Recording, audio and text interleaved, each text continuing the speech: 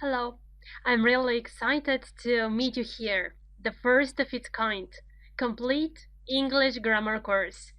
We will cover everything, starting from A1, going to C1 level. It doesn't matter how good your grammar now is. As far as you are ready to improve it, this is your course. There are more than 19 hours on-demand video presentations waiting for you here. You will find everything, starting from the very basics and the verb to be, going step by step through various exercises, additional explanations, and examples. The course is structured in a way to make you think better, to make you feel more confident, to make you believe that you can speak and you can speak correctly. The whole course is divided into several levels, starting from A1 going to C1. As you advance, you will notice how fast your grammar is improving. You will see how, till the end, you will have already mastered most of the structures that you have considered difficult so far. We start with the first really important verb in English, the verb to be, or I am, he is, we are. Let's see what these small words mean and how they are used. We start with an example. Hi, I am Emily. I am. I am 25 years old. I am. When you speak about yourself, I am Emily. I am 25. My favorite color is green. It is. I have a brother and a sister. They are twins. My brother and my sister. They are. My brother is a musician. He is. My sister is a nurse. She is. We are happy when we are together. We, my brother, my sister, and me. We are. Hope you're happy too. You with your brother or with your sister. Without me. You are. Another example. Hi, I am Max. I speak about myself. I am. I am 29 years old. I am. My favorite color is blue. It is. I have a brother and a sister. They are married. They, my brother and my sister. They are. My brother is an engineer. He is. My sister is a teacher. She is. We are happy when we spend time together. We, my brother, my sister, and me. Hope you're happy too. You with your brother or with your sister or with somebody else, but I am not there. Hope you are happy too. You are. Something typical for English is that people use long and short forms. When they speak, they prefer the short forms. I am, I'm. I am, I'm. For example, hi, I am Max. Or I'm Max. Hope you are happy too. You are or you're. You are or you're. He is or his. My brother is a musician. My brother's a musician. Or he's a musician. Be very careful with these commas over there. They are called apostrophes and they are really important in English. He is his. My sister is a nurse. She is a nurse. Or she's a teacher. She's a teacher. She's a nurse. My favorite color is green. My favorite color, it. It is green. Or the short form, it's green. It's blue. We are happy when we are together. We are or we're. We're. We are happy when we spend time together. We are happy. You are or you're. You see that the second form is the same as this form here. The difference is that you are means you, one person, not me, but you. And you are is the plural. We have a lot of people here.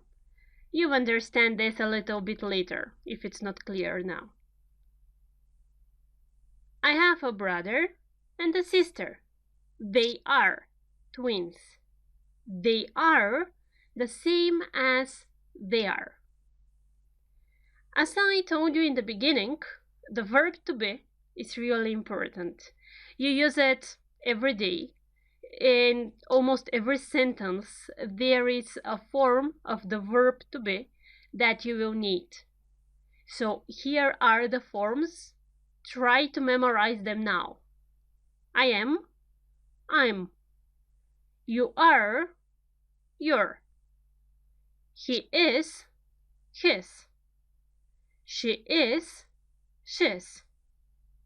It is, it's. We are, we're. You are, you're. They are, they're. During the whole course, there will be exercises after almost every section, after every lecture. So let's look at the exercise. You can find it in a PDF format after the lecture, if it will be easier for you. In the next video, we will do it together and I will explain you what the correct answers are and why it's really important. So let's take a look at the exercise. Okay? First, you need to write the short forms. The verb to be is there in bold. You need to write the short forms. Again, second text, you have some forms of the verb to be used. Rewrite. My advice, just rewrite the whole of it and write the short forms. And after that, 2 more exercises. Write down the correct form of the verb to be. An, she. She is ill. She is in bed. And so on. Good luck. See you in the next one where the answers will be.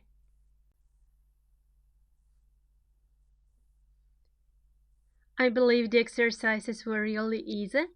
So let's check them. The first one, the task, to write the short forms of the verb to be. This is Peter. He is my brother.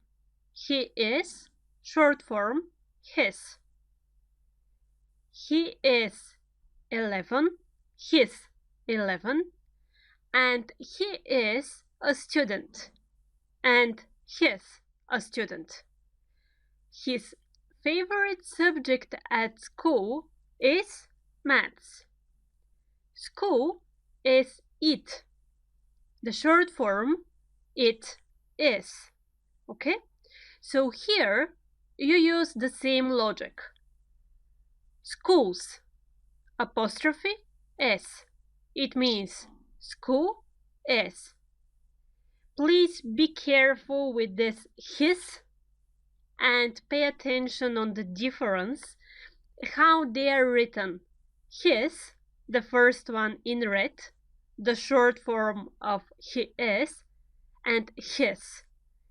Completely different words. It's a mistake that a lot of students do. We'll work on it later.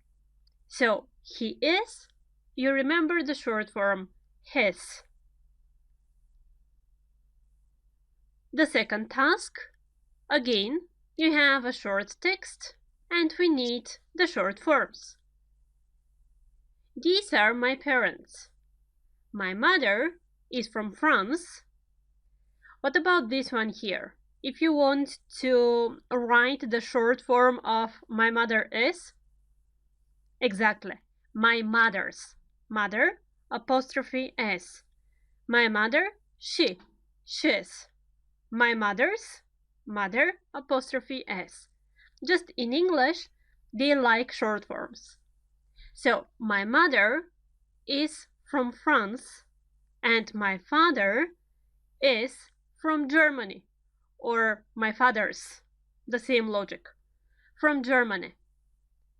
She is a doctor, she's a doctor. He's a dancer, he is his.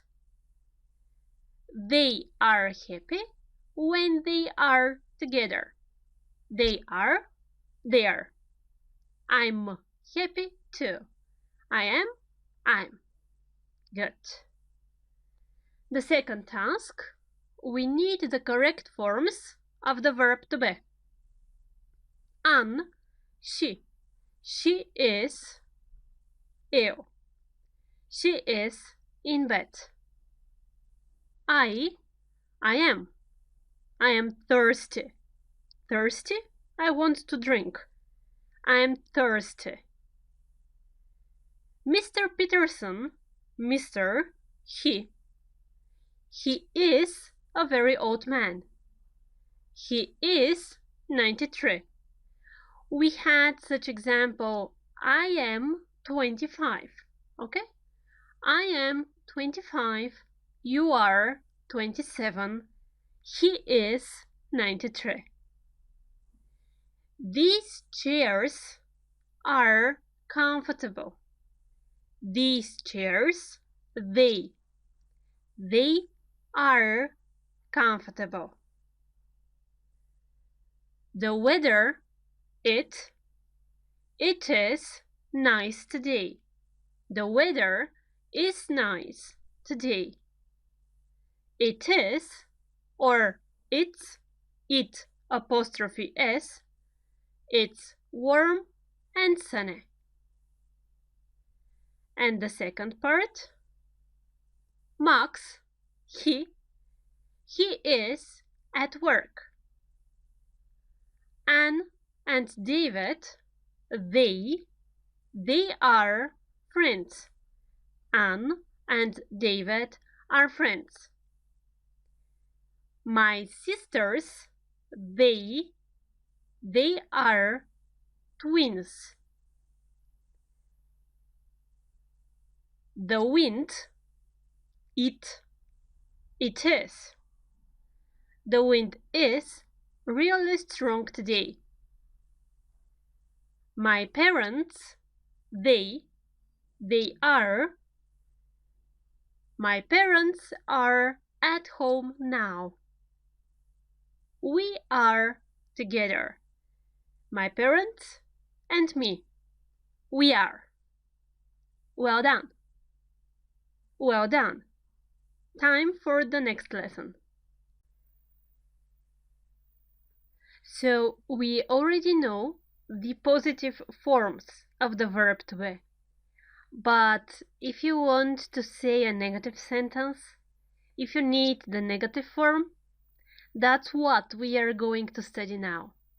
Again, the verb to be, this time the negative forms, or how to make a negative sentence. For example, hi, I'm not Max. Understood? This is a negative sentence. I'm not Max. I'm not 29 years old. My favorite color isn't blue. Is not or isn't. I have a brother and a sister. They aren't married. They are, they aren't. My brother isn't an engineer. My brother is, he isn't. My brother isn't. My sister isn't a teacher. My sister is, she isn't. My sister isn't a teacher. We aren't sad when we are together. We aren't, or we are not. Hope you aren't sad either. Ignore this either, don't pay attention now. You are, you aren't.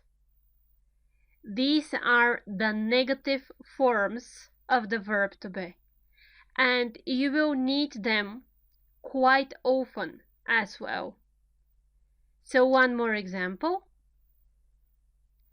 Hi, I'm not Emily, obviously. I'm not.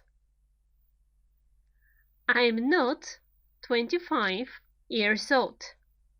I'm not. My favorite color isn't green. It is. It isn't. My favorite color isn't green.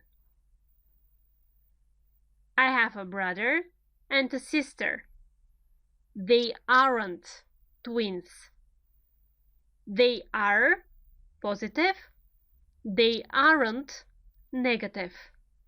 They aren't twins. My brother isn't a musician. He is. He isn't. My brother isn't a musician. My sister isn't a nurse. She is. She isn't. We aren't sad when we spend time together. We are positive. We aren't negative. We aren't sad when we spend time together. Hope you aren't sad either. You are positive. You aren't negative. Good. So let's look at it again, the short and the long form. You know that in English, they prefer short forms when they speak in spoken English. In formal English, if you write a letter or something, it's different. But in spoken English, they prefer really short forms. So, I'm not or I am not. You aren't or you are not. Hope you aren't sad. Hope you are not sad.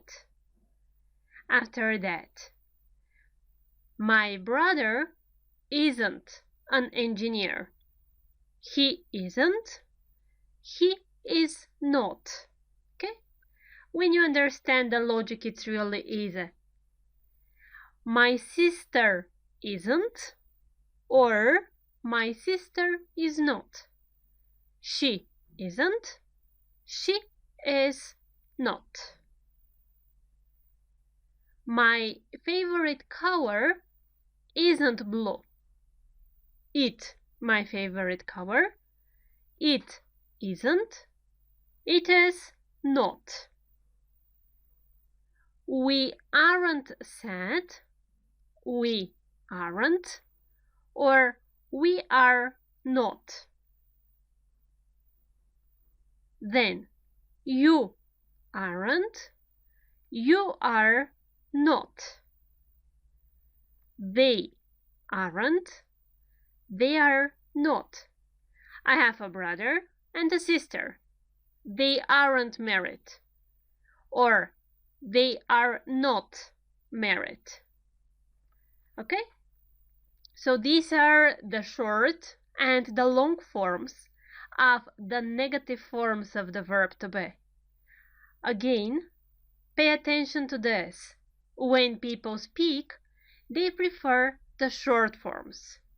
When they write something formal, for example, when you write to your boss, you need the long forms. I'm not short. I am not long. You aren't. You are not. He isn't. He is not. She isn't. She is not. It isn't. It is not. We aren't. We are not. You aren't. You are not. They aren't. They are not. I'm sure you understood the logic and you even memorized them. So let's go to the exercises. And now we are just checking what the exercises will be. Then you do them on your own and we check the answers together. So the exercise, here it is, the verb to be, the negative forms. In the first exercise, be careful here. You need to make the positive sentences negative and the negative sentences positive. Okay? You have negative sentence, you make it positive. Positive sentence, you make it negative. And the second exercise, you need to use these words and to write to write a positive sentence if there is plus, and negative sentence when there is minus. Good luck. Let's take a look at the exercises and their answers. So the first one, positive sentence negative, negative sentence positive. I'm not in London. Positive, I am in London. I'm in Cambridge now. Negative, I'm not in Cambridge now. It isn't cold outside. Positive, it is cold outside. It is sunny. Negative, it isn't sunny. Emily is outside. Negative, Emily isn't outside. She isn't at home. Positive, she is at home. Max isn't outside. Positive, Max is outside. He is at home. Negative, he isn't at home. They aren't together on a holiday. Positive, they are together on a holiday. The next one, happy plus he. He is happy. What about the negative sentence? Correct. He isn't happy, or he's not happy. Next one, we here negative sentence. We aren't here. Or we are not here. Positive? We are here. Exactly. Next one. Peter and Anne England. Positive. Peter and Anne are from England or are in England. Negative? Aren't from, aren't in. Good. Last sentence. You, a student. Negative sentence. You aren't a student. Good. If you want to make it positive, you are a student. Good job. You're ready for the next lesson. See you there. Now we know how to make a positive sentence with a verb to be, how to make it negative with not, adding not after the verb to be. The next step is to learn how to make questions. If you want to ask something with the verb to be, what you need to do? The answer is simple. You need to change the places of the verb are, in this case, and the pronoun you. Examples. Hi, are you Peter? No, I'm not. I'm Max. My brother is Peter. We are twins. Are you? Question. The positive. You are. You see? You just change the places of you and are, and the question is formed. Are you Peter? The answer, no, I'm not. No, negative form. No, I'm not. After that. Anne, is Max 30? No, he isn't. He is 29. Max is 29. Positive sentence. Max is. You change the places, is Max, and you make the question. Is Max 30? Negative answer. No, he isn't. No, comma, the negative form of the verb to be. No, he isn't. Is she your sister? Is she? Question. The positive one, she is. Is she your sister? Yes, she is. This is Anne. Positive answer, yes, and the positive form of the verb to be. She is. Is she? Yes, she is. Is it sunny outside? Yes, it is. It is sunny. Positive sentence. You want to make a question, so you change the places of is, the verb, and it, the pronoun. Is it sunny outside? Yes, it is. One more. Are we in London? Yes, we are. Are we? Question. Positive answer, yes, we are. Are you married? No, we aren't. Anne, are they twins? Yes, they are. Just imagine this one, the picture is not perfect. So, are they? Yes, they are. Are they? You ask the question. Yes, they are. You give positive answer. How you form the question? You exchange the places of the verb and the pronoun. A quick revision of everything. So, am I?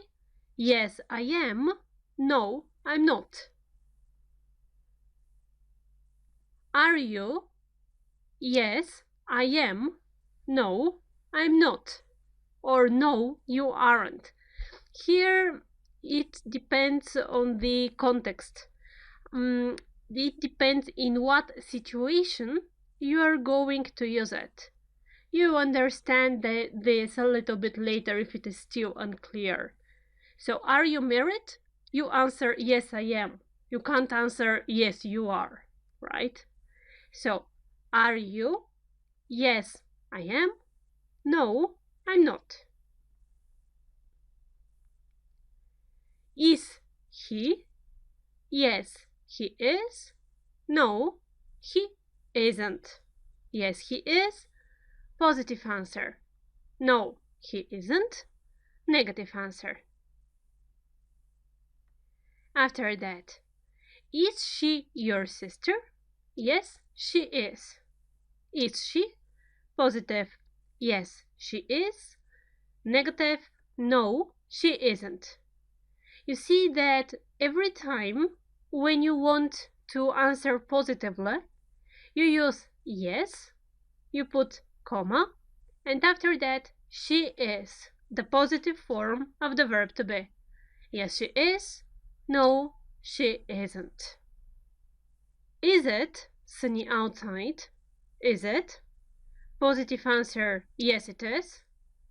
Negative answer, no, it isn't. Is it? Yes, it is. No, it isn't. And the plural forms, are we? Yes, we are. No, we aren't. Positive and negative answer. After that, are you? Yes, you are. No, you aren't. And are they? Yes, they are. No, they aren't. Good. So far we know the positive, the negative, and the question forms of the verb to be. We can also ask questions and give short answers. This yes, comma, something. This is called short answer. Positive short answer, yes, I am. Negative short answer, no, I'm not. Let's do some exercises. You know, we are checking the PDF, you are doing the exercises, and the answers are in the next video. So, checking the exercises first. Here they are. The first task, you need to make the questions. You need to fill in with the correct form of the verb to be. Think for whom you are talking about. If you talk about I, he, she, then just put the correct form. And the second one, there are 4 questions, 2 of them questions, 1 positive, 1 negative. Using the words that are given, you need to make sentences. Let's check them. Do, and I'm waiting for you in the next video. Let's check if everything you've written is correct. The first exercise, you need to make the correct questions, or you need the correct form of the verb to be. Where you from? You are, right? You need a question. Where are you from? He, your father. He is. Question, is he? What time? Our train. Our train, it is. What time is our train? Where? The hotel. Hotel, it is. You change the places. Where is the hotel? You, friends. Friends, they. You, are you. You are you in question. Rainy outside. So this may be a little bit difficult. You say in English, it is rainy. It is windy. So to make the question, you change the places. Is it rainy? Your mother a doctor? She is. Is she? Is your mother a doctor? Here are the answers. You may check if everything you've written is really correct. Okay? And in the second exercise, we need to form sentences. You have some words given. Out of the words, we need a sentence. They in Berlin? Question. Are they in Berlin? This is the correct question. What about a negative sentence? They aren't in Berlin. Exactly. And if you want to make a negative question, aren't they? That's it. Aren't they in Berlin? Just positive? They are. Okay, next one. Max married. Negative. Max, he. Negative. Max isn't married. Question. Is Max married? Negative question. Isn't Max married? And positive. Is Max married? Negative answer. No, he isn't.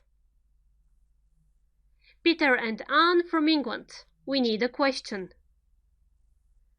Are Peter and Anne from England? Positive answer. Yes, they are. Negative answer. No, they aren't. We, students. Positive sentence. We are students. Negative sentence. We aren't students. Question. Are we students? Positive answer. Yes, we are. Good. I believe you've mastered the verb to be already. So let's go on with something different. I'm waiting for you in the next video. Now we know everything about the verb to be. We know how to make a positive sentence, how to make a negative sentence, and how to ask a very basic question. The next thing we are going to talk about are the personal pronouns, or how to say my, when to say his, when their, when her, and so on. I have prepared you some stories, and from the short stories we will understand what the rules are. Okay? The first one. I am Emily. My name is Emily. My favorite color is green. My brother is a musician. So when you speak about you say my. I am, my name is. After that, you are a student. At the moment, you are a student, really, and I am a teacher. What is your name? What is your favorite color? Try to answer, in fact. You see, you say, my name is. So I ask, what is your name? And you answer, my name is. My favorite color is. So, you, your. Then, about him. He is a boy. His name is Peter. His hair is dark. His favorite color is yellow. He, his. She is a girl. Her name is Anne. Her hair is light. Her favorite color is red. She, her. When you speak about somebody, right? So, for example, we are together, you and me, and we speak about another girl. So we say her name is, her hair is, her favorite color is, and so on. When we speak about animals or about some things that you can touch, we use it. It is a cat. Its name is Kitty. Its eyes are light. Its fur is black. Be very careful here. It's, when you put an apostrophe before s, you know what is this, right? Yeah, this is the short form of it is. And the difference now. When you say it, you mean the possessive pronoun. You speak about it. It is a cat. Its name is. It, it's. Something else here. When you describe your pets, the animals that are at home, for example, your cat or your dog, they have names, right? So then you can say her name is, his name is, and so on. But if the animal is on the street, then you use it. Not so important, but just to keep it in mind. It, it's.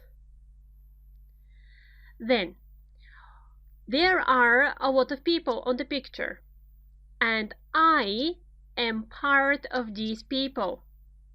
So we are family. I am the boy. We are family together with the girl and the other boy. We are family. Our family is big. Our parents live in London. We, our.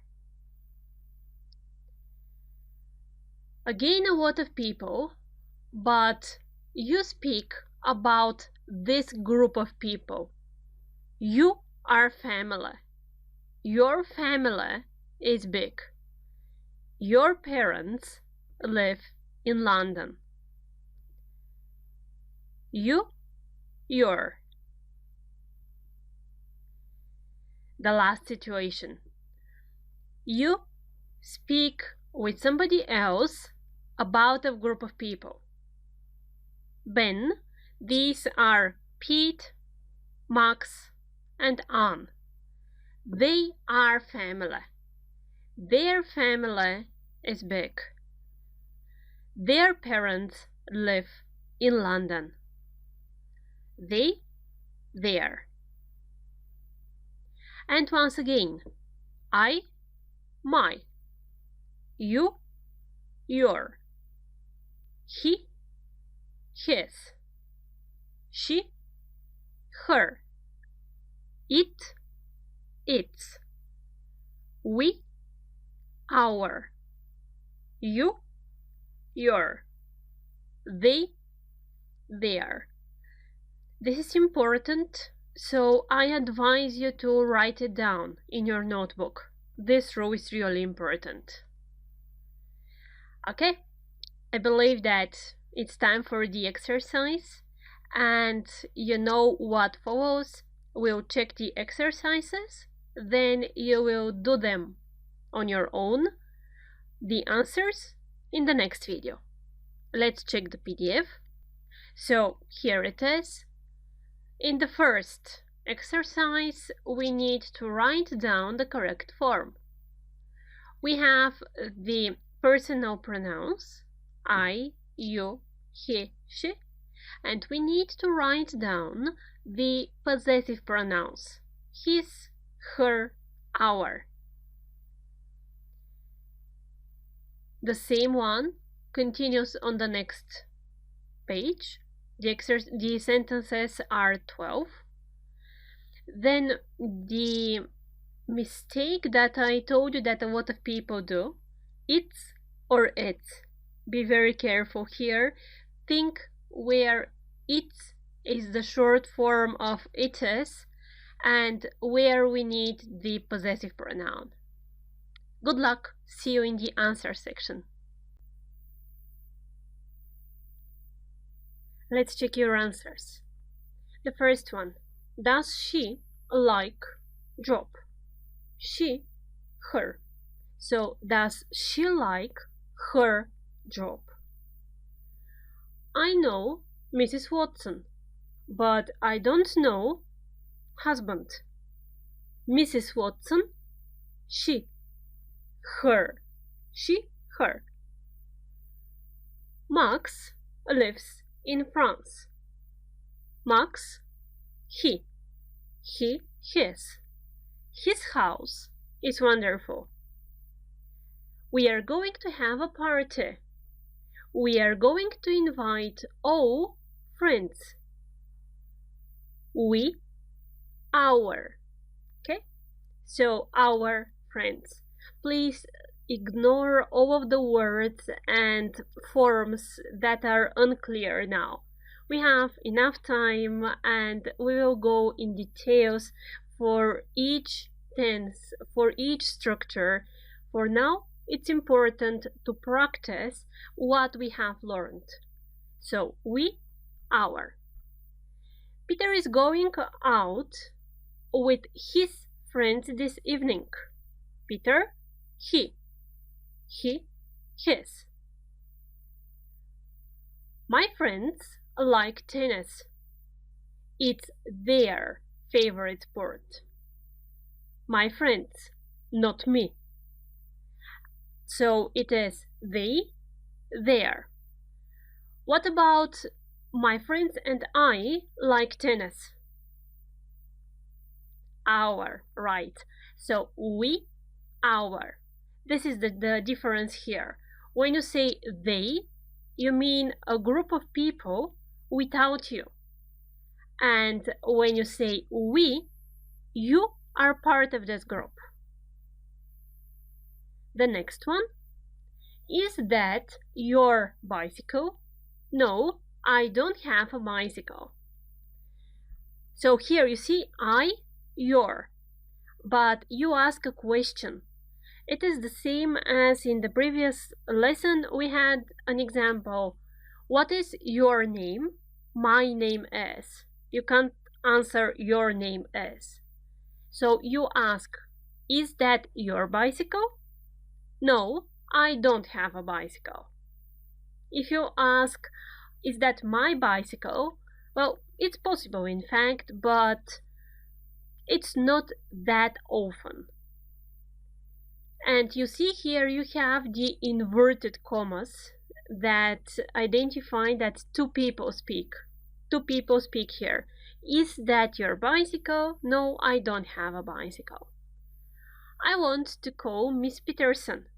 Do you know her number? Miss Peterson, she, her. Do you think Anne and Max are happy in their jobs? Anne and Max. More than one person without me. Anne and Max, they are. Do you think they are happy in their? Their.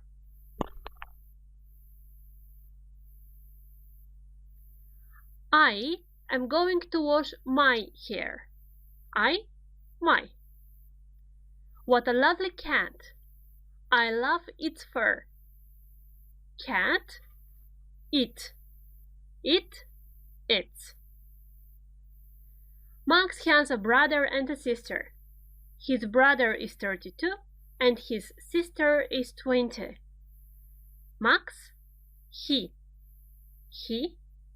his. Good job. After that, it's as a possessive pronoun without an apostrophe, or it's with an apostrophe, which means it is. So the first sentence, it's a lovely day today. It's a lovely day. It is. Look at that bird. Its song is lovely. The song of the bird. It's. You don't need apostrophe here. I live in a flat.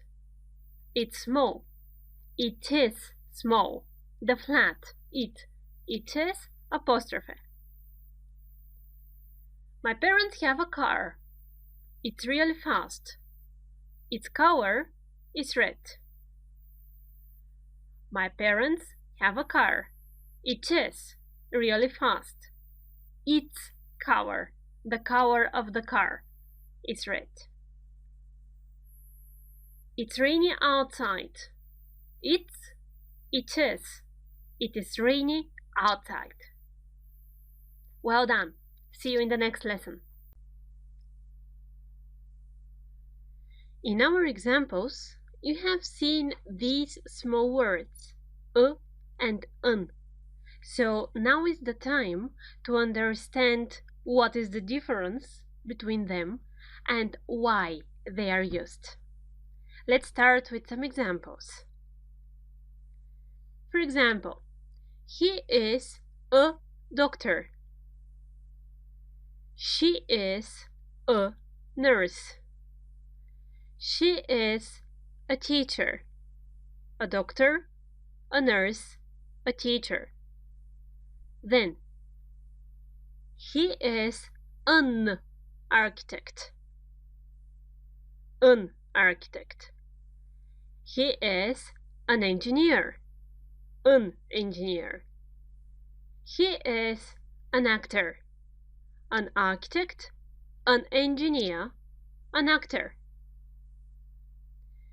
So we have he's a doctor, but he's an actor. Look at the two sentences really carefully. What is the difference? Do you have any idea why in the first example we need a and in the second one we need an? There is something there with the letters. Pay attention to this. A doctor, a nurse, a teacher, an architect, an engineer, an actor.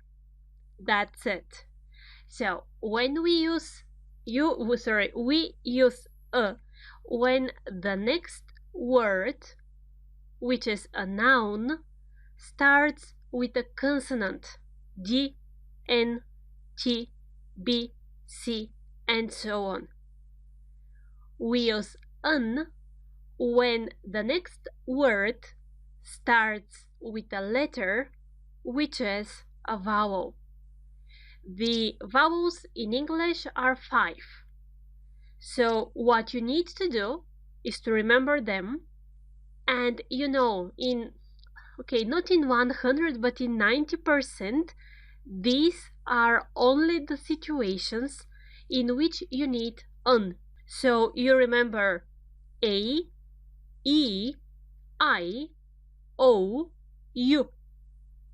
And these are the vowels. A is used with a consonant. An is used with a vowel. Good. Now let's look at some more examples to understand in what situations when you need to put these words. This is a chair. This is an umbrella. This is a table. You can't say this is chair or this is umbrella. It's wrong. Also, this is an elephant. This is a river. This is an iron. So, can you see some similarities, something that is the same for all of these examples? Okay, let me help you. A or an is used when you speak about a profession. He is a doctor. She is a nurse. I am a teacher. You are a student. He is a programmer. She is a painter. When you speak about the profession of somebody, you put a or an in front. Also, when you speak about one thing, one only, which is countable, Countable means that you can say 1, 2, 3. 1 chair, 2 chairs, 3 chairs. So, when you have one countable noun, then you use a or an in front of it. This is a chair, this is an umbrella. Well, unfortunately, in English, there are quite often exceptions. Some strange things which are not exactly the same as the general rule. For example, you say an hour, a university, an SMS, a European country. You see what's the problem here? For example, hour starts with H. H is not a vowel, not at all. But pay attention to the pronunciation. An hour. Ah, the first sound that you hear is a vowel. And this is what matters. This is what's important. Hour. Ah, so then you put an. A university. U. In transcription, U is written with J. J, U. So in front of this sound, you don't put an. You put a university. The same, an SMS, a vowel, SMS, a European country, U, J, U in transcription. Remember this, it's important what you hear. When you hear a vowel, then you write an. And of course, when we speak about professions, and when we speak about countable nouns in singular, or at least for now. There are a lot of other rules, but for now it's perfectly enough. Good. Let's practice what we've learned. And first of all, of course, let's check the PDF with the exercises. Okay. A or an. It's one exercise in fact, and it's real easy. You just need to write a or an. Good luck. See you in the next lesson. The exercise was really easy, I think, so let's check the answers. A or an? This is an orange. O is a vowel. It's one, it's in singular, so you need an in front. I have a yellow umbrella. Because Y is not a vowel. Be careful here. Yellow umbrella.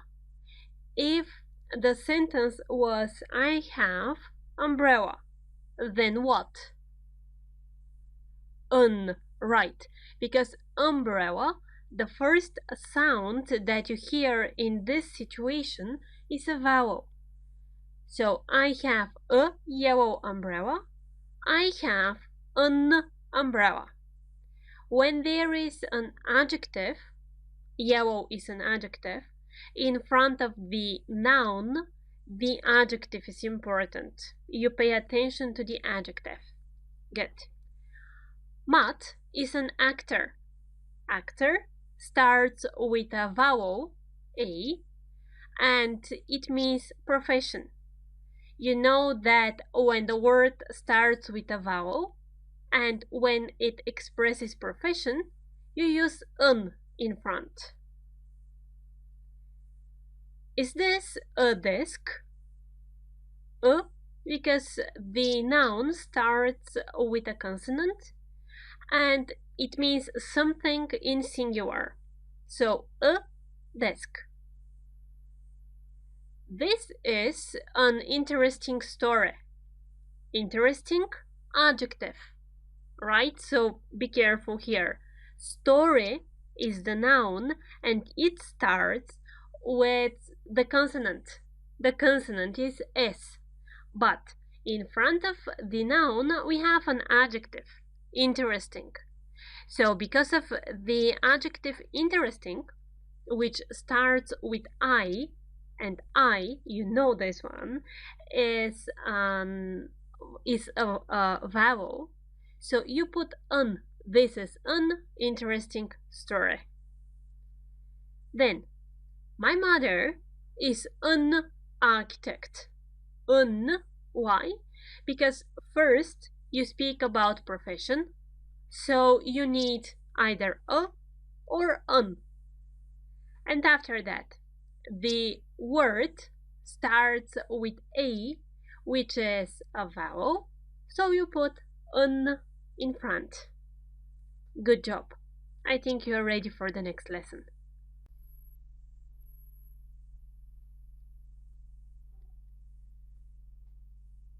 What we already know is the difference between a and an.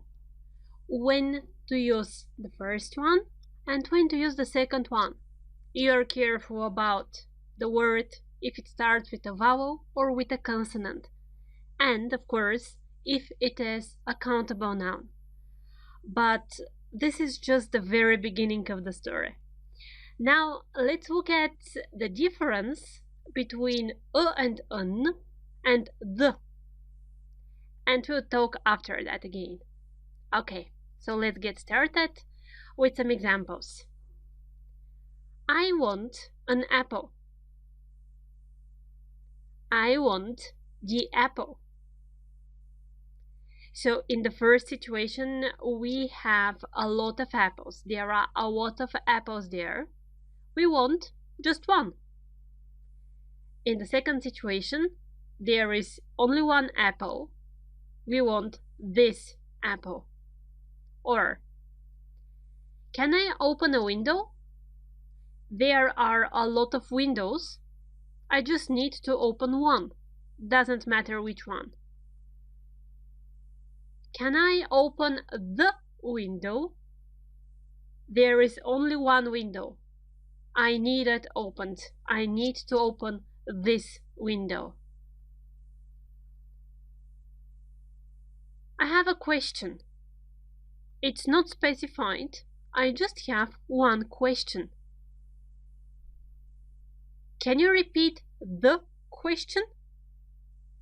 Can you repeat the question that you've already said? So you say something, then you need to repeat this question, the same question. So the first rule. You use a or an when you speak about one thing of many things. For example, I want an apple. I want one of the apples. It doesn't matter which one. At the same time, the is used when you speak about the only thing. I want the apple. I want this apple over there. After that, I bought a t-shirt. The t-shirt is lovely. Or, can I open a window? Please close the window. So here, I bought a t-shirt. You say it for the first time. You just bought one t-shirt. The t-shirt, this is the t-shirt that you bought, is a lovely. Your t-shirt. You know which t-shirt you are talking about. Can I open a window? One of the windows. It doesn't matter which one. Please close the window. The window that you have opened. We live in a house. The house is great. We live in one house. It doesn't matter which one. The house, our house, that you know about, that I told you about. This house is great. We live in a house. You say it for the first time. The house is great. Our house. This house is great. The same.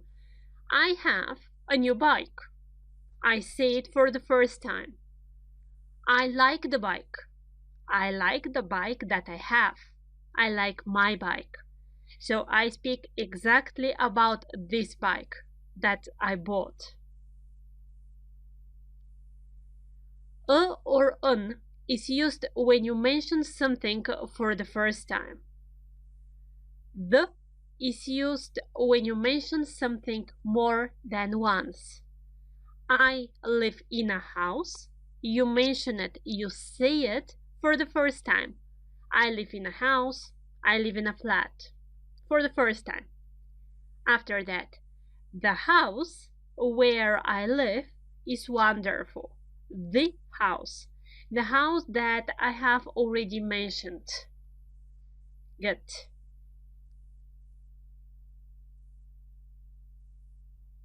Go to the red car. Some more examples. Go to the red car. Give me the blue pencil, please.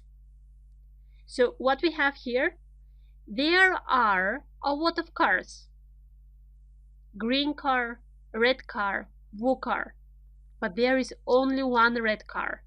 So go to the red car. Exactly this one. Not go to a car. If I tell you go to a car, it means go to whichever car you want. Choose a car and go to it. Go to the red car means go to the car that I'm telling you. This is the car. Go to it. The same. Give me the blue pencil, please.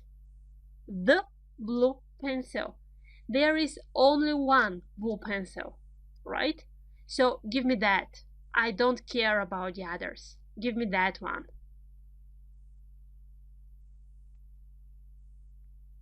Show me the tree with the green leaves. Only one tree is with green leaves. Show me the tree with the green leaves.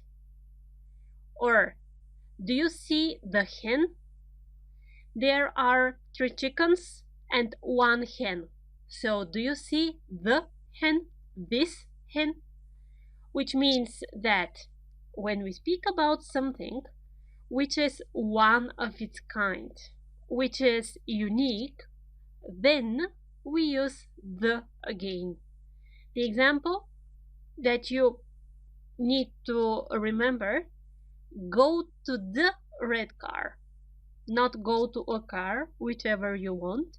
Go to the red car. This is, I know where you're going to. Enough theory. So let's do the exercises. They are for you, of course. First, we are checking just the PDF. And the exercises are 2. The first one, you need to fill in with a, an, or the. It's my advice to write all of the rules that are in the lessons in a notebook or in a notepad or wherever you prefer, but just have them on one place, because if you only watch, it doesn't matter how good your visual memory is, you will not be able to memorize everything. Learning a language, the grammar of a language, is a little bit more specific. So you need to be engaged, you need to be part of the whole process. Which means, please write down all of the rules which are in the lectures. Good. When you have the rules, you can check which rule is applied in which sentence, which rule we use in each sentence. A, an, or the. And the second exercise, you need to correct the sentences.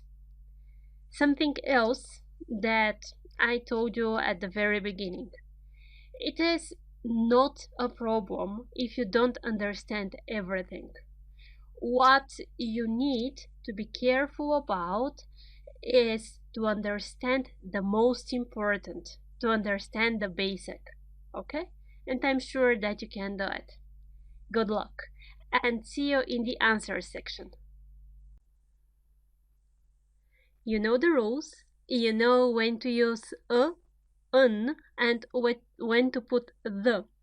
So let's now just check your answers. A, an, or the. They enjoyed their holiday. The hotel was really good. The here you need to put because you speak about holiday, right? So they enjoyed the hotel during the holiday. That's it. You speak about one thing that the other person knows about. The hotel that we were in during our holiday. Can I ask a question? In general, can I ask one question? This is the first time when I will ask it. You don't know what I will ask about. Can I ask a question? If you have an answer or a second question, please answer my question. Please answer the question. That's the difference between a and the in this situation. Jane, you look tired. You need a holiday. You need a holiday in general. Holiday is countable. It's in singular. It doesn't start with a vowel. It starts with a consonant. So this is what you need. Where's Anne? She's in the kitchen. You know where. When you say she's in the kitchen, you mean in our kitchen or in her kitchen, but in the kitchen that you know about. She's not in a kitchen in general. She's in one place at this time. You know where this place is. Okay? So because of that, you use the. Maria is an interesting person in general. You don't say that she's the interesting person that I know. She's an interesting person. Person is singular and it's countable. In front of person, you use an adjective, interesting. The adjective starts with a vowel, I. So that's why you need an. Maria is an interesting person. You mentioned this fact for the first time, an is the answer. May I close the door, please? Imagine the situation. You are in one room. In this room, the door is open and you want to close it. So you want to close the door that is open, right? You don't want just to close one door. May you close the door, please? After that, correct the sentences. Don't forget to turn on the light when you go out. Turn on the light which is on. Light here is the same as lamp. So may you turn on the light? Enjoy your trip and don't forget to send me a postcard. Postcard, singular, countable, starts with a consonant. In front of it, you put a. What's the name of this city? What's the name of this city? Name is countable noun. And you speak about one exact name. You need the name of this city. When you speak about something which is one of its kind, you put the. This city has only one name. You need to know the name of the city. Bulgaria is a small country. Country, noun, singular, starts with a consonant, C. The adjective in front of the noun starts with a consonant as well. So what you need to add in front of the adjective is a. Is Peter in the kitchen? You can't ask, is Peter in kitchen or in a kitchen? The situation. You are in your flat. You see that Peter is not in the room where you are, and you ask, is Peter in the kitchen? There is one kitchen. Peter is probably there.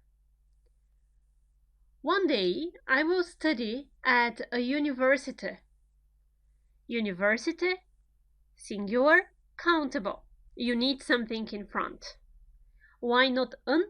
Because university in transcription, just to remind you, starts with J-U. The first sound that you hear is U, and it's not vowel, it's a consonant. So one day I will study at a university. Good job. See you in the next lesson. In this lesson, we will see how the plural forms in English are formed. Or, in other words, how to say to what? To cars, for example. There are a lot of exceptions. In fact, there are spelling rules. So I have prepared you a lot of pictures with a lot of examples, and we will understand everything. It's easy. So let's get started. When you see you already know the basic rules. It's easy to remember that is the same as one. So a car or one car is the same. When you want to say three, then you say three cars. The same. A chair, 8 chairs. How is the plural formed? From these words you can see you have the word in singular. This is called singular when something is one. A car, one car. Car is in singular. The plural is formed when you add s to the singular. More examples. A flower, 3 flowers. A cup, 4 cups. Okay? It's clear. You have the singular. After that, the plural is formed with s. You just add s at the end of the singular form. And the plural form is used when you speak about 2 or more things. A car, 3 cars. What happens when the word in singular finishes in s? For example, you can't say a bus to bus, right? You need something. You need to make it easy to hear. So you say a bus to buses. Or a bush, again, you can't say to bushes. You say for bushes. You add e. A bus to buses, a bush for bushes. A brush to brushes. A box, 3 boxes. So the rule is that when the singular noun finishes in s or sh or x or tch as watch, and you want to make the plural form, you add es. Remember this one. At the beginning, students find it really difficult. So a bus to buses. You add es, you read it normally. You don't try to say bus, right? Or bush. This one I've heard box or bush. It doesn't work on that way. Brushes, boxes, watches. Good. Another example. A baby to babies. A dictionary for dictionaries. Okay, you don't know the rule, but what you notice? Pay attention to the letters in red. B-Y, baby, babies, I-E-S. Okay, so there is something that changes, and it is changed in the way you write the plural form. The rule: when the singular, you know already singular, one, finishes in consonant plus Y, consonant, you know, B, C, D, F, okay? So when the singular noun finishes in consonant plus plus Y, then in plural you add es and Y is changed into I. Remember this one. You will need the same rule when it comes to verbs. Okay? For now, just remember about plural. Baby, babies, I-E-S. Dictionary, dictionaries, I-E-S. Important. When the word finishes in consonant plus Y. And why it is important, look at this example. A key, two keys, nothing changes. Or a boy, three boys, nothing changes. You keep Y and just add S. So when the singular noun finishes in vowel plus Y, as boy, toy, key, then you form the plural when you just add S. Nothing changes. Good.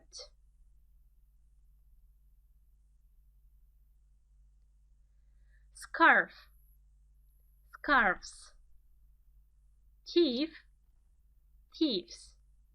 So what you notice here, the final letter is F when we speak about the singular noun. It finishes in F.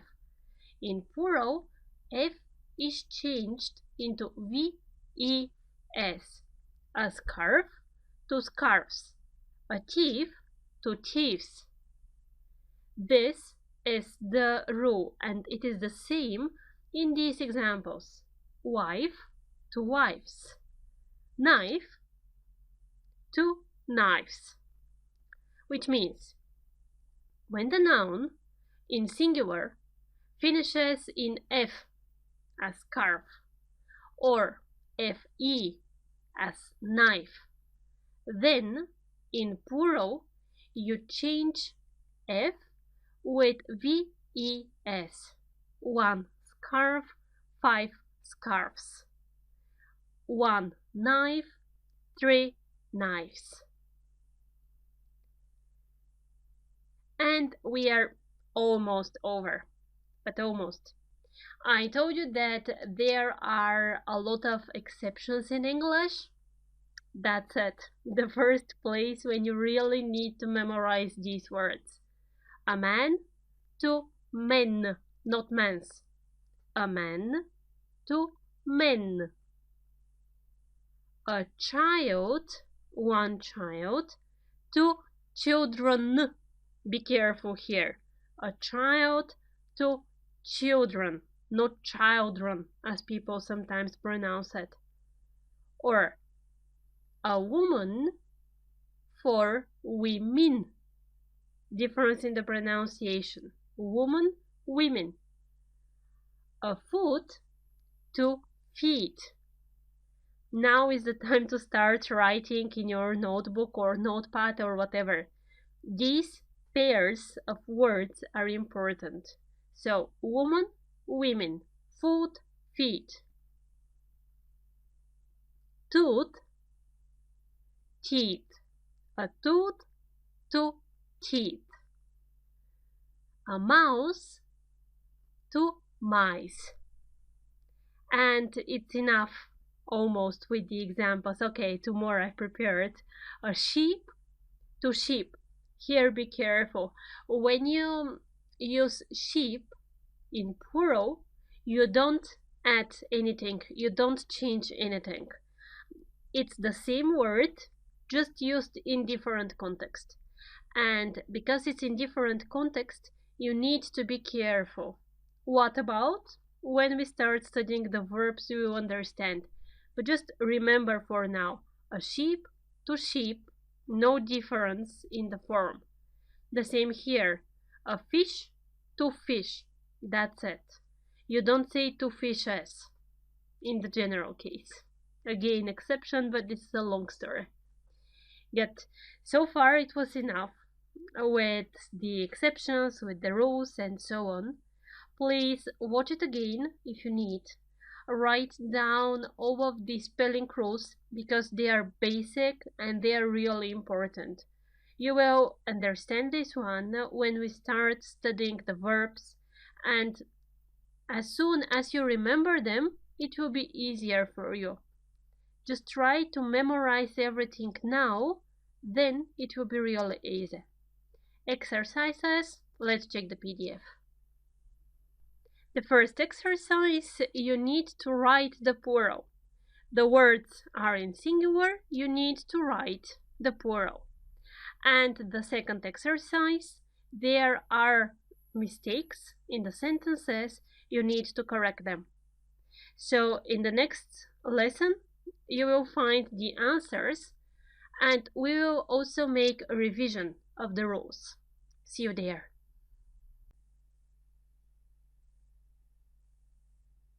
Alright, so let's revise the basic rules from the previous lesson and see if you've answered correctly. The first task was to write the plurals. And in order to write the plurals, you need to know the spelling rules. Good. Lemon, lemons. Just S, nothing specific here. Address, addresses. You add es because the word in singular finishes in double s, so you can't pronounce it without adding the vowel there.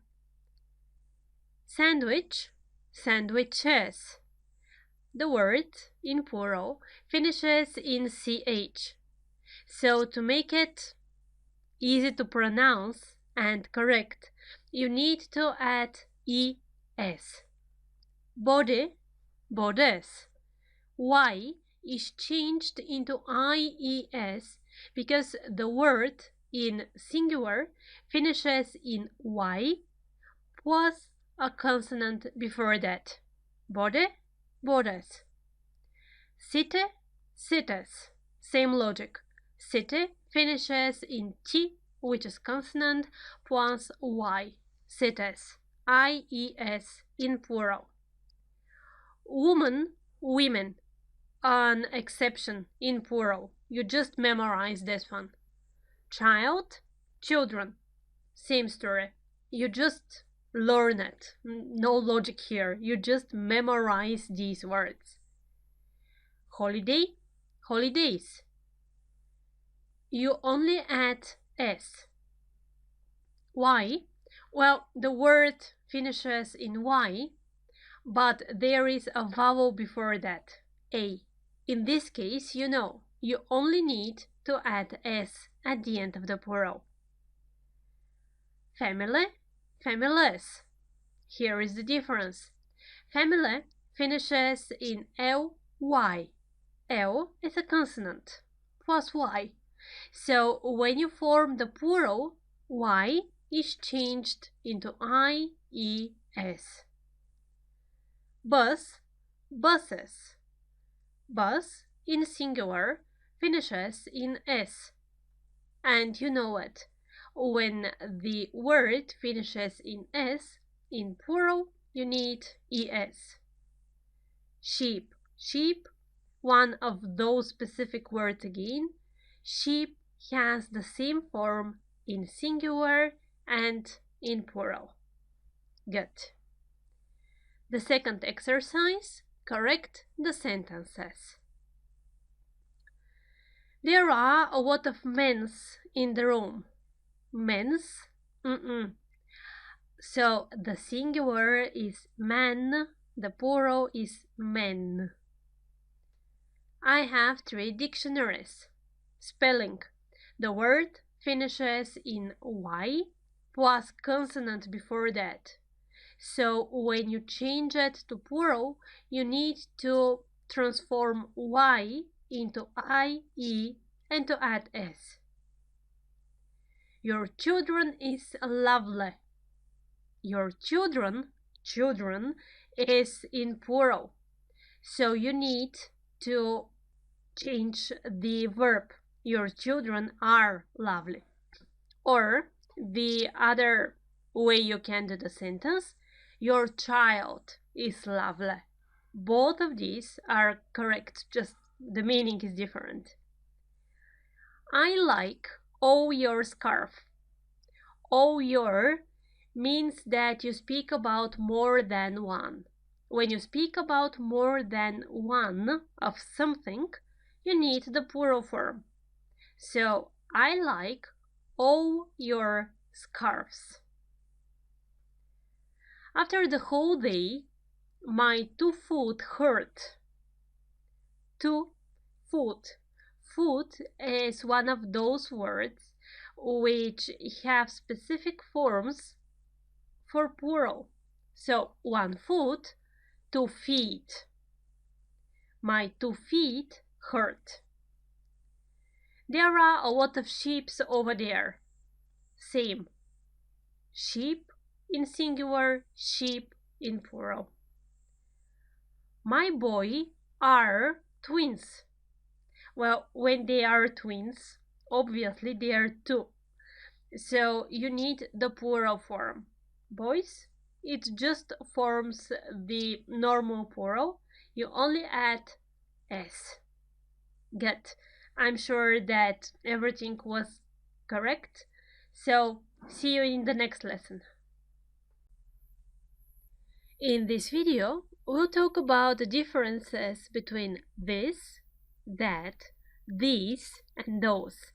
Yes, they can sound a little bit familiar, and at the same time, you're not quite sure, probably, what's the difference. So let's look at some situations. Man and tree. He says, look at this tree here. This here. This is used when you want to speak about one thing which is close to you. One close, one near. This here. That's the way to memorize it. After that, 1 tree in the distance. Look at that tree there. That there. Again, one thing, you speak about one thing, but this thing is far away. It's in the distance. Then, look at these trees here. These. You see that the trees are more than one.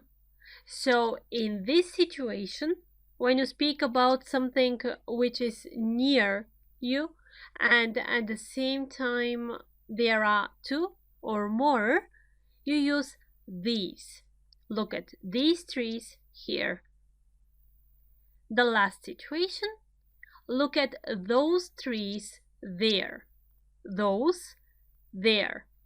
It means that there are 2 or more things that you speak about, and these 2 or more things are in the distance. They are far away. If you look at it in one chart, it looks like this.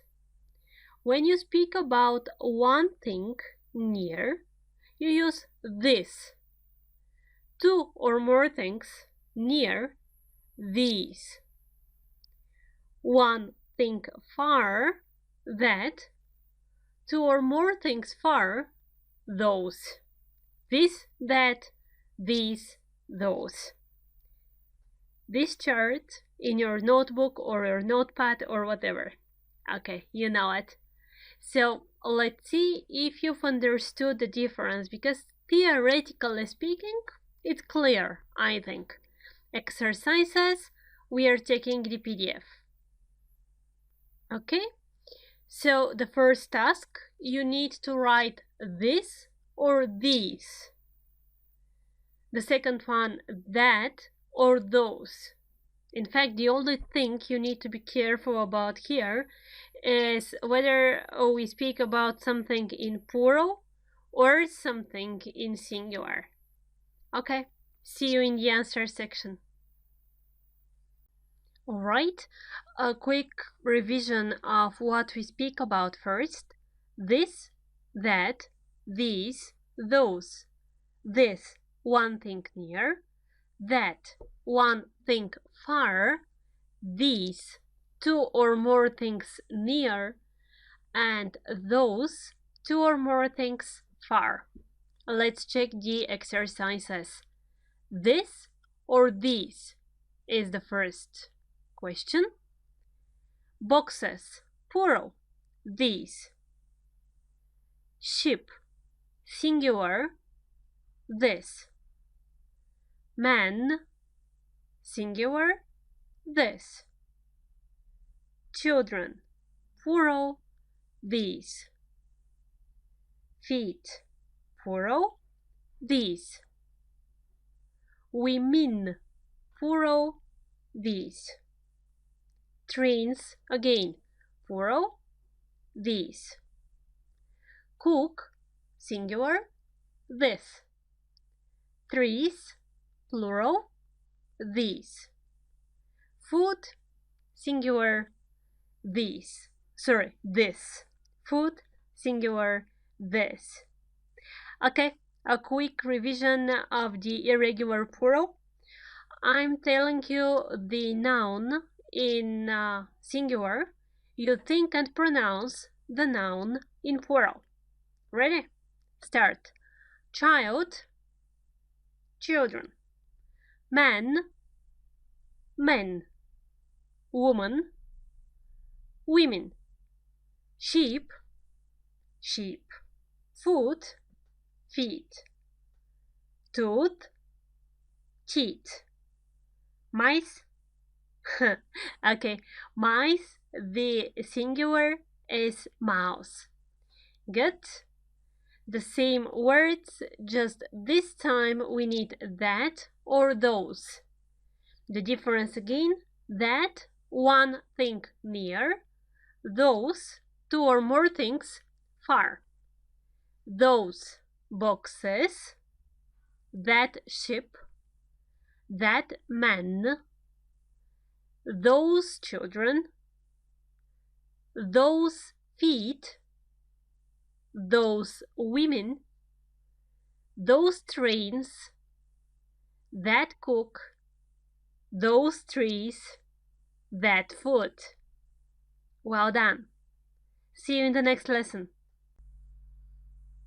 So in this video, we'll speak about the difference between an, that we already know, and some. Some is something new. But let's start from what we know. So what we spoke about is that a or an we use when we speak about a profession. For example, he is a doctor, or he is an engineer.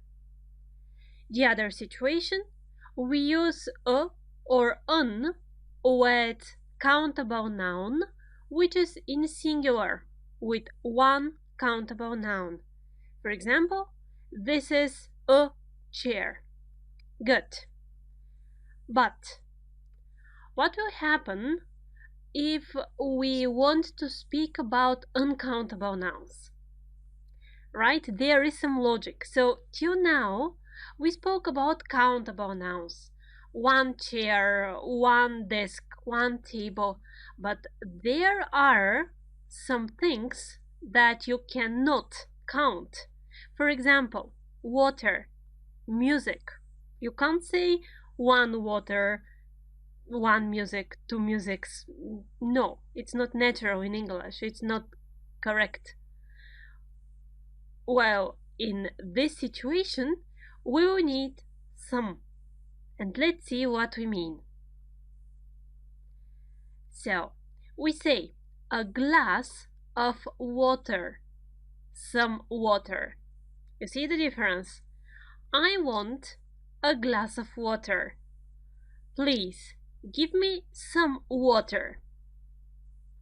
Or, I want a cup of coffee. Please give me some coffee. A cup of coffee, you say exactly how much. You say what quantity you want. Some coffee, you just want some coffee. You don't say exactly 1 cup or half cup or something like that. So, to make an uncountable noun countable, as you see from these examples, there are 2 ways. The first way, to use a and to specify what. For example, a glass of or a cup of. The second way is to use some plus the uncountable noun. More examples. You say a euro, but some money. Remember this. In English, money is uncountable. It means you say money is. Money is important. Money is not important. Not money are. Really be careful here. It's quite common mistake that people just say money are. No, money is. A song and some music. After that, if you speak about cheese, a piece of cheese, some cheese. So some when you don't want to say how much exactly. You just mean some. A bottle of wine, some wine. Same logic. Or a bar of chocolate, some chocolate. Okay? All of these please write down and memorize. You will need them all the time while you're using English. It means all the time, really. So, a bar of chocolate, some chocolate. A carton of milk, some milk. A loaf of bread and some bread. In English, bread is also uncountable. You can't say go to the shop and buy a bread. No, you say please go and buy a loaf of bread or go and buy some bread. A piece of advice, some advice. Advice is also uncountable. You can't say I need an advice. You say I need a piece of your advice. Or I need some advice. Would you help me? A piece of advice. And here are some other uncountable nouns. Some rice, rice is uncountable. Some air, air is uncountable. Some salt, salt is uncountable. Some sugar, sugar is uncountable. You understood the logic. When you can't count something, it's uncountable, which means that you can say either a of something, a piece of, a bottle of, a cup of, a bar of, a loaf of, or just use some and you don't specify the quantity. Good? Some other examples. Some hair, hair is uncountable. Some information, information is also uncountable. Some news, news is uncountable in English. Some work, work is uncountable. Probably there are some differences between the countable and uncountable nouns in your native language and in English, and it's normal. This is in fact specific for different languages. So again, just you need to memorize these rules. And the first rule, or an, is used with countable noun in singular. Some is used with uncountable nouns. Get, but that's not the only case. For example, you say a chair, but some chairs. There are some chairs in the room. You don't say how many. You don't want to count. Imagine that there are 20. The number is not important. It's important that there are some chairs. So, a is used with the countable noun. Some is used with the countable noun in plural. The same, a table, countable noun singular, some tables, countable noun plural. Here is another example. An umbrella, some umbrellas, or an iron, some irons. Okay? We need countable noun, then we check if the countable noun is in singular, you put a or an, the rules you know. If the countable noun is in plural, then you use some in front. A or an, countable singular, some with countable in plural. Okay, enough theory. Let's do some practice. So there is a PDF with exercises. As always, find additional exercises too. Here you need practice. You will find different tasks in the other lessons as well as in the tests, in the quiz tests. Just practice. It's easy, in fact, to memorize the grammar in theory. The difficult part is to use it in practice. And usually people have really no problems remembering this or that rule. But when it comes to using the rule, then the problems happen. Okay, the exercises. Here is the PDF. A, an, or some. And we have 10 sentences. Just as the beginning, don't worry, there are extra exercises in the other lectures as well. Good luck and see you in the explanatory video. Alright, what we know is the difference between a, an, and some, and it's time to practice it. Let's just revise really quickly. A, countable singular, when the next word starts with a consonant. Uncountable singular, the next word starts with a vowel. Some is used when we speak about uncountable nouns, some rice, some sugar, some bread, or when we speak about countable nouns in plural and we don't want to specify the number. A chair, some chairs. Good. The exercises. I have a really good idea. Idea, countable, singular, starts with a vowel, but it's not important here. We need the first word that will be after a or an, in our case, really. So, I have a really good idea. That's interesting job. In the previous video, I told you that work in English is uncountable. I have some work. I need to do some work. Okay? But job is countable, which means that we have an adjective which starts with a vowel in front of a countable noun in singular. Interesting job. The correct answer, that's an interesting job. There is goat in that old mine. Goat is uncountable noun. Uncountable noun, and in front of it we add some.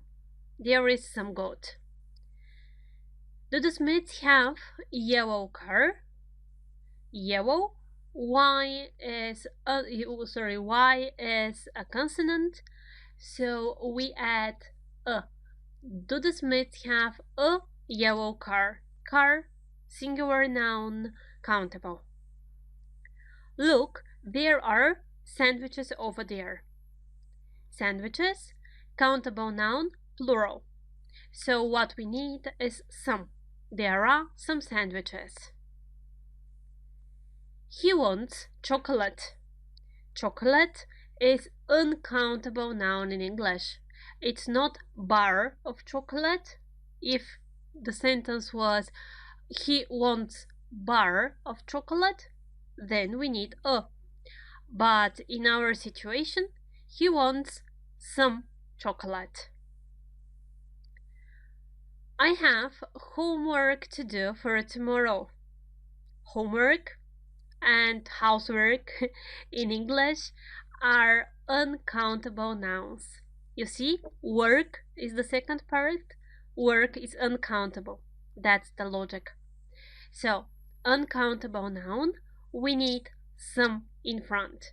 I have some homework to do for tomorrow. There's nice girl in that car. Girl, countable noun, singular. Adjective in front of it starts with a consonant, so what we need is a. There's a nice girl in that car. Would you like milk? Milk, uncountable noun. Would you like some milk? What about this sentence? Would you like blank cup of milk? Yes, in this situation we need a cup of milk. Would you like wine? Wine again, uncountable noun. In front of it we need some. Would you like some wine? The same. The sentence is would you like blank bottle of wine? Then what do we need? A. Would you like a bottle of wine? Okay, so these are the answers. Check if everything is as you've written it. Good job. Keep working, keep studying, and see you in the next lesson. Alright, an, or some, I think it's clear already. The next small but very important word we are going to talk about is any. And what's the difference between some and any? Let's get started. What we know is that some we use with countable nouns in plural. For example, there are some chairs in the room. There are some people on the street. Or we use some when we speak about uncountable nouns. For example, I'm going to the shop and I will buy some bread, some rice. And some more examples. There are some people over there. Some people. Some friends are coming. Some friends. Friends. Plural, countable noun, some in front. I like some of her songs. Not all, just some of them. Good. But there are situations in which some is not the correct choice. There aren't some people over there. No, you can't say it like that. Are there some people over there? No, it's wrong again. So what are we going to do in these situations? Well, the answer is any. Any is what we need. Look at these examples. There are some people over there. The sentence is positive, right? It finishes with a full stop. Positive sentence, I mean the verb is positive. There are. Are is the positive form. Good. But there aren't some people over there. You cannot say. Why? Because we have here a negative sentence. So this is what you need to be careful about. What's the type of the sentence? Positive sentence? Some. Negative sentence? No, some doesn't work. The same here. Are there some people over there? It's a question. When we have a question sentence, some is not the correct choice again. And in all these cases, in fact, we need any. So this is really important. Please write down the rule. In a positive sentence, we use some. There are some people over there. In a negative sentence and in a question, we use any. There aren't any people over there. Are there any people over there? Get more examples. I need some chocolate. Is there any chocolate? I see some clouds. I don't see any clouds. Please buy some rice. Don't buy any rice. Do you notice something similar here? Yes, the rules for some and any are the same. The difference is in the sentences in which these words are used. Again, some is used when we have a positive sentence that finishes with a full stop, or it's called affirmative sentence. Positive sentence with a full stop is enough. Good. On the other hand, in question and in negative sentence, we use any. The last example. I need some air. Positive sentence. There isn't any air here. Negative sentence. Any. And here is the rule. Some is used with countable nouns in plural. The sentence is positive. And with uncountable nouns. Any. Used in the same cases with countable nouns in plural and with uncountable nouns. The only difference is that any is used in a negative sentence and in a question. So remember this one. Positive sentence, some. Negative or question, any. And time to practice what we've learned. The exercises part, let's check the PDF. Here it is. The first exercise, we need to choose between some and any. You have the rules in the lecture. They are written in your notebook or your notepad or whatever. So just use them. And the second exercise is a little bit more interesting. Not more difficult, but more interesting. Some, any, a, or an. Good luck. Welcome back. So now we are starting with the exercises, with the explanations, and with the answers, of course. I don't have friends in the class. Some or any. The main difference between some and any. First, to revise the basics. Some, positive sentence. Any, negative sentence and question. I don't have friends is in plural. I don't have any friends in the class. Why? Negative sentence. Negative sentence, any, we need. There isn't water in the fridge. The sentence is negative. In a negative sentence, we use any. There isn't any water in the fridge. I need a rest. Positive sentence, so we need some. I need some rest. I can't see photos that I like. Negative sentence, any. I can't see any photos that I like. Are there students who want to come?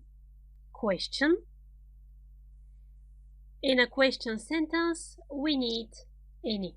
Are there any students who want to come? I hope there aren't problems. There aren't. Negative sentence. In a negative sentence, any. There aren't any problems. You really need advice. Some. Positive sentence. And why not un? Because advice is uncountable. Exactly.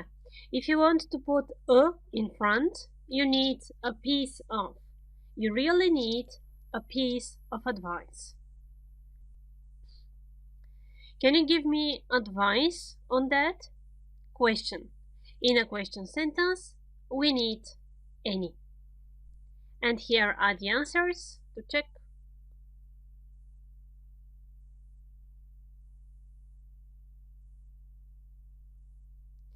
Good. The second exercise. Some, any, a, or on. Are there sandwiches in the bar? Sandwiches. Sandwich is countable noun, and in this sentence it's in plural. So we have a question also. Are there any sandwiches in the bar? My friend, doctor. We speak about a profession, which means we need a or on. The word doctor starts with a consonant. In front of a consonant, we use a. My friend is a doctor. I need money. Money, be careful here, is uncountable noun.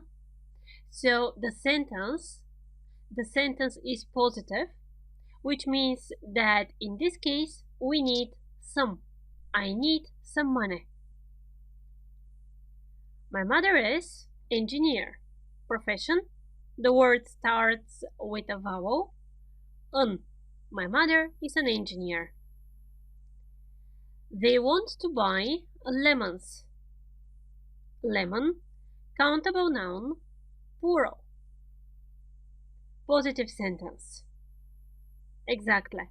Some. They want to buy some lemons. Is there sugar at home? Sugar. Uncountable. Then the sentence, it's a question, which means that we need any. Is there any sugar at home? People are never happy. People are. The word is in plural.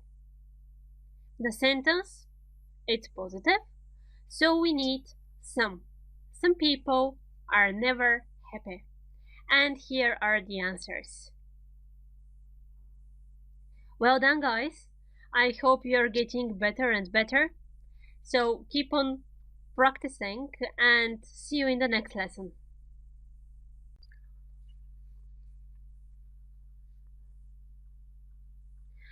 In some of the example sentences, you heard that I use structures as there is or there are. For example, there are some people on the street, or there are some tables in the room. Well, let's see what's the difference between there is and there are, and in what situations we need to use them. We start with examples, of course, and from the examples, we will reach our conclusions and our rules. The first one, there is a cup on the table. There is a girl on the street. There is a chimney on the roof. Okay? You speak about something that is there. There is something. And this something, when you use there is singular countable noun in this situation. There is a cup, there is a girl, there is a chimney. Look at this. There is a bird on the tree, there is a carpet on the floor, there is a fridge in the kitchen. So, all of these examples are examples of situations in which we use there is plus singular noun. There is a cup on the table. There is a watch. There is a clock. There is a chair.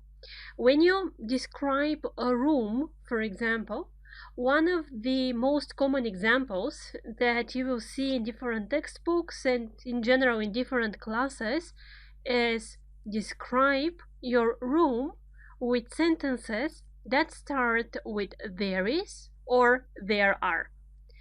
This is typical for English. There is or there are at the beginning of the sentence. You can't say a cup there is on the table. Yeah, you can't. Just don't do it. There is a cup on the table. Get. There are flowers in the garden. There are children in the zoo. There are birds in the sky. So what do you notice here? There are, the same as there is at the beginning of the sentence, right? And it is used when we have countable nouns in plural.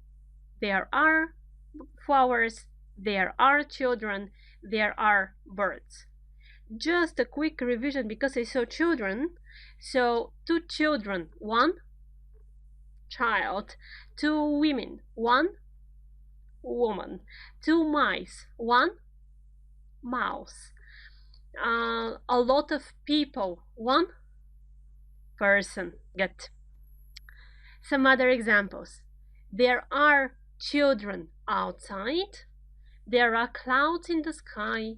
There are skyscrapers in the city. So when you speak about a noun that is in plural, you use there are, and there are stands at the beginning of the sentence. There are plus noun in plural. Something else here. There is also used when we speak about uncountable nouns. For example, there is some ice cream on the table, or there is some water in the fridge. Get. After that, how can we make the sentences questions? Is there a cup on the table? And the answer, yes, there is. Or no, there isn't. So, is there a cup on the table? Yes, there is. Is there a knife on the table? No, there isn't. The rule, there is positive.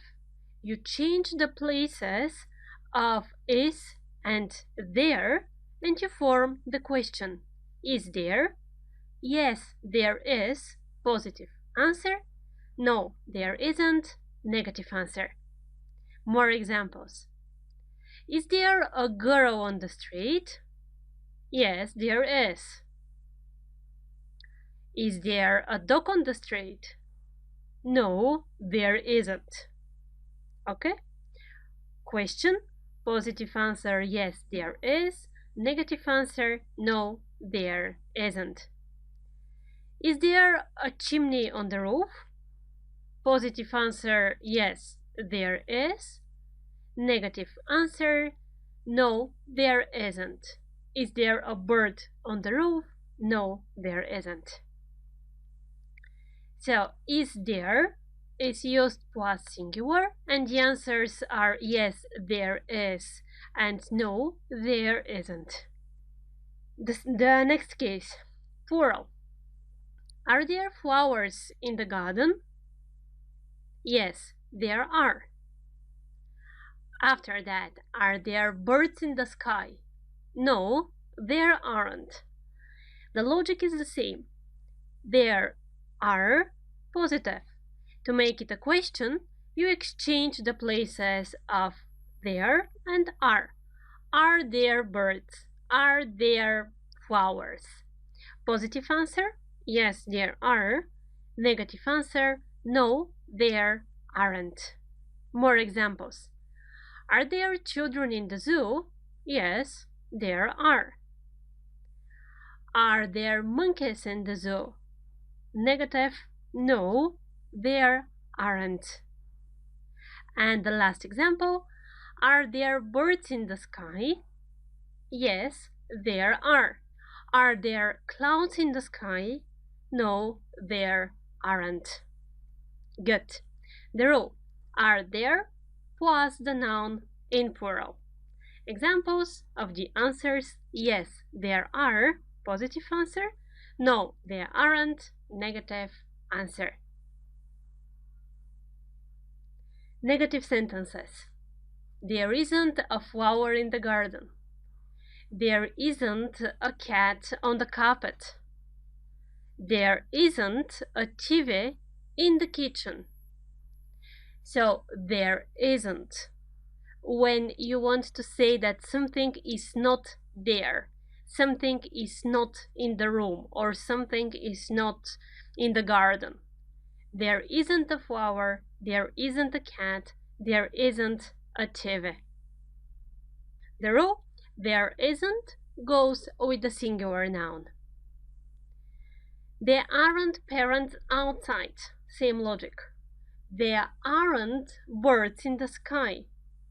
There aren't houses in the city.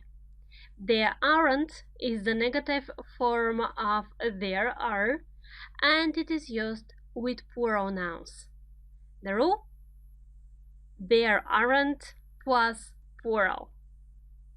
Good. Everything that we spoke about. When there is a positive sentence, one thing we speak about, there is. Two or more things, there are. Negative, there isn't, there aren't. And the question, it's really easy, you just exchange the words, you change their places. Is there, are there. Time to practice what we've learned, and time to check the PDF. Good. There is in fact only one exercise so far, so what you need to do is to fill in with there is or there are. See you in the explanatory section. There is, there are. There isn't, there aren't. Is there, are there. Let's see what you remember from the previous lesson and how you did the exercise. London is an old city. Some old buildings. Old buildings, plural. The sentence is positive. You have some in the sentence, and you know that some is used in positive sentences. So there are some old buildings. The next one, anything in the fridge? Question. In question, we need is there. Is there anything in the fridge? Some colleagues of mine in that bus. Some colleagues, colleagues noun in plural. Some is again your marker for a positive sentence. So there are some colleagues of mine in that bus. A pencil on your desk. Pencil, noun, singular. And question. The sentence is question. Is there a pencil on your desk? Any girls in your class? Question. Any girls is countable and it's in plural. So, are there any girls in your class? Much traffic outside. There isn't much traffic outside. Well, this sentence exactly, just remember that much is used in a negative sentence. That's how I understood that we need there isn't. The positive form, a lot of. Okay? Enough for this. There isn't much traffic outside. A bus from the city center to the airport. Question, noun in singular, is there. Is there a bus from the city center to the airport? And the answers.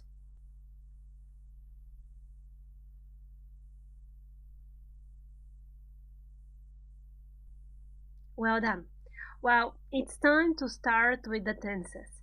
The first tense we are going to talk about is present simple. I'm waiting for you in the next lesson. See you in a while. Okay, so it's time to start with the tenses in English. Something that, in fact, a lot of people find difficult. Actually, it's important to understand why you need these tenses. The answer is simple: to be able to speak. To be able to speak in a way that the other people will be able to understand you. So we start with present simple. If you look at the content of the course, you will see that the names of the tenses are repeated in different levels. The idea is that every time I will give you a part of the grammar. Nobody needs everything from the beginning. You need to make simple sentences as a child. And this is really my piece of advice. Advice uncountable, right? So, this is my piece of advice. Think of the language as if you are a child. A child speaks how? Speaks in simple sentences. So, that's why we will start working with simple sentences. This is the problem of adults most of the times. They just want to speak in a complicated way, to say something in a difficult way. No, it doesn't work like that. So, present simple, step by step, and till the end of the course, you will know everything about the English tenses. Present simple, positive forms. And an example. I work in an office. You work in an office. He works in an office. She works in an office. It walks in an office. We work. You work. They work. Okay? You see where the changes? Exactly, in the verb. So when we speak about the tenses, we will be careful what's happening with the verbs in the sentences. Verb, just to remind you, this is the action, the word which means action. Another example. I play outside. You play. He plays. She plays. It plays. We play. You play. They play. If you look at the examples carefully, what you notice? The verb is one and the same when we use I, you, we, and they. When it comes to he, she, and it, At the end of the verb, we add s. Well, this is the rule. In present simple, when we speak about he, she, or it, at the end of the sentence, we add s. The next question. In what situations we use present simple? Or when do we need it when we speak? Some sentences for examples. We cycle to work every day. My husband rides a bike every day. It rains every autumn. He speaks 3 languages in general. Do you see the similarity here? So when something happens every day, when something happens often, when something happens all the day or usually, then we use present simple. I work at school. I go to work by the bus. I like music. I love literature, and so on. You speak about something in general, or you speak about something that usually happens. Spelling rules. And yes, there are some things that you need to memorize, that you need to remember. But in fact, do you remember when we spoke about the plural forms of the nouns? Baby, babies, dictionary, dictionaries. Right. I told you that in that situation, it's important to remember the rules. Why? Because you will need the same rules with the verbs. Here you are. The baby cries outside. Cry plus s, the verb is changed into ies. Y goes to ies. Another example. He tries to come on time every day. Try plus s. Y is changed into ies. He studies every day. Same change you can see. What's the rule? When the verb finishes in consonant, cry r, try r, study d, consonant plus y, and you add s, then y is changed into ies. The same rule as the plural forms of the nouns. Okay? Another rule. The child plays outside. He always buys lovely presents. What's the difference now? The verb finishes in a vowel, and the vowel a or u in buy is followed by y. A, y, u, y. Then you add s, and that's it. Nothing changes. You know this rule, again, from the plural forms of the nouns. Another thing that you need to remember. These two verbs, go and do. When you add s, you need e as well. Goes is written G-O-E-S. Does, D-O-E-S. You need these verbs very often. So please remember and do not make mistake again writing the verb not in the correct way. Goes and does. Another one. The child passes the street every day. Or she watches TV every day. Or she manages a lot of people. He always finishes first. Again, you know what this rule is from the plural forms of the nouns. When the verb finishes in S or SH or TCH or GE, then you need to add E. S only is not enough. And you pronounce it in a different way. Passes, watches, manages, finishes. Well done! The first step is done already. So let's start with the exercises, and after that we'll continue with the other forms that are typical for present simple.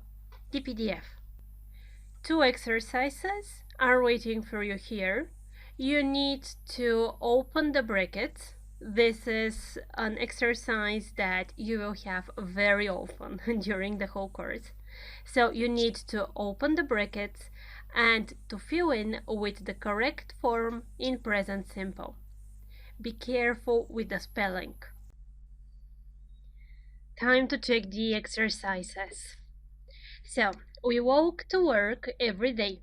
Just the task again, present simple. Positive sentences we know only, so present simple, positive. He, she, it, the verb needs S at the end. In all the other persons, I, you, we, they, you just use the verb. Okay, we walk, no change. My husband drives a car every day. My husband, he drives. It snows every winter.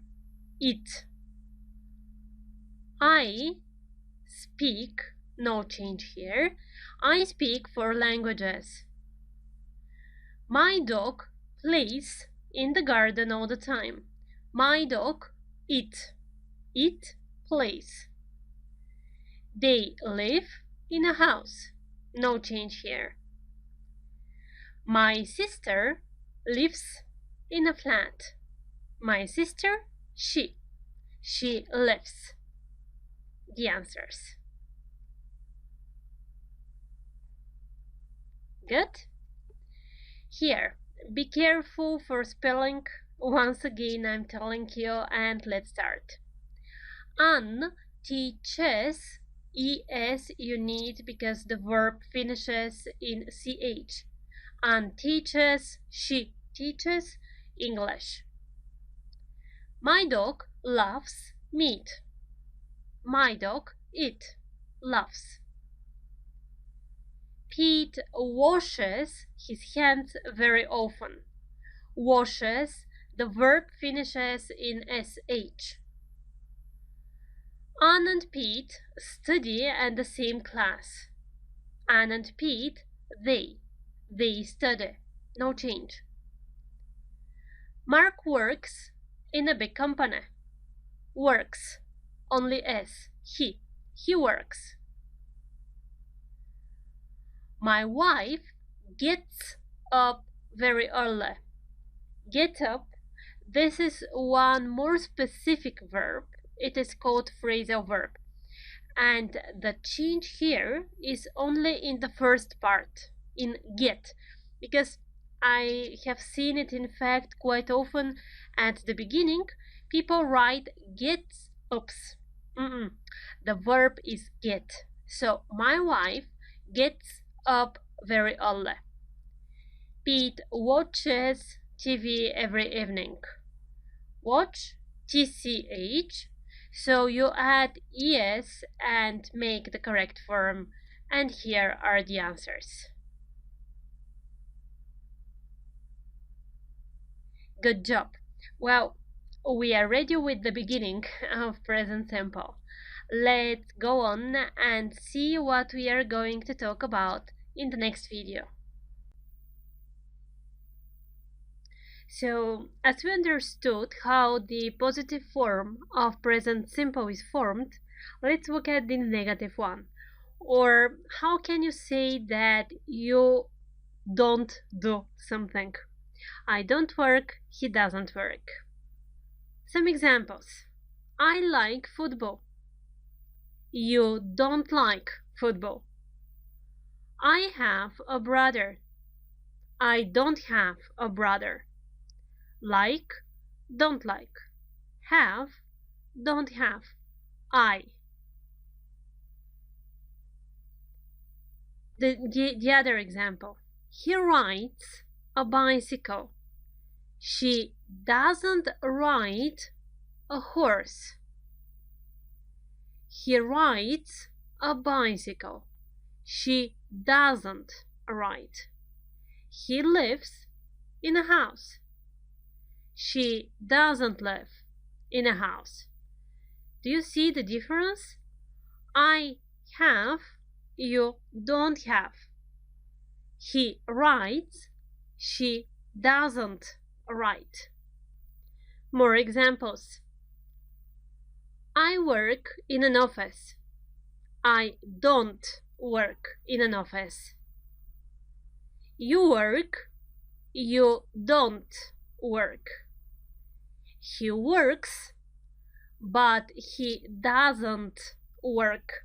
And remember this one, doesn't plus the main form of the verb plus the infinitive. He doesn't work. She works, she doesn't work. It walks, it doesn't walk. We work, we don't work. You work, you don't work. They work, they don't work. Look at these examples. Well, this is when you use I, you, we, or they, we need don't and just put the verb after that. Be careful when we speak about he, she, or it. He works in the positive sentence. He doesn't and work in the negative. This is from the positive sentence in works goes to doesn't is there, and you have only the infinitive after that. Very important to remember. He works, he doesn't work. You don't like football. She doesn't live in a house. If you remember only these two sentences, it will be enough for you to be sure that your sentences are correct. Don't like, doesn't live. And the rule: to make the negative sentence in present simple, when we speak about I, you, we, they, we need don't. Don't plus the verb. When we use he, she, or it, we need doesn't plus the verb in the main form. Repeating this one again. Enough theory, a little bit practice. So let's check the PDF. Here it is. The first exercise, there are positive sentences given. You need to make them negative. The second one, just put don't or doesn't. The third one, open the brackets. Be careful if we have positive or negative form. Good luck. See you in the next lesson. The rules from the previous video. Again, present simple negative. That is what we are going to practice now. He, she, it, doesn't plus the main form of the verb. I, we, they, don't plus the main form of the verb. The exercises. Make them negative. So, he works in Madrid. Works. Negative. He doesn't work. We speak Chinese. Negative. We don't speak Chinese. Peter loves cats. Peter doesn't love cats. My brother likes toys. My brother doesn't like toys. She travels by car. She doesn't travel by car. It snows every day. It doesn't snow every day. We sleep at this time. We don't sleep at this time. And the answers are written in front of you. Good. Next one. Don't or doesn't. She, he, it doesn't. So it's easy. She doesn't speak Italian. My sister, she doesn't live in France anymore. They don't watch TV every day. He doesn't go to work by car. We don't know each other. My cat doesn't like mice. My PC, it doesn't work fast. And the last one, open the brackets. So here we are careful what kind of sentence we are given, positive or negative. I don't wash my hair every day. We go abroad every year. Make it negative. We don't go, right? My daughter sleeps 8 hours per day. No difference in the spelling. He doesn't have a sister. It snows a lot. They don't look happy. Her dog doesn't bark a lot. Make it positive. Her dog barks a lot. Good. And the answers are in front of you. I believe that you are better and better with every exercise. So do your tests, do the exercises, follow the course, and lecture after lecture, you will see that your grammar is getting better. See you in the next lecture.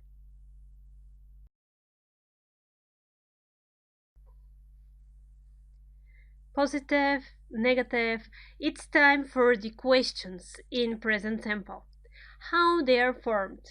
It's in fact easy, and you will see that you can follow the logic even if you don't know the rules. So let's get started. Situation. I play football. Do you play football? Yes, I do. Do you play basketball? No, I don't. So, I play, I. Do you? Yes, I do. Positive answer. No, I don't. Negative answer. My brother and my sister, they speak English. Question. Do they speak English? Positive answer. Yes, they do. Do they speak Chinese? Negative answer. No, they don't. Another example. He rides a bicycle. Be careful. Does he ride a bicycle? Positive answer. Yes, he does. Does he ride a horse? Negative answer. No, he doesn't. He rides a bicycle. So we speak about him, he, she. When you ask the question starts with does, and after that is the verb. Does he write? Does he speak? Does he live? The infinitive, the basic form of the verb. She lives in a house. Question. Does she live in a house? Positive answer. Yes, she does. Does she live in a flat? Negative answer. No, she doesn't. And the rule, do or don't is used when you use I, you, we, they. It's the same as the rule that you know so far. Does, doesn't is used when we speak about him, her. So we use it with he, she, it. Do I live in Barcelona? Does she speak Chinese? Do we love each other? For example, what else? Does he like her? And so on. These are the basic rules. Please remember them. And let's practice everything in our exercises section. The PDF again. So do I work? Does he work? The first exercise. The task is to write the questions. The positive sentences are given. You need to write the questions. If you want an extra exercise, write please the negative sentences plus the questions and give short answers. Good? After that, open the brackets. So be careful what is there given in the brackets and make the sentences logical. See you in the next video where the answers will be.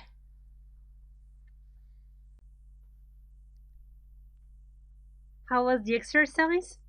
So let's check the answers. You noticed probably that there are some sentences that practice the positive, the negative, and the questions. It's not exercises on questions. And this will be during the whole course. So I will be giving you exercises that will help you revise. Good. So let's start. He works in Barcelona. Does he work in Barcelona? Yes, he does.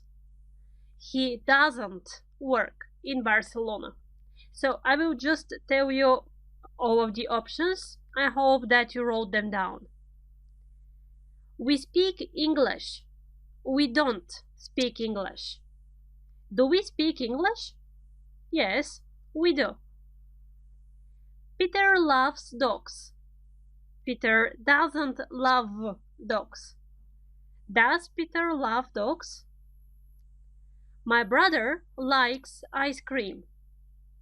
Does my brother like ice cream? Yes, he does. My brother doesn't like ice cream. She travels by train. Does she travel by train? No, she doesn't. She doesn't travel by train. It rains every day. It doesn't rain every day. Does it rain every day? Yes, it does. We watch TV at this time. Do you watch TV or do we watch TV at this time? Yes, we do. We don't watch TV at this time. The questions here and the next exercise. Doesn't he speak Italian? Doesn't your brother live in France anymore? Be careful with these negative questions. Doesn't he? Don't I? Don't you? Doesn't he, she? Don't we? Don't you? Don't they? So, don't you watch TV every day? Don't you go to work by car? Don't we know each other? Doesn't your cat like mice? Does your PC work fast?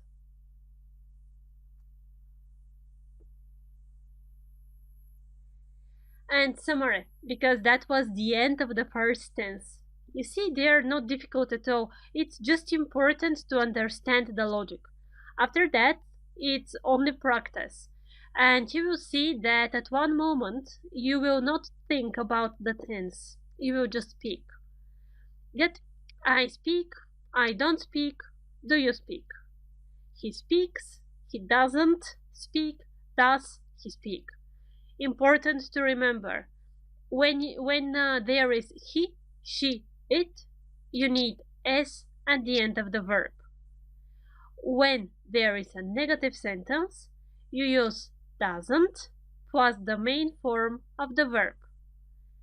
When there is a question, the question starts with does and then the main form of the verb. Well done! And we are continuing in the next lecture with some more new rules and exercises. In other words, we continue having fun. See you there. In this video, we will speak about the verb have. I have, I've got. What's the difference? Let's see. Example. I have a brother. I've got a brother. These two sentences mean the same. It means that you have a brother. So you can say I have or I've got. I've got is more typical for spoken English. It's more typical for informal English, and it is more used in American English. I've got. Another example. I have a dog. I've got a dog. Look at the difference in questions. This is important. So, I have a dog. The question, do you have a dog? Yes, I do. This is the normal way in which we form questions in present simple, right? I have, do you have? And short answer, yes, I do. But when you say I've got a dog, then the question is a little bit different. The correct question is, have you got a dog? And then the short answer, yes, I have. Some more examples. So, I have, the same as I've got. You have, the same as you've got. He has, be careful here, he has a dog or he's got a dog. She has a dog or she's got a dog. We have a dog, we've got a dog. You have a dog, you've got a dog, and they have a dog, they've got a dog. Please pay attention to the forms for he and she. He has, she has. The short forms his, she's. So here again you have he apostrophe s. But this s is the short form of has, not of is. Be really careful here. He has got, he's got. Okay. What about the questions? I have. Do you have? Yes, I do. No, I don't. I've got. Have you got? Yes, I have. No, I haven't. The way these questions are formed is one of the main differences between I have and I've got. I don't have. I haven't got.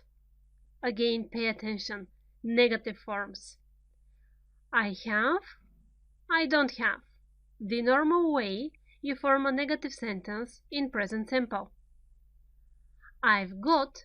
I haven't got. This is the way you form it when you use the have got form. What about he? He has a sister or he's got a sister. As meaning, the two sentences mean exactly the same. But Be careful for the question and for the negative forms. Does he have? It's important. Does plus infinitive. Does he have a sister? Yes, he does. Positive answer. No, he doesn't. Negative answer. Then, he's got a sister. The question is formed with has. Has he got a sister? Yes, he has. Positive answer. No, he hasn't. Negative answer. And the negative forms. He doesn't have a sister, the normal way to form it in present simple, and he hasn't got a sister, the way you form it when you use the has got form. So the two forms are the same, with the only difference in the question and in the negative forms. When it comes to the have form, you need to remember something else.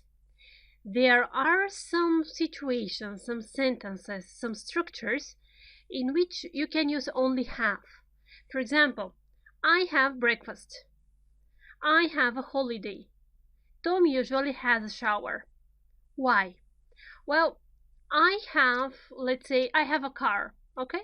You have it physically. This is you express the possession, the action of possessing something. I have something. But when you say I have breakfast, the idea is not that you physically have the breakfast, right? The idea is that this is just a phrase and you use it to say that you are eating something at the moment or in general. I have breakfast. I have a holiday. I go on a holiday. Tom has a shower. He goes to the bathroom. He starts showering himself. That's it. So when have is in a phrase, which means something different from possession, in these cases, you cannot use have got. It's not correct to say I've got breakfast. No, I have breakfast, have a holiday, have a shower. So let's see what you've remembered and let's do the exercises. It's only one, so let's check the PDF. You have 3 sentences. Out of these 3 sentences, you need to write sentence positive, negative, and question using have and have got. Good luck and be careful when choosing between have and have got, especially in questions and in negatives. See you in the answer section. Have or have got? This is the question. Let's see what you've done and if everything that you have already written is correct. So the first sentence, Tom, a car. And we need positive, negative, and question. Tom has a car. Tom's got a car. Tom doesn't have a car. Tom hasn't got a car. Does Tom have a car? Has Tom got a car? Again, pay attention to the question form and to the negative form. Next one. I a cat. I have a cat. I've got a cat. I don't have, negative. I haven't got. Do you have? Have you got? Okay. They, a horse. They have a horse. They've got. They don't have. They haven't got. Do they have? Have they got? Let me summarize. The 2 structures I have and I have got are the same. They mean the same thing. The difference is when the structures are used in negative and in question sentences. When you use have, in a negative sentence, you follow the rules that you know for present simple. When you use have got, in a negative sentence, then you use have and you add not, haven't got. The same story goes with the question. Have they got? You just change the places of have and the pronoun they. Have they got? Have got is mostly used in spoken English, in American English, in informal English. And again, there are some phrases which are always used with have only. I have a shower, I have a holiday, I have breakfast. Well done. Well, see you in the next lecture. What we already know is how to make a question in present simple, a question that starts with do or does, right? For example, do you speak English? Does he travel abroad? And the answers are only yes or no. But if you want to have some more information, then you need to change the question. And this is what we'll talk about in this lecture. The WH questions, or the questions that start with the question words where, when, what, which. WH, you see, each of these words starts with WH. So, for example, when is your birthday? On the 28th of March. When is? If you ask only, is your birthday in March? The answer will be yes, it is. But if you ask, when is your birthday? You want to understand the date, the time. When is? Another question. Which is your favorite color? Which is? It's green. Which is your favorite color? If you ask, is your favorite color blue? The answer will be no, it isn't. And that's it. You didn't understand what the favorite color was. So when you ask which is your favorite color, you want some information about something. Which is your favorite book? Which is the TV show that you like? Which is the music that you like to listen to? Which is? Another question. What's the name of your sister? Her name's Anne. What's the name of your sister? Or what's the address you live on? What's the name of that restaurant? You ask again about something. In most of the situations, which and what are with the same meaning. Another question. Where is the bank? Where is the bank? Over there, on the corner, behind that building. Where? You ask for a place, for direction. Where is the restaurant? Where have you been? Where were you yesterday? Where? Where is the bank? Another one. When do you usually get up? And be careful here.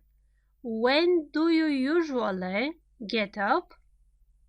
When you speak about something that happens usually, you use present simple, right?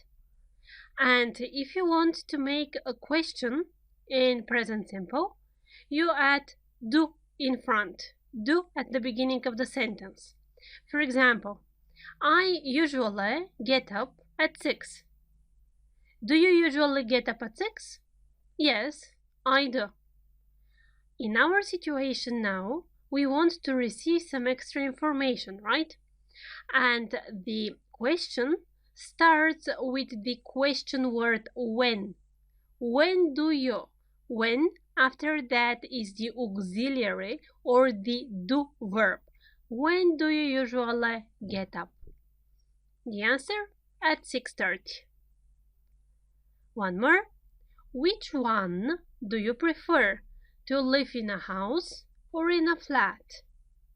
And the answer, well, a house, I think. Which one do you prefer?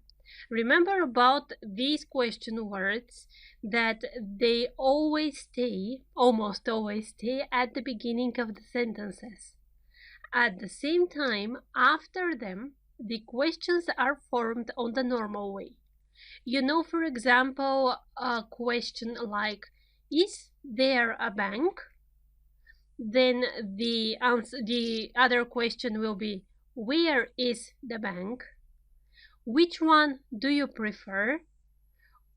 I prefer whichever. So just be careful when you form them.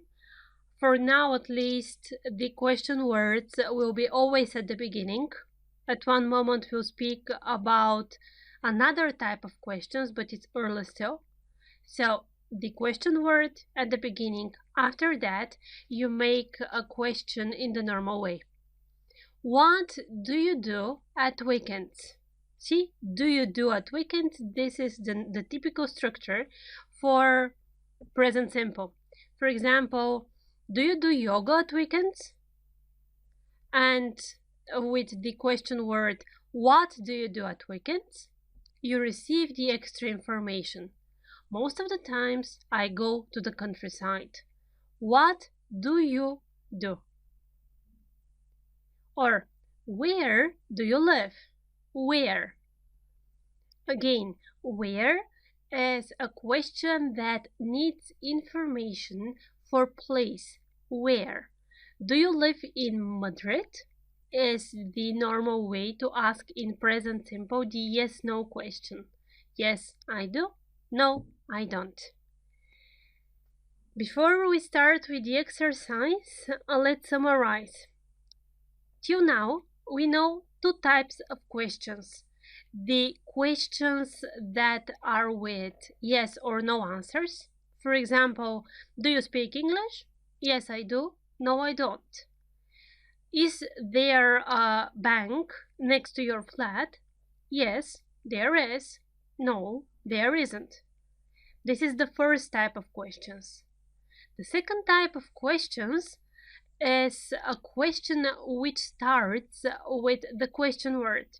For example, what do you usually have for breakfast? When do you usually go for New Year? It starts with the question word, then you form the question in the way that you already know. The difference, when you ask a WH question, you need some extra information in the answer. Good. So let's see now the PDF. One exercise, 6 sentences. What you need to do is to make questions. The words are there. They are not on the correct places. Be careful about tense. Be careful about do or is or are or does. Good luck. Let's check the answers. So, he live where? Where, because the sentence starts always with the question word, where does he live? Why? Because we need present simple, right? In present simple, when you speak about him, he, you need does to form the question. So, where does he live? What she languages speak? What languages does she speak? Does, because you speak about her, she. What languages? You ask about the languages. What languages does she speak? The verb is in the infinitive. or in the basic form because the S from the verb goes to does. What languages does she speak? Try to answer. Okay, she speaks, for example, English, Italian, and German. She speaks. Your address is what? Here, the question is with the question word what, and after that you need the verb to be. What is your address? Answer, please. My address is, and you say the address after that. You do what? What do you do? Be careful here. In fact, most of the times when students see this do, they think that there is something wrong. No, this is the question, what do you do? And the meaning is first, what's your profession? And second meaning, just a greeting as, how are you? How are you? What do you do? What do you do? Or how do you do? How do you do? She, how is? How is she? You start again with the question word. After that, you need the verb to be. How is she? The answer? She's fine. She's well. And the last one, you work in a bank? Do you work in a bank? I hope that this last question was not a problem. So this is an example for a yes, no question, right? We know this, we studied them. This is the normal way you form a question in present simple. Again, the difference is that when you use do or does at the beginning of the sentence, the answer will be yes or no. But when you need some more information, when you want to understand something else from the answer, you need the correct question word. Which, what, where, how. Then you are careful about the verb. If we need the verb to be, it is only is or are after that. How is she? How are you? Where are you from? And so on. If there is a regular verb in the sentence, then you need do or does. Where do you work? What does she do? How often does she come here? And so on. Good. So we are ready to continue with the next lecture. In this video, we'll speak about the possessive s, or in other words, what it means my sister's phone is here. What we know already is a sentence like he's my brother, and his is the short form of he is, so we write he apostrophe s, or he's got a car, he apostrophe s, meaning he has got a car. Well, let's look at one other structure where this apostrophe s is used. And of course, we are starting with some examples. Imagine that this is my father and this is me. And my father says, this is my car. Then I say, this is my father's car. My sister. And she says, this is my telephone. This is my sister's telephone. This is Max. This is my watch. This is Max's watch. The first thing that you noticed right now, Max's, because you can't say Max's, right? So when there is a name that finishes in s or in sh or in ch, for example, and it's not okay to pronounce it, for example, Dennis's then is, yeah, you just add E and you pronounce it normally. This is Max's watch. This is Dennis's house, and so on. Another situation.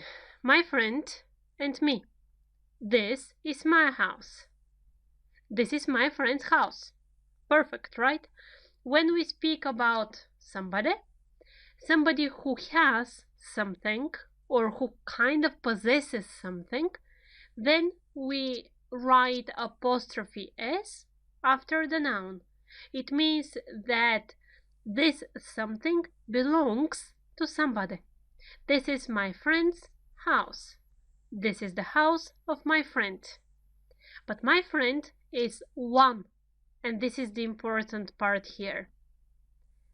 I have two more friends. These are my friends.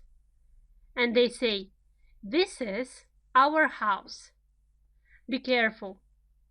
This is my friend's house. So what we do here, this is my friends and these are my friends and this is my friend's house. So the house belongs to my friends. They are more than one. We need to express this possession. How we do it? We just put the apostrophe after s. After s. It's really important. Another example. My sister, and she says, this is my telephone. This is my sister's telephone. Sister, apostrophe s, the word is in singular. After that, I have two sisters, and they are twins, obviously. So, this is our room, they say. And if I want to express this one with the apostrophe, I say, this is my sister's room. The apostrophe in plural is after the plural form, after s. This is my sister's room. We make the plural form of the noun and we add only the apostrophe after that. Let's write it down as a rule. Whose is this? This is the question. Whose is this? If you don't know the word, please check it in the dictionary. Whose is this? It's my sister's. It's my mother's. It's my father's. So in this situation, I have one sister, of course, one mother, and one father. The other situation. Whose is this? It's my friend's. And I have two or more friends. It's my sister's. It's my cousin's. What we need here to know is that the noun is in plural. Because it is in plural and we want to express possession, we add the apostrophe after the plural form. Good. Again, something that you need to be careful about. Or this is the irregular plural. You remember it, right? Let's revise it, in fact, fast. So I'm telling you the noun in singular. Your task is to say it in plural. Ready? Starting. One man, two men. One woman, two women. Three mice, one mouse. For example, what else you know? One child, three children. A lot of people, one person. Good. So about these words, when we have an irregular plural, then we add apostrophe s after the end of the irregular plural. My children's names are Anne and Monica. These men's bicycles look cool. I like those women's hairstyles. One child, two children. Irregular plural, apostrophe s to express the possession after that. And let's add something else to the rule that we know. So it's my sister's, I have one sister, sister apostrophe S. It's my sisters. I have more than one sister, sisters in plural, apostrophe. It's these children's, child, children. Irregular plural, the possession is formed with the apostrophe and S after that. Almost done. Something else, of course. What's this? This is the leg of the table. What's this? This is the door of the car. And it's not correct to say this is the car's door. What it's really good to remember from now is that the apostrophe S, or the possessive form, is used when we speak about people. When we speak about objects, well, then you need of. The door of the car, the handle of the bike, you name it. A lot of theory this time, and let's do the exercises. Here is the PDF. The first exercise, we need to add apostrophes on the correct places. The second one, we need to rewrite the sentences using apostrophes. Good luck and see you in the next video. Apostrophes, apostrophes. Let's see if you understood everything. So the first exercise, add the apostrophes where necessary. My brother's wives are teachers. The apostrophe is after S. Why? Brothers, wives. How can you understand? Well, from the plural form of wives, of course, because usually you have one wife, at least by law. So my brother's wives are teachers, the wives of my brothers. I don't know your cousin's name. Sorry, how old is he? How old is he means that you have one cousin. When you want to express possession of a noun in singular, you add the apostrophe plus S after the word. So the apostrophe is before S in this sentence. I don't know my father's mother's sister. I have one father, he has one mother, so the apostrophes are before S. My aunt's husband's an engineer. The meaning of the sentence: the husband of my aunt is an engineer, which means that the second apostrophe means is. My aunt's husband is an engineer. And because husband is in singular, you need the apostrophe before S in the first word as well. Aunt's, husband's. His friends' names are Mark and Anne. The friends are two, which means that friends is in plural, so you need to put the apostrophe after S. I have two sons. My son's children are 11. So in this sentence, you can put the apostrophe before as well as after S. It's not quite clear from the context, so just it's important you to understand what you mean and to know when you write about yourself, for example, which one you would choose. The second exercise, rewrite the sentences using apostrophes.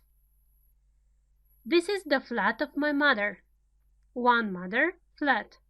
This is my mother's flat. This is the brother of my friend. One friend. This is my friend's brother. He lives in the house of his uncles. uncles is in plural, so be careful here.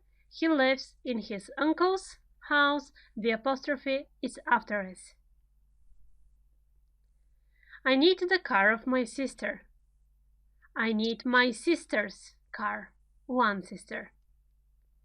This is the dog of my friends. Friends is in plural, so the apostrophe is after s. These are the toys of my children. Children, be very careful when it comes to irregular plural. Children is one of these special words. So when you want to add the possession or to express that something belongs to them, you write the word, then you put apostrophe, then you write s. These are my children's toys. I think you're the master of apostrophes now. So be ready and see you in the next lecture. Some lessons ago, we spoke about some and any. Now it's time to continue with some other small but really important words. A lot of, a lot, much, and many. And as always, let's first start from what we know. Uncountable noun. To make it countable, you need to put a of what in front of it. A carton of milk, a bottle of wine, a loaf of bread. When you don't want to specify how much exactly you want, you say some milk. So we remember that the nouns are countable and uncountable. When there is a countable noun in singular, we use a or on, of course, depending on the first letter that the noun starts with or the adjective in front of it. Some when the noun is in plural and the sentence is positive. I know some people. I want to buy some bread. No, that was not the correct example. Nice that you're listening correctly. So, I want to buy some flowers. This is the example. Any, if the sentence is negative or question. Do you want to buy any flowers? Or, I don't want any flowers at home. This is for the countable nouns. When it comes to uncountable nouns, we use some and any. Some in a positive sentence. I'd want to listen to some music. Any in negative and in a question. Would you want to listen to some music? Is there any rice at home? Or I don't want any rice here. In this situation, we say, I want some chocolate. But what about the second picture? It's not some, it's quite a lot actually. Well, in this case, you say, I want a lot of chocolate. A lot of. Example, I want a lot of chocolate. There are a lot of children. So chocolate is uncountable. Child, children, is countable, which means that a lot of we use with uncountable and with countable nouns. Another example. I have a lot of work. There are a lot of chairs. Again, work is uncountable. I have a lot of work. Uncountable, a lot of. Positive sentence. There are a lot of chairs. Positive sentence, countable noun. There are a lot of chairs. The rule, a lot of, is used in a positive sentence. The noun can be countable in plural or uncountable. And we are continuing. What about the question? How much chocolate do you usually eat? How much? How many children do you have? How many? Difference? Yes, there is. So we speak about questions, right? And in the first example, there is an uncountable noun. How much chocolate? Chocolate is uncountable. In the second example, the noun is countable. How many children? How many? Another example. How much work do you have? Work, uncountable. How many chairs do you need? Chairs, countable. How much? In a question with uncountable nouns. How many? With countable nouns, question again. What about this? How much work do you have? A lot. And that's it, the end of the sentence. This, in more examples, you will have in the exercises section. So remember it, and you'll practice a little bit later. How much work? A lot. Full stop. End of the sentence. How many chairs are there in the room? A lot. Full stop. End of the sentence. How many? Countable nouns. A lot, and you don't give any information. If you say a lot of chairs are in the room, then you use a lot of. When you just want to say that there are a lot, you don't need of after that. You write a lot and the sentence is over. So here is the rule. Much is used with a question with uncountable nouns. Many is used in question sentences with countable nouns. The last thing we need to speak about, negative sentences. There isn't much chocolate in the box. There aren't many adults with the children.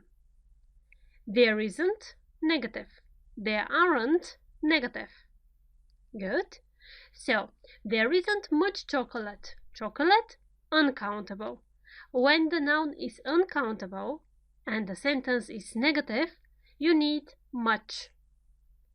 When the noun is countable, adult, adults, and the sentence is negative, there aren't, you need many. Here it is as a rule: much, negative sentence, uncountable; many, negative sentence, countable nouns. Let's look at everything we have spoken about in one chart. So the first important thing to understand is if the noun is countable or uncountable. What the basic rules are, you know. If you have forgotten something, just go and watch the previous videos. When there is a positive sentence, you use a lot of. It doesn't matter if the noun is countable or uncountable. If the sentence is negative, with countable nouns, we use many. With uncountable, much. In a question sentence, the logic is the same. Countable nouns in plural, many. Uncountable nouns in plural, no, they don't have plural. So, uncountable nouns, much. Let's practice a little bit. Here are the exercises. The first one, you need to fill in with the correct form, much, many, or a lot of. And the second one, this is what I promised you, some exercises on the difference between a lot and a lot of. Good luck! In the next video, we'll explain each sentence and we'll see what you've done. Positive, negative, question sentences. Let's see if you understood the differences between much, many, a lot of, and a lot. In the first exercise, we need to choose between much, many, and a lot of. Let's look at the sentences. There aren't many books on the shelves. There aren't. So the sentence is negative. Books, countable, in plural. In a negative sentence, With countable noun in plural, you need many. She doesn't have much free time. Negative sentence, uncountable noun, much. A lot of people love summer. Positive sentence, it's specified of what? A lot of people. How much money do you have? Question, money, again, uncountable noun. Be careful with this one in English. How much money do you have? How many guests do you expect? Question, countable noun in plural. How many? There are a lot of children who believe in Santa Claus. Positive sentence, countable noun, and it is specified. A lot of children. Let's practice a little bit the difference between a lot and a lot of. So, I like my job a lot. Full stop. I know a lot of people. I have really a lot of things to do today. I hope you don't need to work a lot. Children ask a lot of questions. I'm tired. A lot. The easiest way to understand when you need a lot of and when you need a lot is to be careful about the end of the sentence. When the sentence finishes, you need a lot. Of is not needed, it's not necessary. When you say a lot of what, then you need the full form, a lot of. As meaning, they mean one and the same. A lot is equal to a lot of. The usage, the way you use it, depends on the structure of the sentence. Good job, guys. So see you in the next lecture. In this and the next several videos, we'll speak about adjectives. Let's see an example for an adjective in a sentence first. Look at the green grass over there. The grass is green. So, adjective is that word in the sentence which gives you extra information about the noun. Green, in our examples, is the adjective. The adjective, as positioned in the sentence, stays in front of the noun. Green grass, big house, small child. The other option, as in the second sentence, is the adjective to be at the very end. The grass is green, full stop. Another examples. We live in a large house. Their house is large. We live in a large house. You know that the articles a, an, or the go in front of the adjective if there is an adjective before the noun. So, large, in our situation, is the adjective. Again, it can be in front of the noun, or it can be at the very end of the sentence.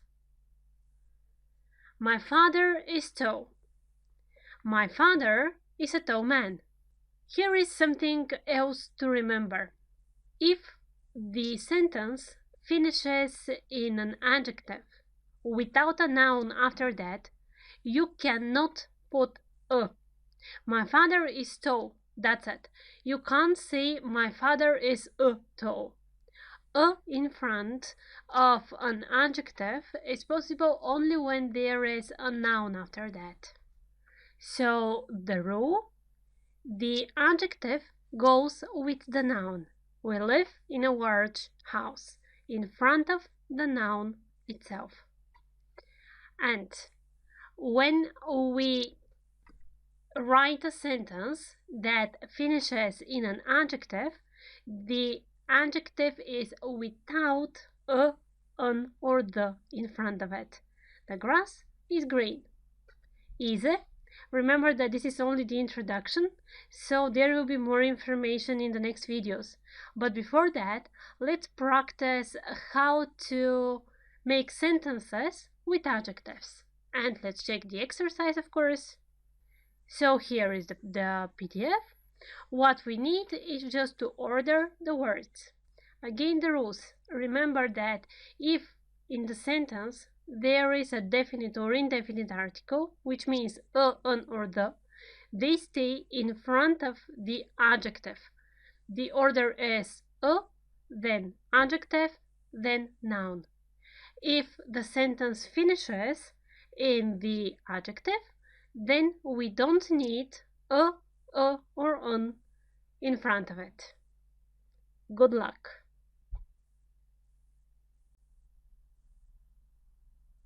So the exercise. Order the words. She is a pretty woman. A article. After it, we need the adjective. After the adjective comes the noun. Do you like classical movies? Classical movies, adjective plus noun. We have a question in present simple. The question starts with do or does. She likes that pink t-shirt. Pink t-shirt, adjective plus noun. First comes the adjective, after the adjective is the noun. This is a wonderful day. Wonderful day, adjective plus noun. First comes the adjective, after comes the noun. We live in an old flat. Is what shows that the next word starts with a vowel. In our case, old. We live in an old flat. Adjective plus noun. This was the introduction to adjectives only. It's important to use them when you speak because on this way you can actually express yourself completely. Adjectives help you express your feelings. They help you draw pictures while you are talking. So you like beautiful paintings, right? Adjectives help you paint while you speak with somebody. Choose the correct adjective. Do not underestimate them. I've noticed that a lot of students, in their desire to use the correct tense or to use the correct structure, forget about the existence of adjectives. Actually, adjectives are important in each and every sentence. If you miss them out, it means that you're not using the language as one that shows your inner self. You just speak, you just say something, but you don't give emotion. See you in the next lectures. What is an adjective? We already know. So in this and in the next video, we are going to talk about the comparative and the superlative forms. What I mean? Well, this is the situation. Max and Anne. We know their height. What we want is to compare them. We want to say who is taller. So Max is 1.75, Anne is 1.60. And when you want to compare them, you say Max is taller than Anne. Another example.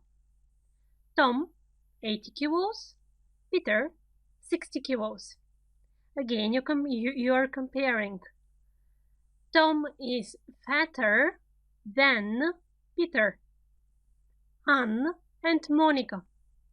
Anne's hair is longer than Monica's hair. Look at the three examples again. Taller than, fatter than, longer than. What do you notice?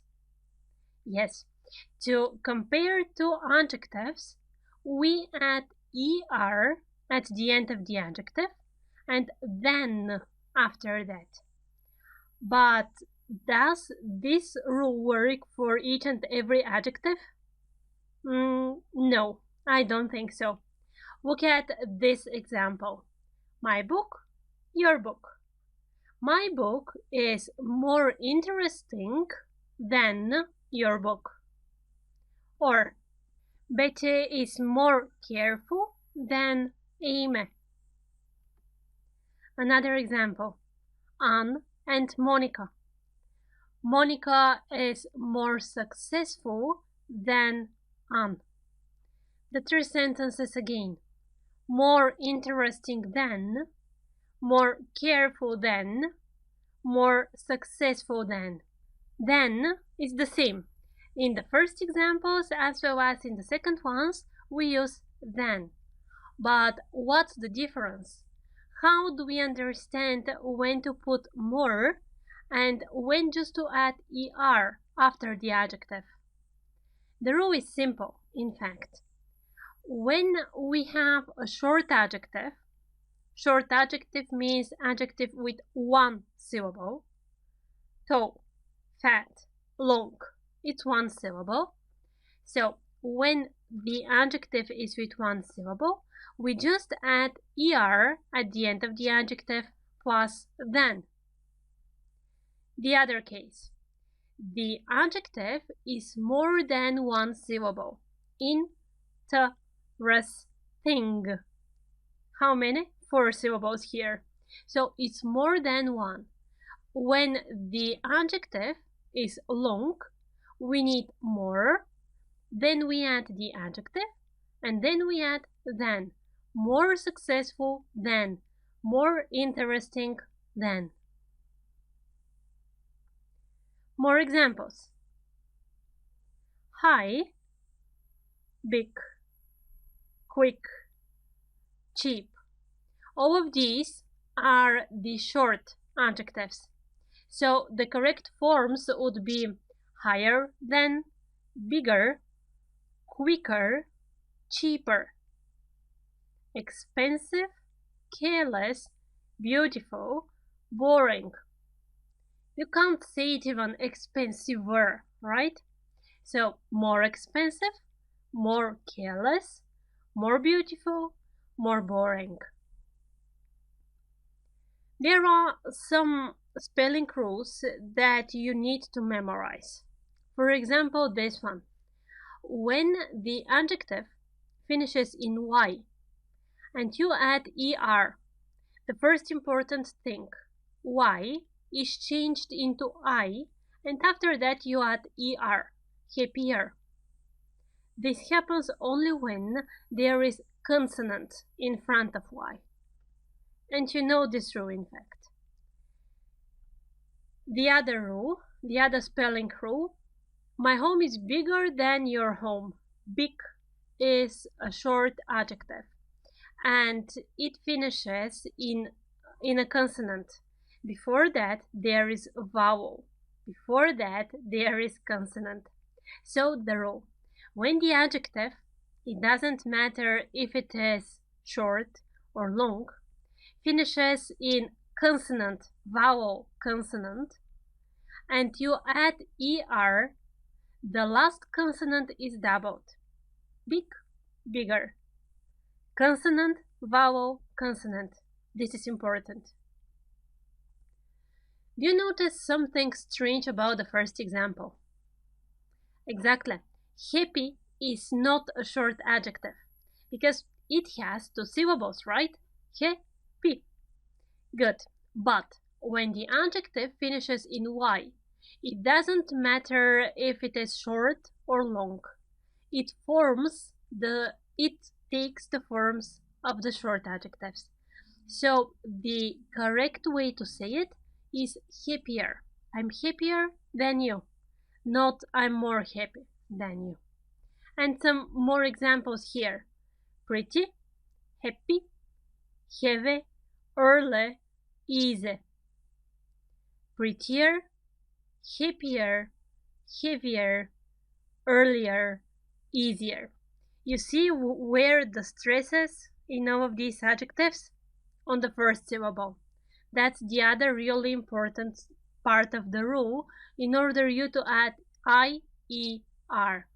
Pretty, prettier. Happy, happier. More exceptions. Clever. When the adjective the long adjective, finishes in er, it takes the forms of the short adjective. Cleverer. Simple, on the same way. Simple, simpler. Narrow, narrower, when the adjective finishes in OW. Cruel, crueler, when the adjective finishes in EL. And again, pay attention to the stress. It's always on the first syllable. 4 more adjectives that are more interesting than all the others. So these adjectives you will need you will need to be careful about all the time while you're talking. Why? Because if you're not, you will say something completely wrong. These adjectives are irregular. It means that they have special forms for the comparative and the superlative forms of the adjectives. For example, good, better, bad, worse, much or many, more. What was the difference between much and many? Good. Much, negative and question, many, positive and question. Much, uncountable. Little, less. So these are not all of the irregular adjectives. That's the beginning. So please remember these. In the next lessons, I'll give you a list of more irregular adjectives. And after all that talking, let's go and do the exercises. Here is your PDF. The first adjective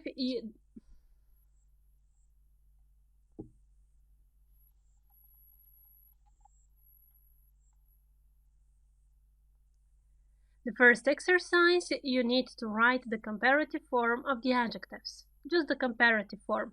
If you want to make it a little bit more interesting, you may think of sentences of your own, and you may add them in the Q&A section after this lesson. The second one, there are some situations given. You need to write down the sentences.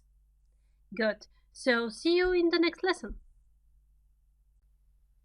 How are the exercises? Easy, I hope. So let's check your answers. The first exercise, write the comparative form. And if you have written sentences, please add them in the Q&A section after this lecture. So, large, larger.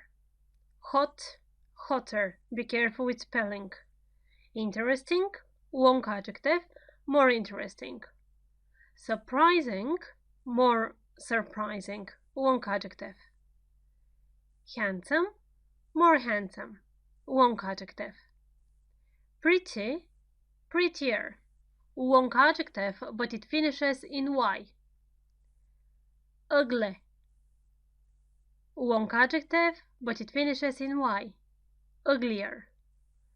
Cruel, long adjective, but it finishes in EL. Crueler. Then write the sentences. Monica is heavier than Anne. Here, be careful about the spelling. Be careful about than. T-H-A-N,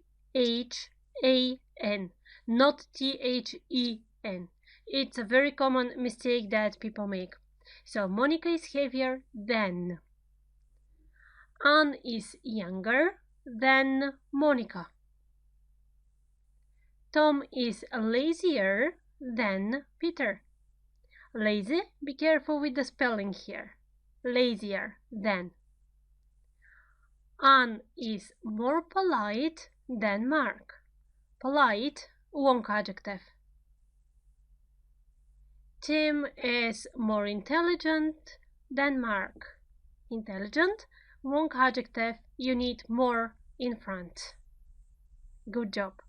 So we are ready to continue with the third form of the adjectives, or the so-called superlative form of the adjectives. See you in the next lesson. As we understood everything about the comparative form of the adjectives, Let's check what's the meaning of their superlative form, how it is formed, which is the correct way to say this or that. And let's start with a situation again.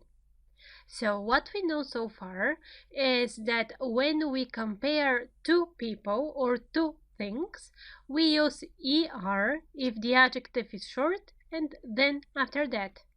The example from the previous video, Max is taller than Anne. The question is, what's happening when there is a third person?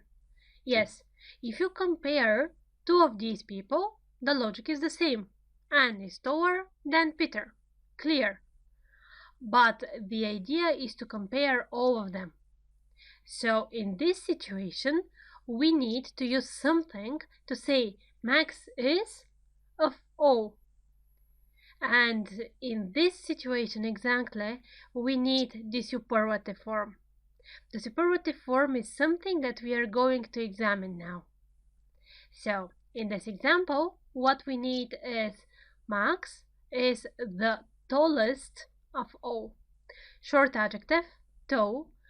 It takes est as an ending and the in front. Please don't forget the, it's important. So Max is the tallest of all.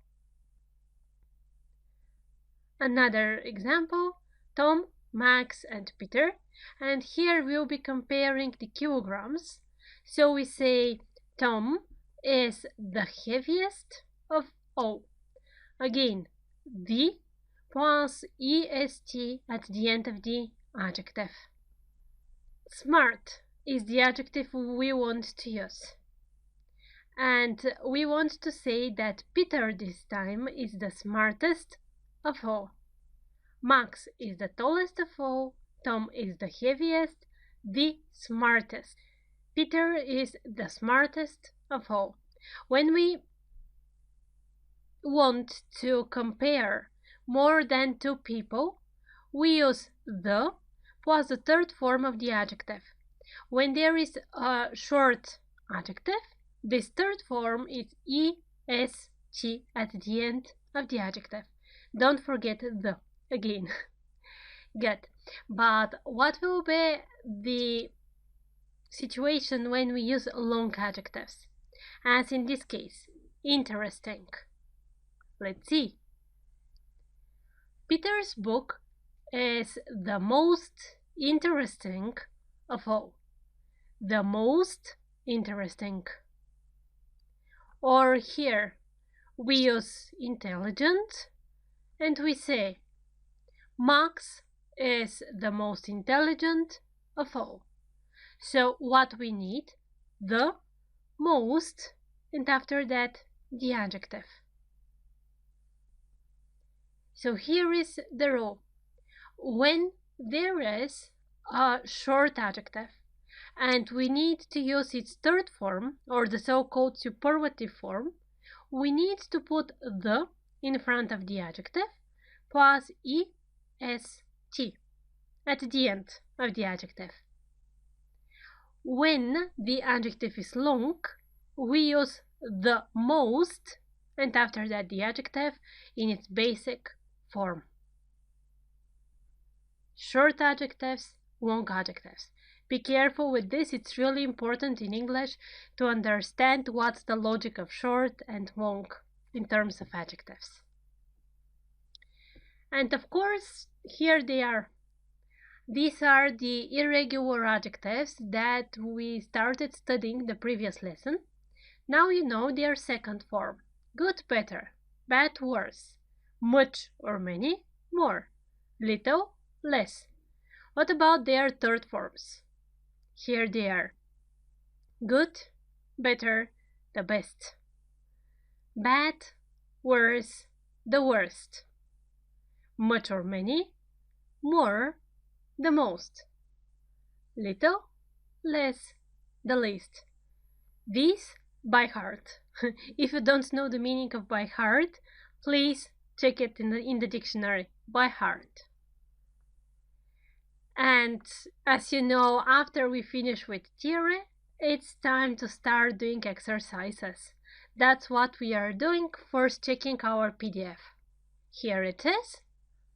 The first exercise, you need to write the superlative form of these adjectives.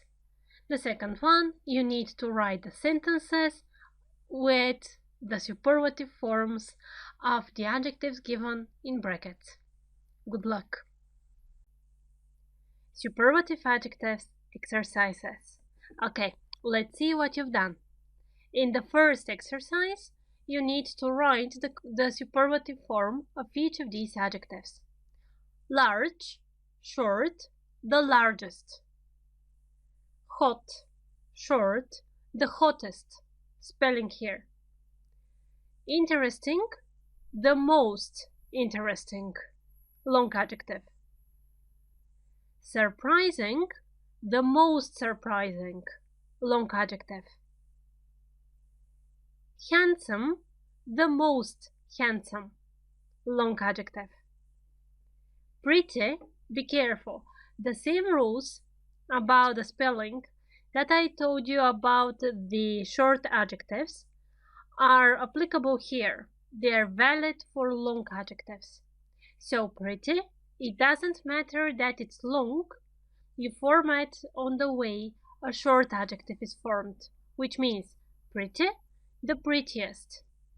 Ugly, the ugliest. Cruel, the cruelest. When the adjectives finish in y or in el, they receive est at the end. Good. The second exercise, here you needed to write sentences with the superlative forms of the adjectives. Peter is the heaviest of all. Be careful not to forget the heaviest of all. Anne is the youngest, or Anne is the youngest of all. Matt is the oldest, or Matt is the oldest of all. Tom is the laziest, or Tom is the laziest of all. Angela is the most polite, or Angela is the most polite of all. Tim is the most intelligent, the same as Tim is the most intelligent of all. Well done, guys. These were the videos, the beginning of the videos actually, in which we'll speak about adjectives, but for this level, that's it. So some things to remember. An adjective stays in front of a noun. If there is an article, the article, a, an, or the, goes in front of the adjective. Adjectives have three forms. The normal form, lazy, for example. Then comparative form, when you compare to people, remember it on this way, you compare to people, you need the comparative or the second form of the adjective. And after that, the superlative form. So the superlative is the third form of the adjective. When you want to be sure which adjective you need, you try to understand, is it short or long? Short adjectives. Big, bigger, er, the biggest. Long adjectives.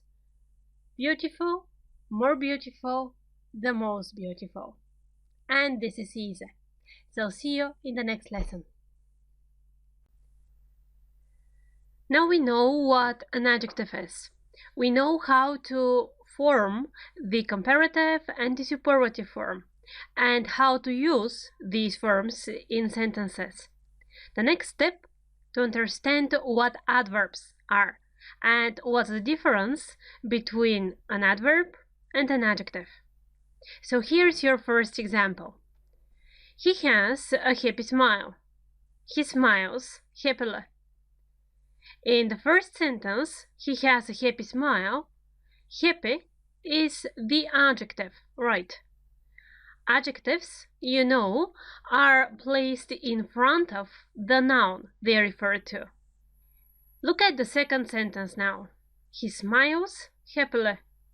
Smile here is your verb, and the adverb comes after the verb. The adverb is formed with ly at the very end. So this is what you understand from our very first example. He has a happy smile, happy adjective. He smiles happily, happily adverb. Another example. He is a careful driver. Careful goes before driver, which means that it is adjective. And on the other hand, he drives carefully. How does he drive? Carefully. Carefully goes after the verb, and this is our adverb. So if we want to formulate it again, we need adjective in front of the noun and adverb which goes after the verb. The basic rule is that an adverb is formed by the adjective, and after the adjective we add ly. For example, careful, carefully. So adjective plus ly. But, of course, there are some exceptions, and we are just at the very beginning of the course, so let's start step by step. 5 words that you need to remember at this phase. Adjective hard, adverb hard, not hardly. Adjective fast, adverb fast. Adjective late, adverb late. Adjective early, adverb early. Adjective good, adverb well. Okay, be very careful with these words. If you, for example, say hardly instead of hard, yeah, there is such a word, but the meaning is completely different. So if you use a word that you're not completely sure of the meaning, you may say something really completely different. Some spelling rules. He smiles happily. Happy, happily. Y goes into I. Look at this. The adjective finishes in Y. Remember it on this way. When the adjective finishes in Y and you add ly, the change is I-L-Y. Another rule. When the adjective finishes in L and you add ly, then what you need to put in the adverb is double L. Careful, carefully. Enough theory. Let's go and do several exercises on adverbs. First, of course, we are checking our PDF with the exercises. Here it is. The first task, we need to form the adverbs. After that, we need to choose the correct word to finish or to fill in the sentences. And the third exercise, we need to choose between good or well. Good. If you have any doubts, if you're not sure, if you haven't understood something, watch the video again or ask a question in the question section, and I'm looking forward to seeing you in the answer section. Alright, let's check the answers of the exercises. The first one, you need to form the adverb. And you need to be very careful about the spelling here. So, careful, the adjective, finishes in L. Spelling as an adverb, carefully, double L. Heavy finishes in Y. So, when you add ly, you need to change Y into I. Heavily. Happy, same logic. Happily. Y goes into I. Easy, easily. Y goes into I. Nervous, nervously. just add ly. The second exercise. You have to choose the correct one, whether you need an adjective or an adverb. Don't eat so quickly. Quickly refers to the verb eat. How to eat? Quickly. Adverb. So, don't eat so quickly. Why is she angry? She is angry. Why is she angry? You need adjective. Can you speak slowly, please? Speak slowly. How to speak slowly? You need an adverb. Why are you always so slow? You are slow, which means that you need an adjective. Please be quiet. Be quiet. You. Adjective. Those oranges look nice. Nice. When you have the verb look and you speak about appearance, about how something looks, you use adjective after that, not adverb. Those oranges look nice, not look nicely. You look beautiful. He looks handsome, not handsomely or something like that. Good or well, the last task. You remember, good is the adjective, well is the adverb. Just it has irregular form. Good, well. Your English is very good. You speak it very well. Your English is very good. Good defines your English. Noun, so you need adjective. You speak it very well. How do you speak it? Well defines the verb, how you do the action, so you need the adverb. Jackie does very well in school. It means that she studies well. Jackie does very well. How does she do? She does very well. Well defines the verb, the action. Adverb. The party is very good. I think it's clear. Party, good. Adjective. Mark has a difficult job, but he does it well. How does he do it? He does it well. Well, again, defines how an action is done, defines the verb, adverb you need. How are your parents? Are they well? How do they feel? Do they feel well? So in this situation, you need the adverb. Good job. And let's go on with the types of adverbs, because no, we haven't finished yet. When you hear adverb, you start thinking about the verb, right? Because adverbs define verbs. These adverbs are different groups and they have different functions. So in this level, we'll speak only about the adverbs of frequency. Later on in the course, we'll speak about all the other types. What is the difference? What's the difference in their position in the sentence? And so on. But first, let's start with the adverbs of frequency. And something that you're quite familiar with already. Present simple. When you form present simple, you put s at the end of the verb when talking about he, she, it, right? The question here is when you use present simple. So far, you know that you use present simple when we speak about something which happens every day, or all the day, or usually. Li. You see it? It finishes in ly. So this is the first adverb of frequency that you know without knowing that you know it. And it's not only the usually as an adverb of frequency.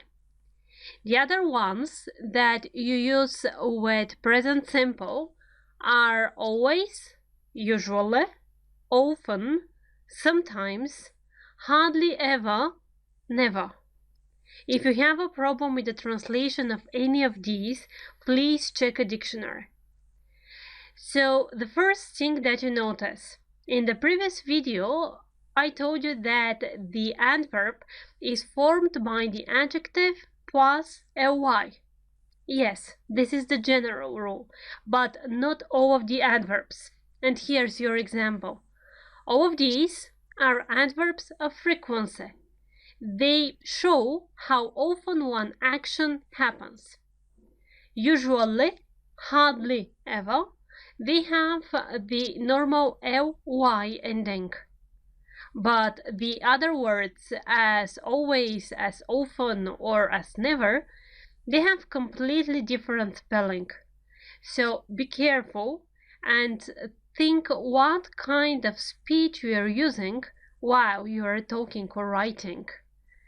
And here are some examples of adverbs of frequency in sentences. I always have eggs for breakfast. It means that I wake up and every morning what I do is eggs for breakfast. And it's really true. After that, do you usually go to work by car? Do you usually go to work by car? She doesn't often cook. You see, the adverb goes in front of the verb after the negative auxiliary verb. After doesn't, before cook. She doesn't often cook. We are sometimes late. We are sometimes late. Remember this sentence. I hardly ever watch TV. I never come late. Never in front of the verb. We are sometimes late, sometimes after the verb. Okay, let's look at some more examples like this and try to understand what the rule is.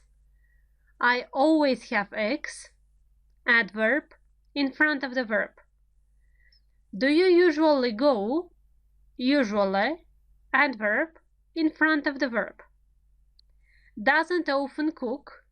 Often, adverb, in front of the verb. The same in the last example. I hardly ever watch TV. Watch, verb, hardly ever, these two words are one adverb and it is in front of the verb. But in the fifth and sixth sentences, you see something different. We are sometimes late. I am never late. The verb here is the verb to be. Its forms are and am. And the adverb here comes after the verb, after the form of the verb to be. Which means what? That when we have a verb, just a normal meaningful verb, we put the adverb in front. I never come late. But when the adverb is a form of the verb to be, am, is, are, the adverb of frequency comes after the verb to be. I'm never late. Please remember this one. It's one of the things that people make mistake with quite often when they speak, when they write. It's really all the time you may see something like that.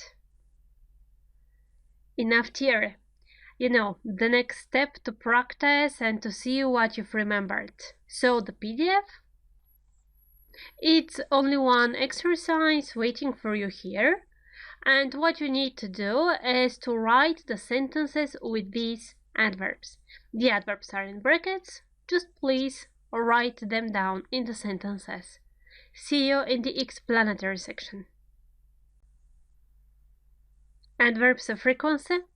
Let's see what happened in practice, because the theories seemed to be clear. So, 6 sentences, what you need to do is to put the adverb in the correct place. And let's explain why. My brother never speaks to me. Never is the adverb of frequency. The verb speaks.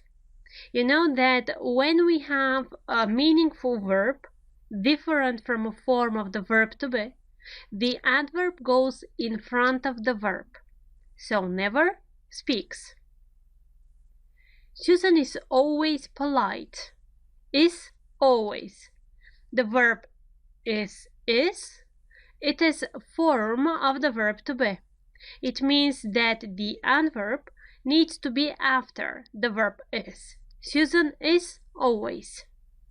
I usually finish work at 5. Usually finish. Finish is the verb. It's a meaningful verb, and you have an adverb of frequency in advance. The adverb of frequency goes in front of the verb. Usually finish. I rarely go. Same logic. Go, meaningful verb. Adverb of frequency, rarely. So rarely goes in front of the verb. The bus isn't usually late.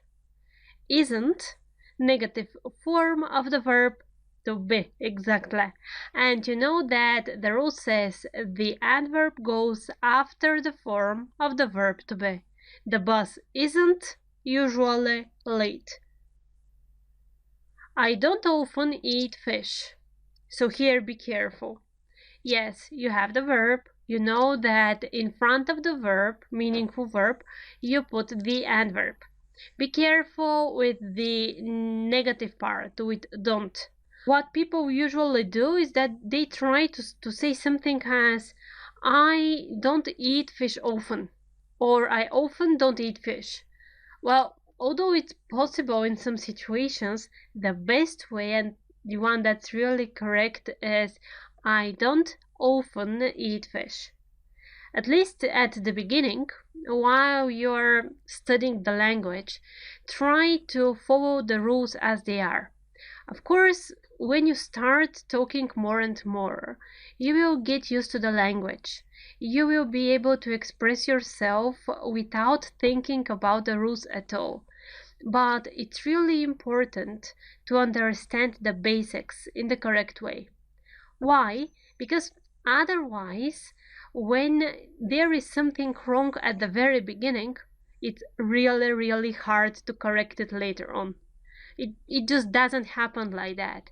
Imagine that you can't make, for example, simple calculations, and at the same time you want to study mathematics at university. Well, you can't. You need to catch up.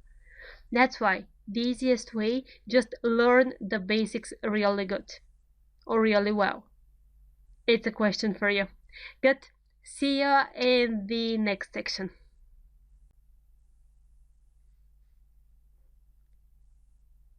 During the whole course, there will be several lectures for prepositions. Well, this is the very beginning. Prepositions of time, or the very basic prepositions in, on, and at.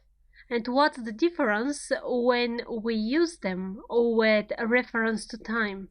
Examples, of course. You say at 3 o'clock, at New Year, at night, at the weekend. At 3 o'clock, at New Year, at night, at the weekend. On Friday, on the 2nd of July, on your birthday. In the morning, in January, in the summer, in 1805. All of these, please write them down carefully, because it's really easy at the beginning to say something that's not correct. So, in the morning, in January, in the summer, in 1805. What's the rule? You use at when you speak about time at 3 o'clock, about a celebration at New Year, at night part of the day, at night, at the weekend. So it is on Monday, on Friday, on Wednesday, but at the weekend. And on this way you mean the 2 days, the Saturday and the Sunday, at the weekend. On Friday, on the 2nd of July, on your birthday. On Friday, on plus days of the week, on plus dates, on the 2nd of July, on in fixed phrases. In the morning, in January, in 1805. So when we speak about years, it is with in 1805, in January, in plus month, in the morning, in the afternoon, but at night. Be careful with this. You don't say in night, at night. In the summer, in plus seasons, in the summer. Really, this one, memorize it well and write it down. It's important. And of course, let's see what you've remembered, because these things require practice. That's why at the end of the course there's a whole section named exercises that teach, with extra assignments and tests, so you may find a lot of extra information there. Please don't skip it. It's as another textbook added. It's as an extra course, in fact. So this exercise, you finish the whole course. After that, to be sure that you've remembered everything, you go to the last section and the PDF now. Here it is, the exercise, at, on, in, and you're thinking about it carefully. The same one, you need to write down the correct prepositions on the correct places in these sentences. 7 sentences, 3 prepositions. Good luck! I am waiting for you in the next video.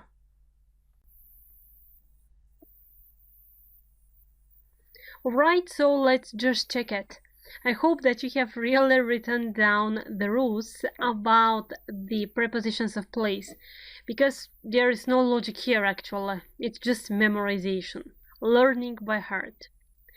So, Monday morning, on Monday morning, in the morning, on Monday morning. You say on Friday, on Monday, on Tuesday, on Monday morning. The first word is important. On Sunday night, at night, on Sunday night, on Sunday. The first word is important. At night, at the end of the week, at the weekend, in winter, in the evening. So again, when you say part of the day, at noon, at night, in the morning, in the afternoon, when you add the day, then things change. For example, on Monday afternoon, on Tuesday morning, because the first word is important. It's the same logic with adjectives and on. Do you remember? For example, you say he is a doctor, and at the same time he is an intelligent doctor. So the word before the noun is really important. At the end of, at the weekend, in plus seasons, in set phrases. The second exercise, I start work at 8 o'clock. At, when you talk about time. See you on Friday. On plus day of the week. My holiday is in October. In plus month. In January, in February, no difference here. The park is beautiful in spring. In spring, in summer, the seasons are always within. I can't sleep at night. I can't sleep at night. In the morning, at noon, at night. Where we will be at Christmas? at Christmas, at New Year. When you speak about celebrations, holidays, at in front. What do you do on Saturday night?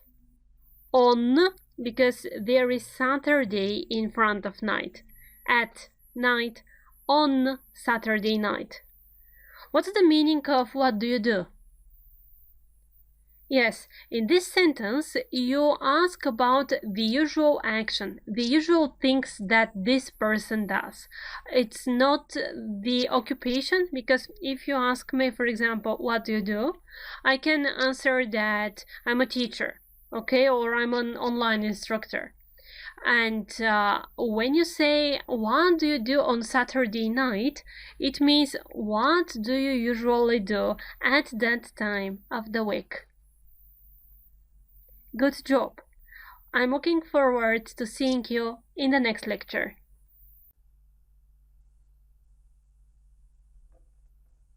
Welcome back.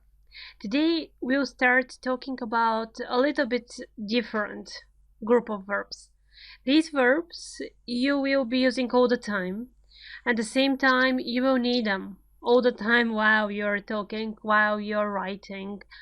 You may find it hard at the very beginning to find the differences, but please don't try to memorize everything at once. Follow the course step by step, and I really advise you to follow the lectures on the way they are structured. Not now you see that here I speak about modal verbs and you go to B1 level, for example, and watch the videos for modal verbs. No. Language needs time. Language needs patience, in fact. So just follow the lectures, do the exercises, and you have really visible results at the end of the course. So, modal verbs. The first modal verb we'll speak about is the most common one, the verb can. What we know so far? Present simple.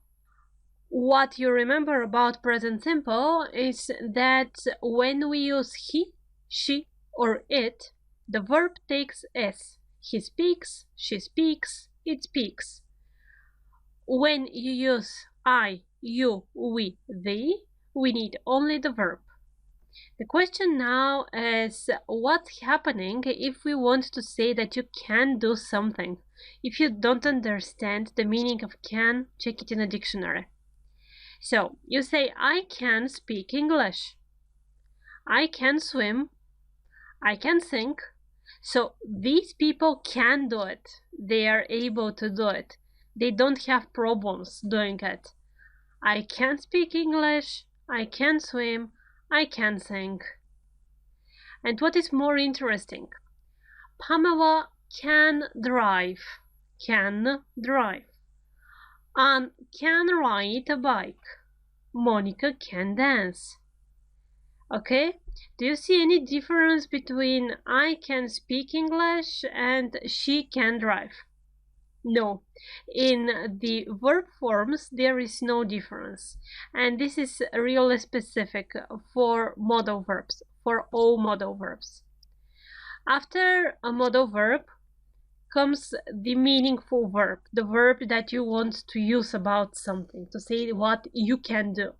And this verb is always, remember, always in infinitive. You can't say she can speak or she can speaks. No, you have a modal verb. After modal verb, the only thing you need is infinitive. Remember, infinitive. So, I can speak, you can speak, he, she can speak, it can speak, I don't know how, we, you, they can speak. That's it. It's pretty easy, in fact. You just need the modal verb and the basic form of the verb, the infinitive. Negative sentences: Tom can't swim, Matt can't walk, Monica can't see. So what you need, can goes into can't. I can speak, I can't swim. About the pronunciation, there are two ways to pronounce these modal verbs. You may say I can, I can. I can't, I can't. So just choose the way it's more, just choose your way and speak it freely. The one is American, the other is English, the pronunciation I mean. But people all over the world will understand you. Doesn't matter how you pronounce it. And in general, don't go that much about pronunciation. I mean, yes, it's really important to speak in a way that's understandable. But the fact that you will be having an accent or the fact that you will not be talking as a native speaker, well, you are not a native speaker, it's normal. It's really important for you to be able to express yourself freely.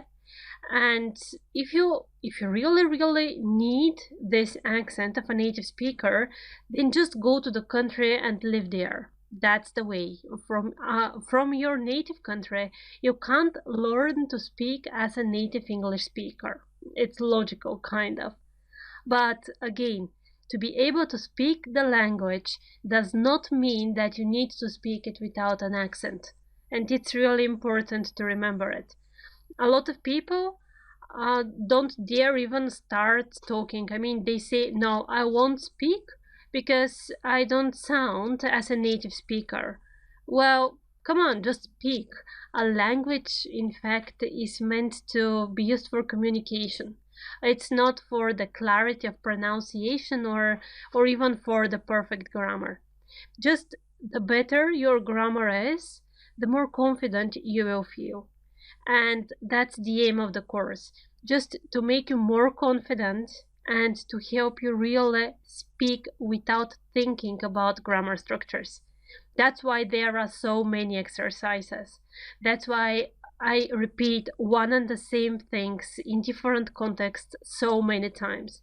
Because at the end, you will see that subconsciously, I mean, without you really paying attention to this, so subconsciously you will start speaking better. You will know the grammar rules. Okay, so let's continue. That was enough. What you need to remember, can't is the same as cannot. Cannot is the only negative form in English which is written as one word. Not can not, but cannot. Just remember this one. And some examples about the questions. Anne, can you dance? Yes, I can. Positive answer. Can it move fast? No, it can't. Negative answer. You know that these are the short answers.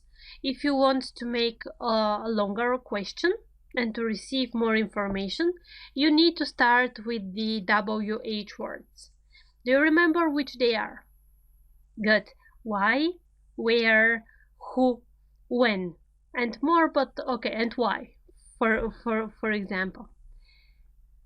Let's summarize what we've learned about the first modal verb, can.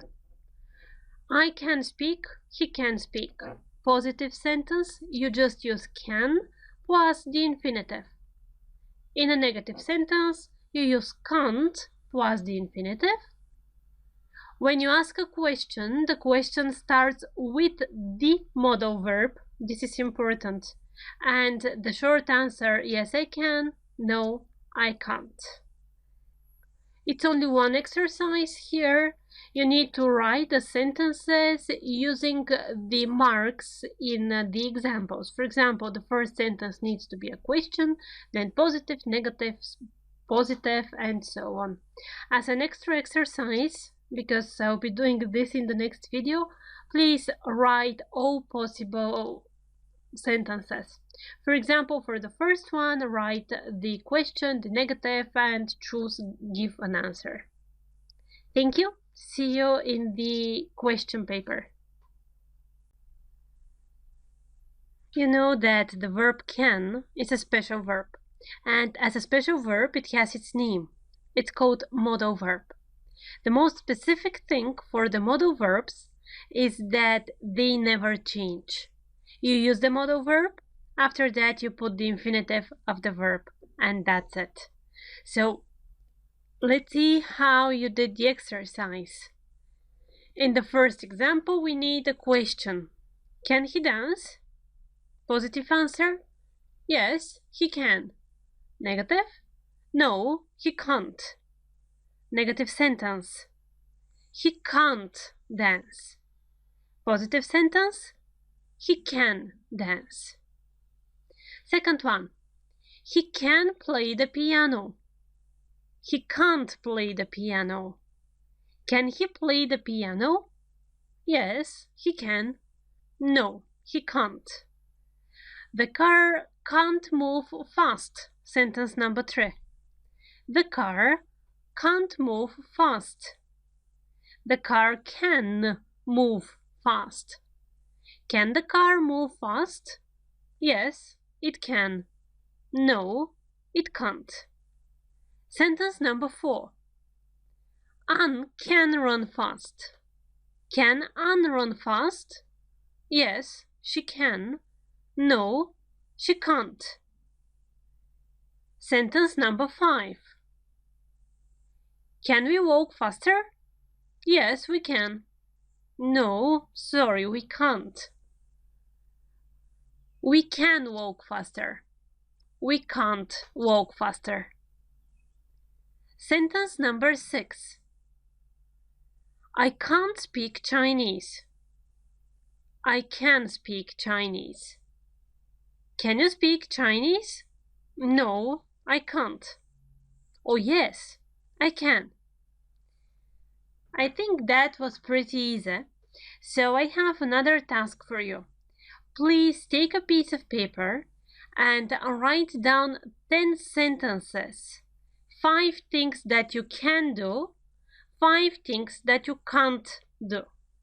Then find another person, for example, your brother, your sister, your husband, your wife, doesn't matter, or just imagine, and write down 5 sentences about him or about her. 5 sentences what they can do, 5 sentences what they can't do. It should look something like this. I can speak English. I can't draw. He can dance. He can't play the piano, and so on. So at the end, you need to have 20 sentences. Good luck. I'm looking forward to reading your ideas. The first modal verb that you know is the verb can. Well, there are a lot of other modal verbs as well. The second modal verb we are going to talk about is the verb should. Should or shouldn't? Let's see some examples to understand what's the usage. When do you really need this verb? And what's the idea behind that? It's raining outside. You should take an umbrella. Or, Peter has a test tomorrow. He should study harder. This was such a boring movie. You shouldn't go. So can you think for the common between all of these situations? Exactly. Should is used for advice. When you give advice to somebody to do something, you should take your umbrella. It's good for you. You shouldn't go to that movie. It was not interesting, it was boring. So usually you give advice to a friend of yours. This exactly is the common case in which you will need should. You should do this. He shouldn't do that. And as every modal verb, here we have the same logic. You use the modal verb should, and after that the infinitive. I should go, he should go, we should go, and so on. The negatives are formed in an identical way as the verb can. I shouldn't go, he shouldn't go. Pay attention to this. Should not, yes, 2 words. 1 word is only cannot. When you form the question, you ask, should I go? Should he go? So you just make inversion. You change the places of he and should, of I and should, which means of the pronoun I, you, he, she, and the modal verb should. When you ask a question, the answers again are two, positive and negative. Yes, I should. No, I shouldn't. Sounds easy. Let's see what the exercises will be. Okay. The first exercise, you need to write sentences using should. Of course, I advise you, again, to write all kinds of sentences. For example, for number 1, please write down the positive, the negative, and the question, and we'll check them on this way.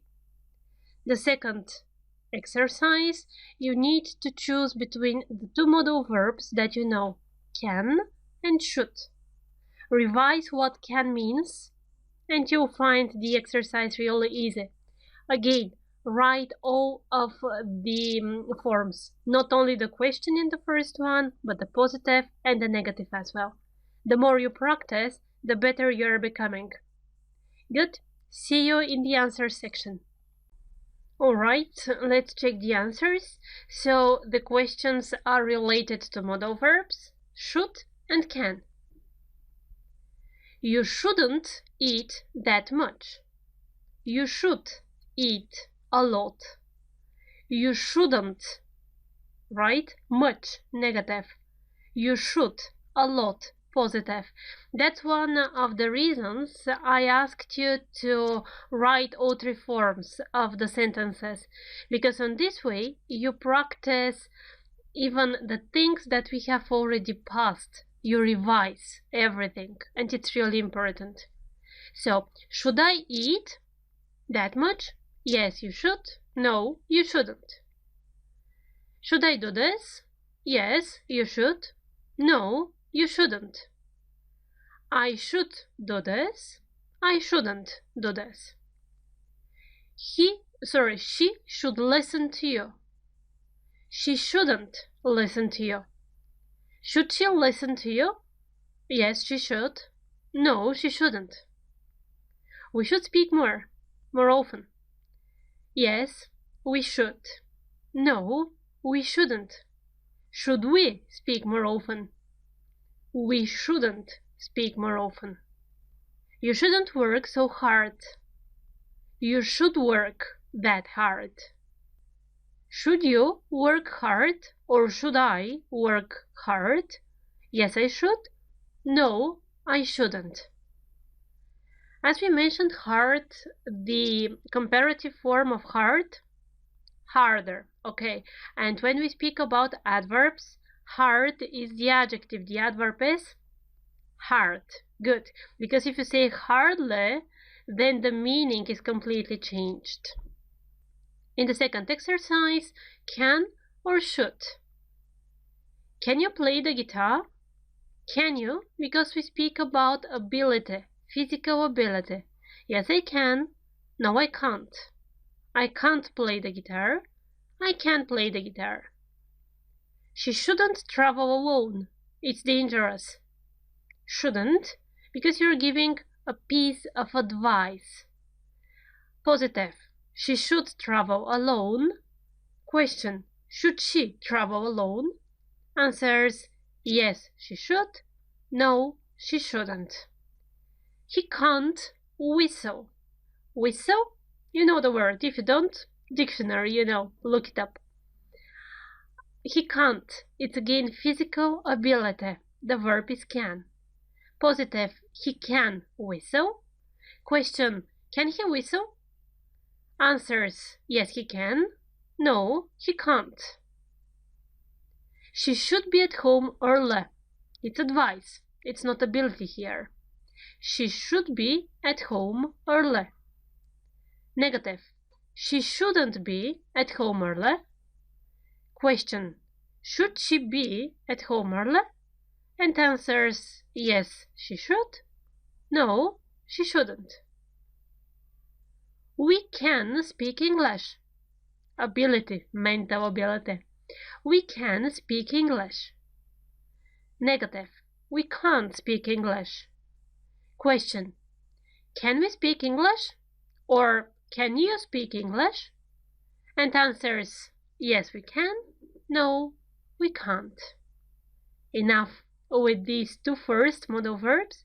Remember that they are really a lot, and we will have a lot of other times in which we'll speak about the modal verbs. But for a beginning, it's pretty enough. So let's go on and see what the other lecture will be about. Well, let's start from there. There are a lot of special verbs in English. And to understand what I mean, let's look at some examples. First, of course, we start from what we know. We know the verbs in present simple, how they are formed. So, for example, I read, he dances, she cooks. It's clear, I think. When we have a verb, we just use it by adding s if we use he, she, it. In all the other cases, in present simple, we need only the verb. The question is, what will happen if we have two verbs? Well, this is the first group of special verbs in English. And during the course, we will examine a lot of verb patterns. That's how they are called. We'll speak about gerund, we'll speak about infinitive, we'll speak about perfect gerund and perfect infinitive, and continuous gerund and continuous infinitive. Yeah, I know that it sounds quite strange right now, but you understand what I mean. Let's start from the very beginning. Two verbs. I like dance. She love read. What will happen? How they are going to be used in a sentence? Well, the first rule that you need to remember is that these three verbs, like, love, and hate, are followed by verb plus ing form. Here's an example. He loves dancing. The first verb, love, in present simple, loves. Then the second verb with ing, dancing. Or, she loves reading. Loves, first verb, present simple, she, s. Reading, ing of the second verb. And another example. I love cycling. So she loves, he loves, I love. The rules of present simple. Second verb is the same, cycling, ing at the end. The rule is that the verb love is followed by verb plus ing. He loves dancing, she loves reading, I love cycling. And it's not only the verb love. The same rule is applied for the verb like. He likes singing. She likes sleeping. I like running. Okay? The first verb goes in present simple. The second verb goes with ing form. He likes singing. She likes sleeping. I like running. Like plus verb plus ing. The third verb we'll speak about today is the verb hate. Here, the logic is the same. The first verb, the verb hate, goes in present simple. After that comes the verb plus ing. He hates running. She hates watching. I hate sleeping. Hates, the verb is in present simple. The second verb, ing form. And the rule again, hate plus verb plus ing. He hates running, she hates watching TV, I hate sleeping. Summary. This is the first pattern we study about. This is the first part of group of verbs that you need to remember. The verbs love, like, and hate. The three of them are followed by verb plus ing. Okay? For practice, please write down 3 sentences with each of the verbs. What do you like? What do you love? What do you hate doing? And let's look at the exercises. Here's the PDF. What you need to do is to open the brackets, forming sentences with the words given in the brackets. Hint: make positive, negative, and question sentences again. See you in the answer section. Alright, let's see how you found the exercises. Answers. The task is to open the brackets and you need to form questions. My advice: to make positive, negative, and questions for each of the options. So let's get started. I don't like watching TV. Don't like, present simple, plus verb, plus ing. I don't like watching. We love dancing. We love dancing. Love, present simple, plus verb, plus ing. Love dancing. Do you like sleeping? Do you like sleeping? Do you like? The way we form the questions in present simple. Like is followed by verb plus ing. Like sleeping. He doesn't like cooking. Doesn't like, present simple. Like cooking. Cooking, verb plus ing. He doesn't like cooking. She loves traveling. Loves, present simple. She. Traveling. Love plus verb plus ing. They don't like walking. Don't like, present simple. Like plus verb plus ing. Good. Let's now make all of the other forms. I don't like watching TV. I like watching TV. Do you like watching TV? Yes, I do. No, I don't. We love dancing. We don't love dancing. Do we love dancing? Yes, we do. No, we don't. Do you like sleeping? Yes, I do. No, I don't. I don't like sleeping. I like sleeping.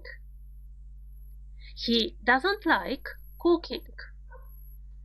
Does he like cooking? Yes, he does. No, he doesn't. He likes cooking. She loves traveling. She doesn't love traveling. Does she love traveling? Yes, she does. No, she doesn't. They don't like walking. They like walking. Do they like walking?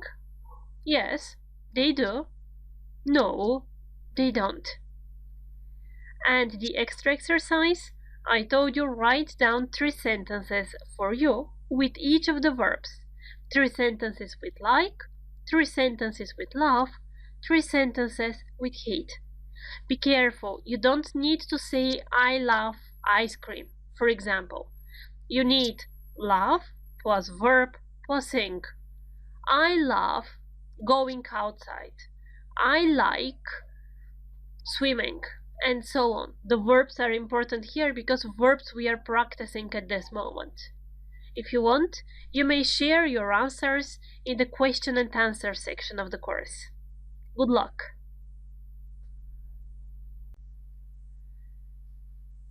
In this and the next 2 videos, we'll speak about differences between some pronouns. Well, yes, we know some of the forms already, and now it's time to see in what situations, what forms we need in order to express ourselves in the correct way. Of course, first, we are starting from what we know. I am, my name is. You are, your hobby is. He is, his favorite color is. She is, her hairstyle is. It is, its fur is we are, our house is you are, your favorite colors are, they are, their jobs are interesting. For example, deliberately I don't tell you the grammar names of these pronouns. It's important to understand in what situation, what form you need, and to feel it after that. Because if you try to remember everything by its grammar name, it will be really confusing for you from time to time. So let's get started, and you understand when to use his and when him, for example. I like Anne. Anne likes me. You like Anne. Anne likes you. He likes Anne. Anne likes him. She likes Anne. Anne likes her. It likes Anne. Anne likes it. We like Anne. Anne likes us. You like Anne. Anne likes you. They like Anne. Anne likes them. Okay? So, in the first part, the pronouns that are in red in the first table, I, you, he, she, it, what part of sentence are they? Yes, these are the people who do the action, or they're the subject of the sentence, the one who is active. She does something, she likes, she drives, she has something. And what is Anne in this sentence? Does Anne do something in the first column? Anne does something, or Anne feels something. Something is done on Anne. Exactly. Anne is not the subject. Well, in the second column, something else happens. Anne is the subject, and we change the last part of the sentence with the pronoun. You can say, of course, Anne likes Tom, right? But instead of Tom, if you want to use a pronoun, well, in this case you need him. Anne likes him. Anne likes Monica. Anne is the person who does something. She likes Monica. Monica is the person who feels something. Anne does something on her, right? So, she likes her. This is the logic. When the person is doer of the action, we use the pronouns from the first column. When the action is done on somebody, we use the pronouns from the second column. Alright? Let's look at another situation in which we are going to use these pronouns exactly. This is my bag. Give it to me. This is his bag. Give it to him. This is her bag. Give it to her. This is its plate. Give it to it. These are our bags. Give them to us. These are their bags. Give the bags to them. Look at the sentences carefully. What's the common thing between the usage of the pronoun in all of the situations? Yes, when we speak about the pronouns in the right column, you notice that we always have a preposition. So after a preposition, to, we use the pronouns him, her, us, them, and so on. To be sure that everything is clear, let's take a look at all of the pronouns we know so far. I, my, to me. Give it to me. You, your, to you. He, his, to him. She, her, to her. No difference here. It, its, to it. We, our, to us. You, your, to you. They, their, to them. Good. Be really careful when each of the forms is used. It's really easy to get confused here, and the only way to be sure that you are on the right way and you're doing something correctly is exercises. So let's check the PDF we have prepared. Alright, add the correct forms: me, him, her. And while doing the exercises, try to explain to yourselves why. Why do I need this form?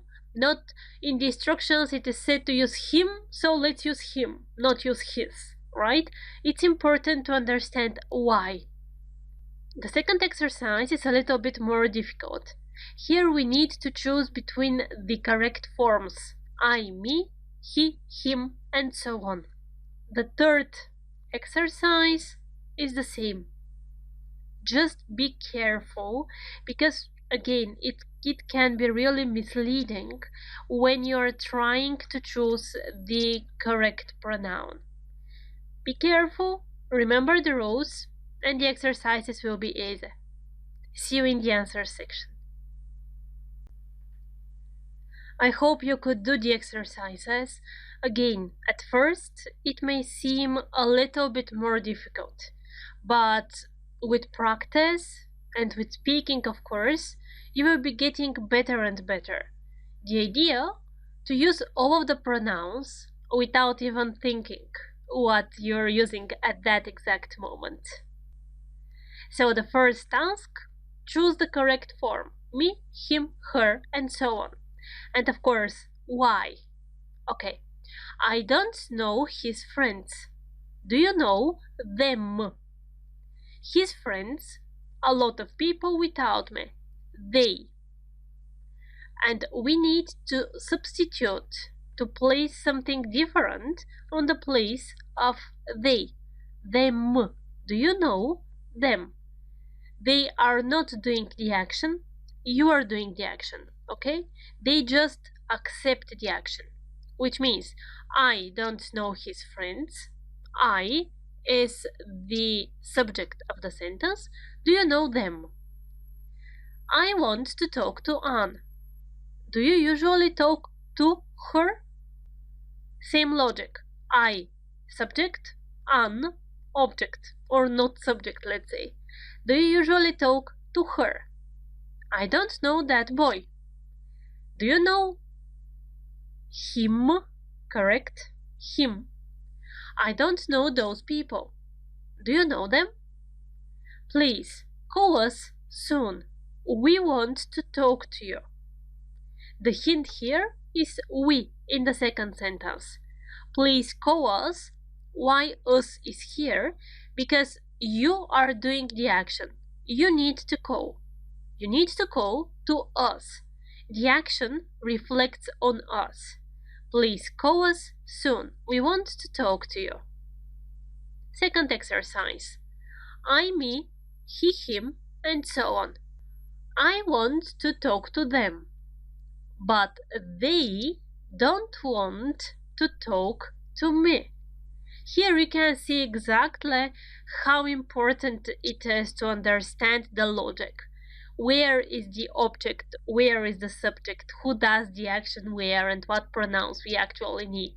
I, subject, want to talk to them, object. But they, in this part of the sentence, they is the subject, don't want to talk to me. After the preposition to, always that form of the pronouns, me. These are called object pronouns. Okay, I said it. This is the grammar name of the structure. I, he, she, these are the subject personal pronouns, and the others, me, him, her, are the object pronouns. So, she wants to talk to him, but he, subject, doesn't want to talk to preposition, to her. He wants to talk to her, but she doesn't want to talk to him. We want to talk to you, but you don't want to talk to us. They want to talk to us, but we don't want to talk to them. I hope you understood the logic. If there is something that I don't explain clearly enough, please don't hesitate to ping me on a question in the Q&A section, okay? I'm looking forward to receiving different questions actually. Next exercise. Again, I, me, he, him. Where are the tickets? I can't find them. I, the doer of the action. The tickets, we need to do something on the tickets. The tickets reflect. So I can't find them. I can't find my keys. Where are they? Not them. You feel the difference here. Where are they? Good. We want to go out. You can come with us. With preposition us after that. I have a new motorbike. Do you want to see it? You, doer of the action. It reflects the action.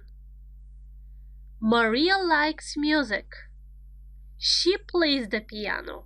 She, subject. She does it. Maria, she. I advise you on finding more exercises online and doing the questions in the Q&A section after that, in the exercises that teach section. But this will be at the end. I mean, those exercises. For now, try to find more exercises online on pronouns. You need subject pronouns, possessive pronouns, and object pronouns. Good luck. As you are already master with subject and object pronouns, it's time to move on. The next group of pronouns we are going to talk about are a form of possessive pronouns. The situation in which they are used. Whose is this? And till now we answered it's my sister's, it's my father's, right? Okay, let's see which are the forms of pronouns that can be used in order to substitute my sister's, my father's, and so on with the correct pronoun. Examples, of course. Whose is this car? This is my car. This car is mine. Okay? This is my car. This car is mine. I, mine.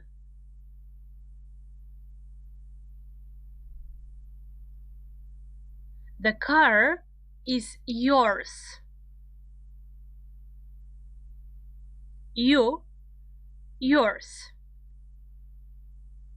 Another example. Who says this watch? This is my watch. The watch is his. He, his. Whose is this telephone? This is my telephone. The telephone is hers. She, hers. The forms first. I, my, mine. Whose is the bow? It's mine. Full stop. You, your, yours. he, his, his. She, her, hers. It, its. We, our, ours. You, your, yours. They, their, theirs. Okay? So you need to remember, in fact, only the first form. I, my, mine. From there, you know the other forms. You just need to add s where we don't have it already. Your, yours. His, his. Her, hers. Its, it finishes in s, so we don't change it. Our, ours, and so on. Something really important. Look at these examples. This is my watch. This watch is mine. This is her car. The car is hers. This is our telephone. The telephone is ours. Some people find it difficult to make the difference between these pronouns, but actually it's very easy if you know the correct rule. For example, look at the first two sentences. This is my watch. The watch is mine. What difference can you notice here? Exactly. In the second sentence, the last word is the pronoun itself. This watch is mine. Full stop. In the first sentence, you say my what. So, after the forms my, your, his, her, and so on, you need to say what. My watch, my sister, my, I don't know, my clock, my house. When you want to use only the pronoun, it's at the end of the sentence. The house is mine. The watch is mine, and so on. You don't need to say what after that. That's the way to remember it visually. After the first group of pronouns, those on the left, we say what. My house, your shoes, his TV, her telephone, and so on. After the second group of pronouns, which are again possessive pronouns, we put full stop. That's the easiest way to memorize it. Please, all of these rules, write them somewhere. In all of the grammar books that you have used or you're using or you will be using, you may find these rules. I agree, but they are not explained in an easy way. I explain them on a way that I know that it works, right?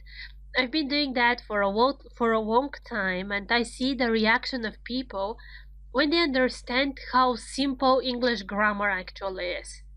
So please write down everything, and you will see that at the end of the course, it will be really easy for you.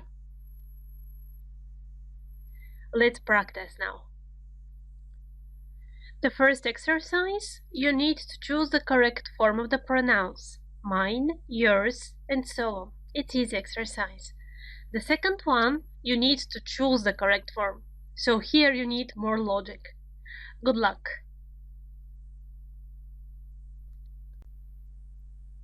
Alright, let's check your answers.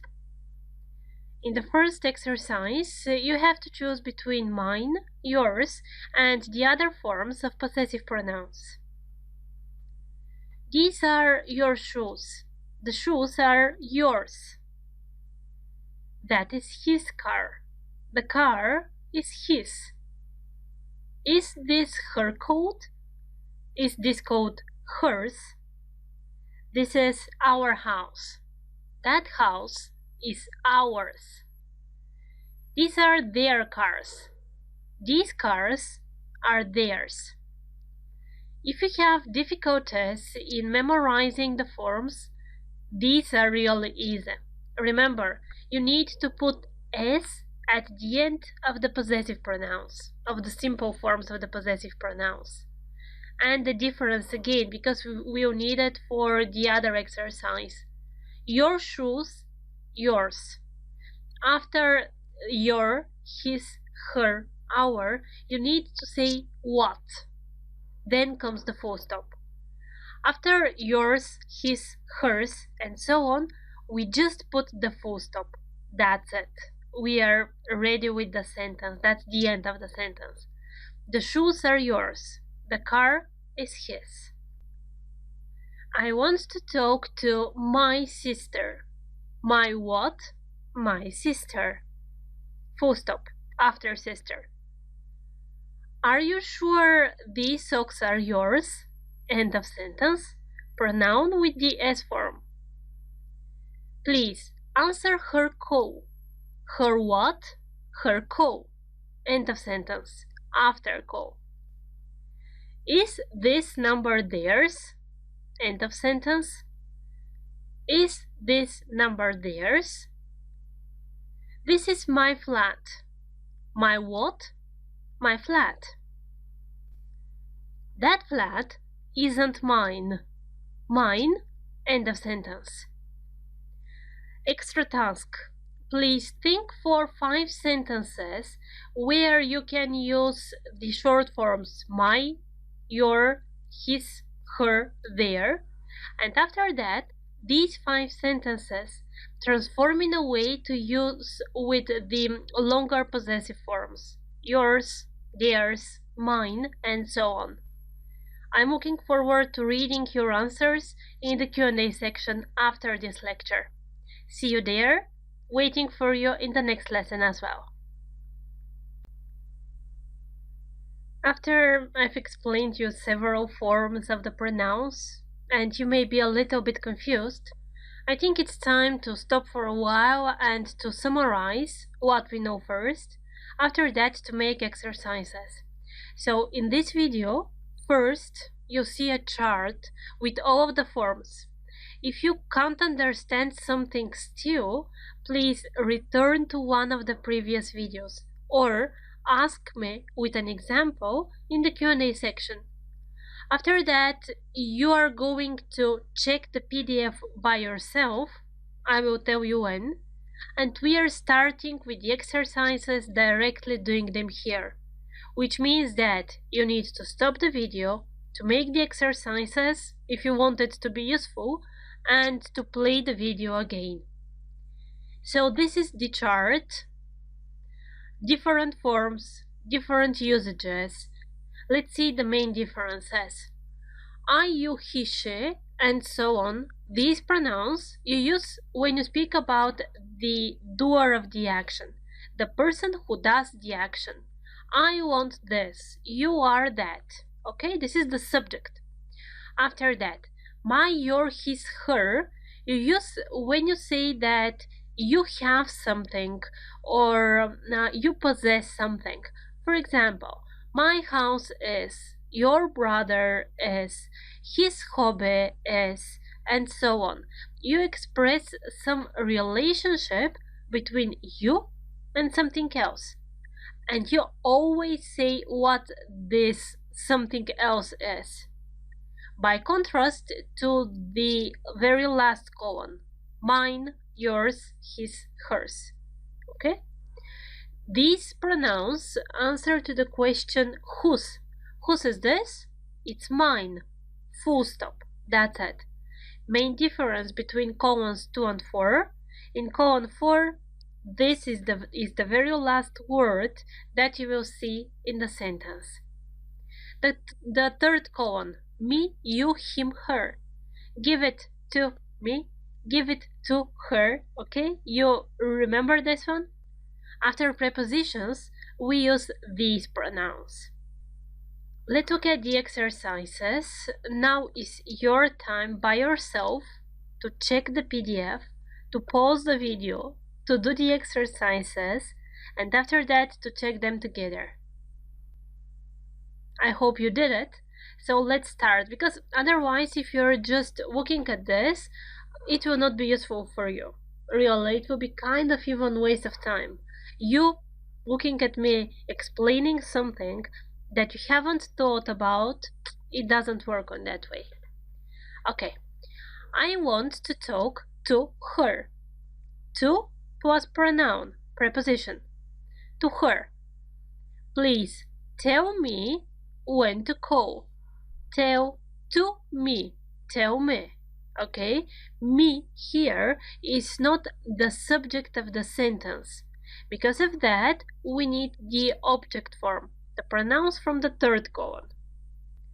We need to discuss their offer. Their offer. Their what? We need the short form of the possessive pronoun. Is this idea theirs? Is this idea theirs? End of sentence. Theirs. This is the correct form of the possessive pronoun you need. Our family is big enough. Our what? Our family. So we need the short form of the possessive pronoun. Come to visit us. Come to visit us. Object pronoun. I know her. I subject, she object, object pronoun her, but I don't remember her name. Same logic. I know her, but I don't remember her name. May you help me? Me, object. Next exercise. That wallet is hers. End of sentence. Is that bag yours? End of sentence. Call them again. You do the action. This action reflects to somebody. Object pronoun them. These are her photos. Her photos. Her what? You say what, so you need the short form of the possessive pronoun. Are these photos yours too? End of sentence.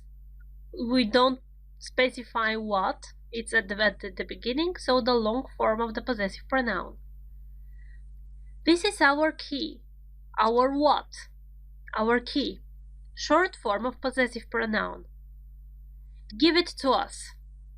To, preposition plus pronoun. To us. Object pronoun. I'm sure these cars are theirs. Theirs. End of sentence. Long form of possessive pronoun. I really hope that these 3 lectures, including the exercises parts, were really useful. I'm happy if I receive any feedback from you, and looking forward to reading your questions in the Q&A section. See you in the next lesson. Welcome to the first from a series of lectures in which we start talking about past simple. The only tense that we know so far is present simple. Present simple, you remember, we use when we speak about something which usually happens in the present. The next tense that you will use all the time is past simple. So let's follow the same logic and start with the verb to be, this time in past simple. In present simple we know what the forms are. I am, you are, he is, she is, we are, you are, they are. The question is, what's happening in past simple now? You say, it's sunny today. It was rainy yesterday. I am energetic today. I was tired yesterday. She is sad today. She was happy yesterday. We are in France today. We were in Italy yesterday. So, the forms are I am, I was. You are, you were. He is, he was. She is, she was. It is, it was. We are, we were. You are, you were. They are, they were. The second really important thing you need to remember for past simple now is that you use it when you speak about something that happened yesterday or last year or 2 weeks ago. These are the markers for past simple. Of course, there are a lot of different tenses with different nuances and so on, but at the beginning, it's important to be able to express yourself simple. You remember this one. You need to learn to speak correctly as a child. So, I was here, she was there, and so on. Let's practice just the verb to be, just the positive forms. And let's check the exercise. Only 5 sentences. Look at them, do them by yourself, and let's check them.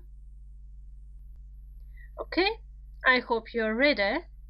So, you're careful about the marker, today or yesterday. Today, present simple, the verb to be am, is, are. Past simple, was or were. We in the garden yesterday. Yesterday, past simple. We were. It really hot today. It is really hot today. I 10 last year. Last year, past. I was. I was 10 last year. My friends, happy to see me at the party yesterday. Yesterday, past simple. My friends, they were. My mother's sisters, they, in Austria now. Now, present simple. My mother's sisters are in Austria now. They, in Italy yesterday. They were in Italy yesterday. I think you are ready to continue with the question and the negative forms of the verb to be in past simple. In this video, we are going on with the other forms of the verb to be in past simple, the negative and the question forms. What we know from the previous lesson are the positive forms, was or were. The question now is what will happen when we need to ask a question, or when we want to say that something was not, or some things were not on the way we thought. So let's start with some situations, and by the end of the video, we'll know everything.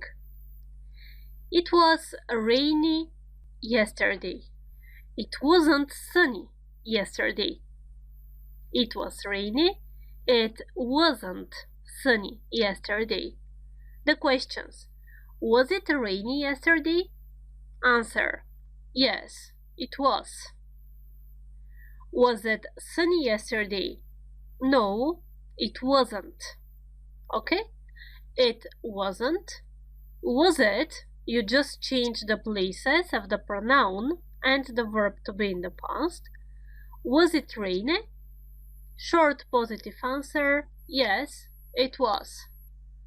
Short negative answer, no, it wasn't. Another example. I was tired yesterday. Negative. I wasn't energetic yesterday. Question. Were you tired yesterday? Yes, I was. Were you energetic yesterday? No, I wasn't. Were you tired? Yes, I was. Were you energetic? No, I wasn't. Another example. She was happy yesterday. She wasn't sad yesterday. Was she happy? Yes, she was. Was she sad? No, she wasn't. And last example, we were in Italy yesterday. We weren't in France yesterday. Were you? Yes, we were. Were you? No, we weren't. Okay? It's important to remember that there are two forms, was and were. You were, they were, we were. Everything else goes with was. And just to have it as a chart, if you need, write it down. Okay, the exercises, only one. What you need to do is to make sentences. Pause the video, write the 3 sentences on your own, which means that at the end you need to have 9 sentences, and let's check them after that. Alright, I hope you did it. So, it rainy today. It is rainy today. It isn't rainy today. Is it rainy today? Answers? Yes, it is. No, it isn't. I at home yesterday. I was at home yesterday. I wasn't at home yesterday. Were you at home yesterday? Yes, I was.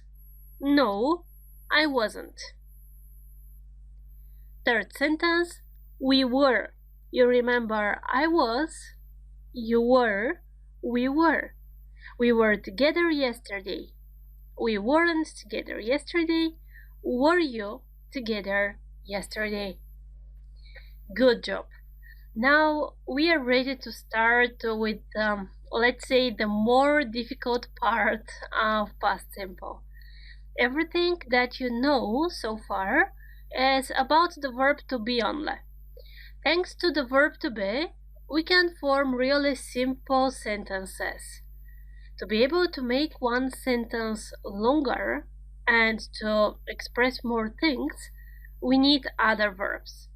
So let's see how the verbs are used in past simple. Start the next lesson, please. When we speak about the past, now we know how to make sentences using the verb to be. The past forms are was and were. You know the positive and the negative, wasn't, weren't. You know also how to make questions. Well, the question now is how to make sentences using verbs different from the verb to be. Example with something that you already know. Present simple. In present simple, you remember, we use the verb, we are careful whom we are talking about. If we speak about him, her, or it, so we use he, she, it, then the verb goes with s. Okay? In all of the other forms, we need just the word verb in its basic form. And present simple, you also know that it is used for something that's happening every day, or for something that's happening in general. Well, the question now is what is going to happen when we speak about yesterday, when something happened yesterday. And this is the verb receives ed at the end. Let's look at some examples. I cleaned the room yesterday. She tried the cake yesterday. He visited Spain last year. We traveled to Germany last week. They worked together last year. Be very careful with the pronunciation first. A lot of people try to read it as two different letters and to pronounce it as a separate word. It doesn't work on this way. I cleaned, not I cleaned. I tried. He visited.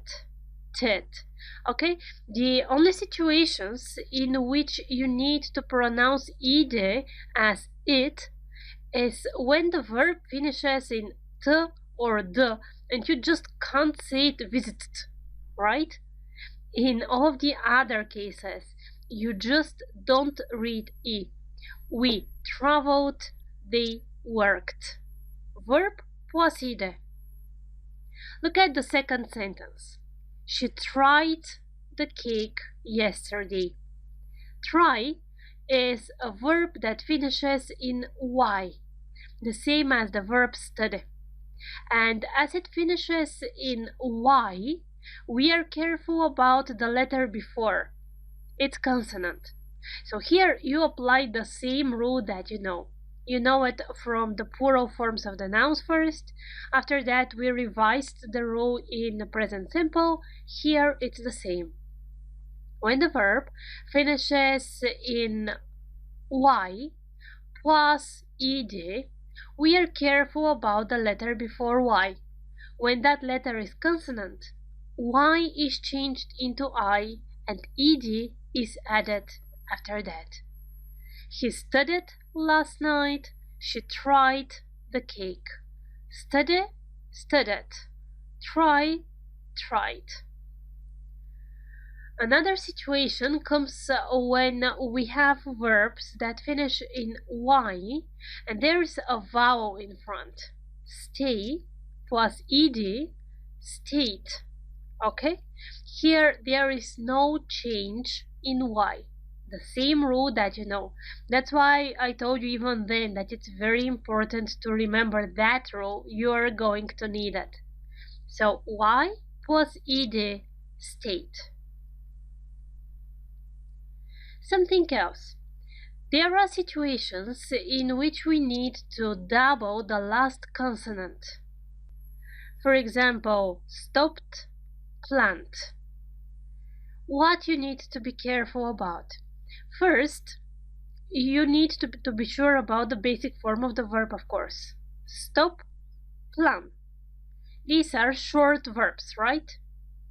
Then, you are trying to find the combination of the last three letters.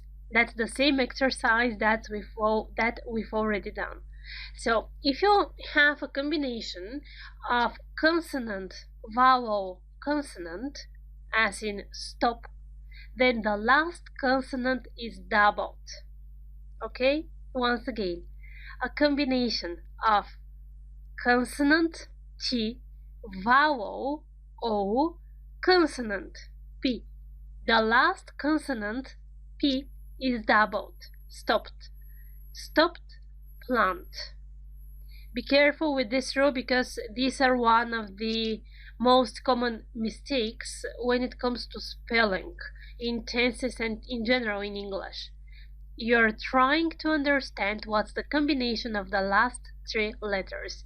Then you know how to write the word. It doesn't matter if you know the word or if you don't. Good. So far, we spoke about the verbs that take ed, and that's the way you form some of the forms in past simple. In past simple, the situation goes like that. There are verbs that are called irregular verbs. There are verbs that are called irregular verbs. The irregular verbs follow the basic rule. You just add ed and you are ready to use the verb. The irregular verbs, well, that's a different story, and we'll speak about them in the next several videos. There you need to learn everything by heart, sorry, no other way. But I've prepared you a set of cards that you will find as attached files.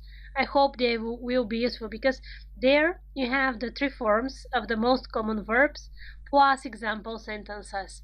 So I hope that it will be really useful, but about those things we'll speak in the next video. Now time to do the exercises.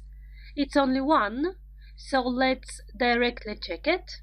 That's it. You need to open the brackets using past simple. Please pause the video, and after you are ready, let's then check it together. Good. I opened the door. pronunciation, be careful about that. My sister be here wasn't at home. He enjoyed the party a lot. No difference in the spelling because the verb finishes in vowel plus y. Enjoyed. The car stopped next to the hotel. Here you're careful about the spelling. Stopped, double P. It was rainy the whole day yesterday, the verb to be. It was rainy the whole day yesterday. It rained a lot. The movie started. Be careful with the pronunciation, the verb finishes in T. The movie started on time. That was the easy part. Let's start with the irregular verbs. Please spend the time you need to memorize them. If you don't learn the irregular verbs now, it will be really difficult for you when we start talking about the perfect tenses. Okay? See you in the next video. Welcome back. In this and the next video, we are going to talk about the most common irregular verbs. 20 irregular verbs here, 20 irregular verbs in the next lecture. Why irregular verbs? This is what point we reached in the previous video. We said that the verbs in English are two basic categories. Regular verbs, when we speak about past simple, regular verbs that finish in ed, and irregular verbs that we are going to examine now. Again, the irregular verbs, memorize them by heart. So far, I've decided that it's better for you at this level to remember only the two forms of the verbs. Each verb has 3 forms, okay? In the lectures where we'll speak about irregular verbs in the next level, A2, you will find the set of cards I've told you about. The point there is that I've given everywhere the 3 forms. It means that you need to have the basic knowledge, you need to have basic vocabulary to work with them. In those cards, you will find example sentences as well. So, what are irregular verbs? Well, think of them as new words, okay? The verb in present has one form, the verb in past has a different form. Example you may see on the screen. Begin in present, began in past. Break, broke. Bring, brought. Build, built. Buy, bought. If you have any problems with the translation, with understanding of the meaning, please use a dictionary. Second point, all of the irregular verbs, please write them down somewhere. You can't memorize them just by looking at this. You need to find your way to learn them really as new words. That's it. Yes, there is logic, but at this level you can't catch the logic still. Okay, 5 more. Catch, caught. Come, came. Do, did. Drink, drunk. Eat, ate. Wonderful. One short exercise. These are the sentences, 6 sentences. The irregular verbs are in brackets. Your task, open the brackets using the correct form in past simple. Please pause the video and do the exercise. And let's check it together. He caught the wrong plane. Catch, caught. They built their house 10 years ago. Build, built. As pronunciation, you can't hear the difference even. The show began an hour later. Begin, begun. They drank wine yesterday afternoon. Drink, drunk. Mark did his homework. Do, did. Thank you that you came on time yesterday.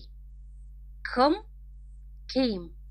Again, please, the verbs by heart, and I'm not going to repeat it anymore. The second part, 5 more on this one, 5 more on the other one. Fall, fell. Find, found. Forget, forgot. Get, got. And give, gave. 5 more, the last for this lecture. Go, went. Have, had. Hear, heard. Know, knew. And leave, left. The exercise, same logic we are following. Here are the sentences. You may find them in the PDF attached. So please pause the video, do the exercise, and we are checking in a second. Alright, I found a strange box here yesterday. Find, found. I was sure she knew the answer. Be, was. Know, knew. They gave me the book I wanted. Be careful. Want is not an irregular verb. Want is simple normal verb. I wanted. We left the house early in the morning. Leave, left. I had temperature yesterday. She went to work by car. Have, had. Go, went. As an extra exercise, please take a piece of paper and write down one sentence with each of the modal verbs. Something that happened yesterday, something that you saw yesterday, your choice. If you want, share your answers in the Q&A section and I'll check if everything was written correctly. See you in the second part of this lecture where we'll speak about 20 more irregular verbs. Did you learn the first part of the irregular verbs, the first 20? I do really hope so, because in this lecture we are going to speak about 20 more forms. And you know, learning 40 is quite more difficult than learning 20. Why we are talking about this one? Because the verbs in past simple are 2 types. Regular verbs that form their forms with ed and irregular verbs. I told you, think of the irregular verbs as new words. These are just different verb forms that are used when we speak about the past. And let's look at them. Lose, lost. Make, made. Meet, met. Pay, paid. Put, put. For example, I lost my key yesterday. I made a cake last week. I met Frances 2 years ago. I paid the bills yesterday. I put the coat on the sofa. 5 more. Read, read. Ring, rang. Say, said. Not said, please. See, saw. Sell, sold. I read a really interesting book last week. Somebody rang. I saw him yesterday. I sold the house. And the exercise. Here are your 6 sentences. Please write them down or look at the PDF. Do the exercise on your own. We are checking it in a minute. Okay?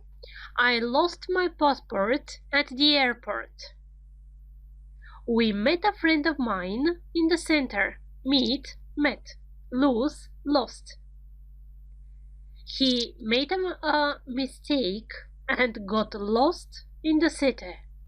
She sold her bracelet. Sell, sold. I saw you last night. See, saw. The telephone rang. Ring, rang. Your turn. You have these 10 verbs. Think of sentences with each of them. And go on with the last 10 verbs after that. Sit, sat, sleep, slept, speak, spoke, stand, stood, take, took. I sat on the chair.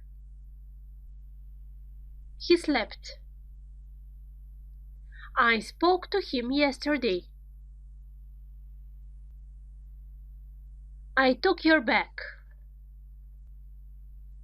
Tell, told. Think, thought. Wake up, woke up. Win, won. Write, wrote. I wrote a letter to her yesterday. Last week she won the competition. I woke up at 5 this morning. I thought about him yesterday. He told me the truth last week. Okay?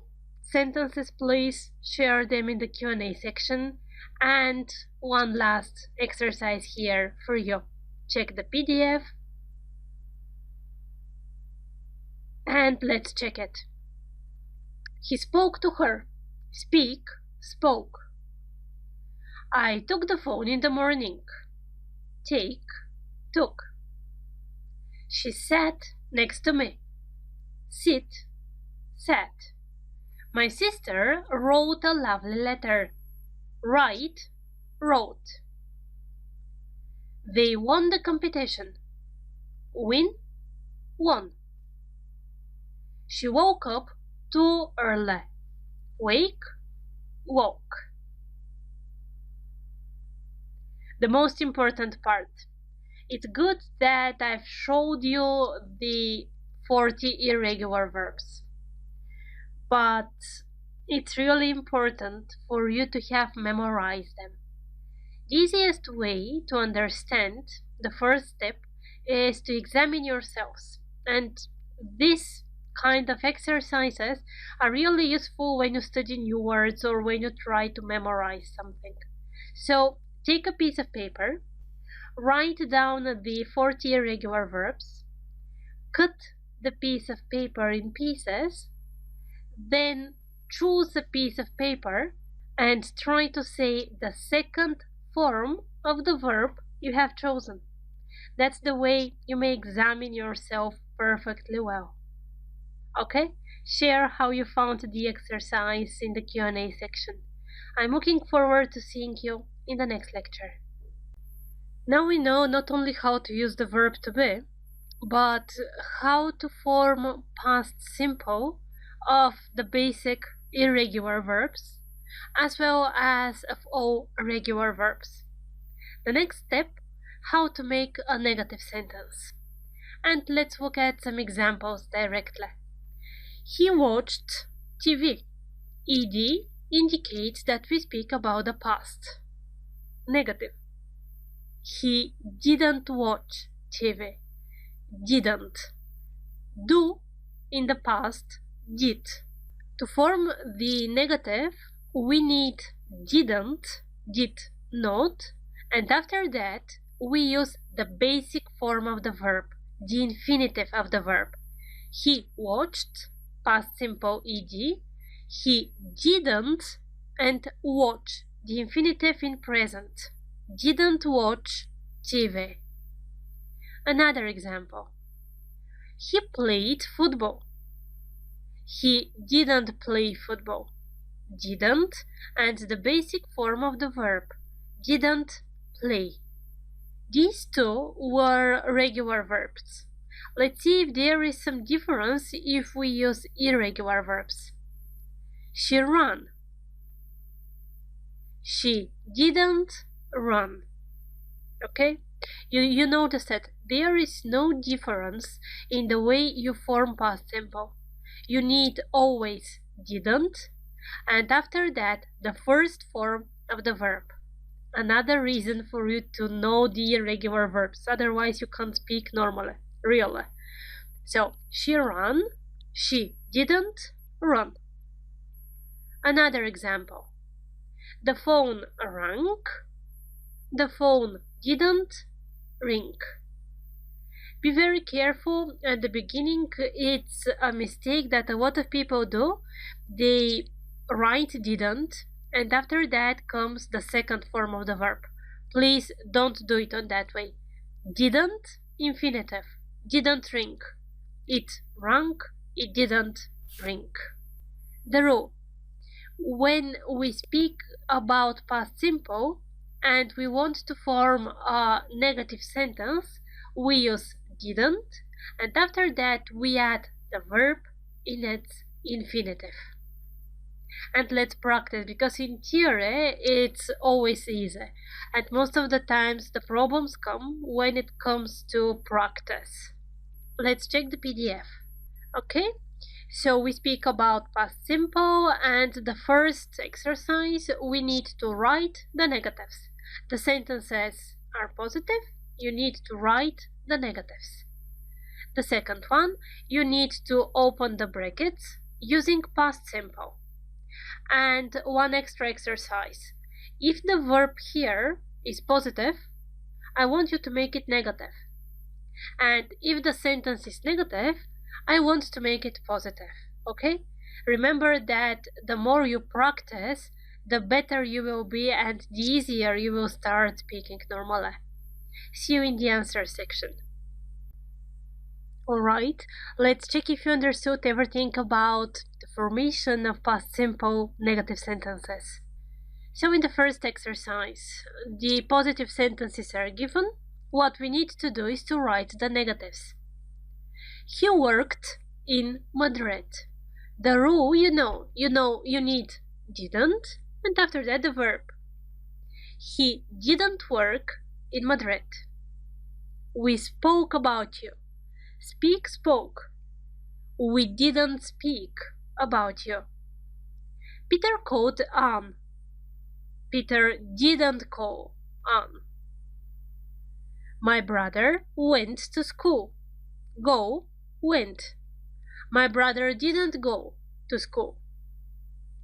She was alone. Was the verb to be. She wasn't alone. Be very careful not to have written didn't be here, please. She wasn't alone. It snowed a lot. It didn't snow a lot. We slept till 9 in the morning. Sleep, slept. We didn't sleep till 9 in the morning. After that, we need to open the brackets using past simple. And I told you, if the sentence is positive, make it negative. If it's negative, make it positive. I didn't wash my hair yesterday. Negative.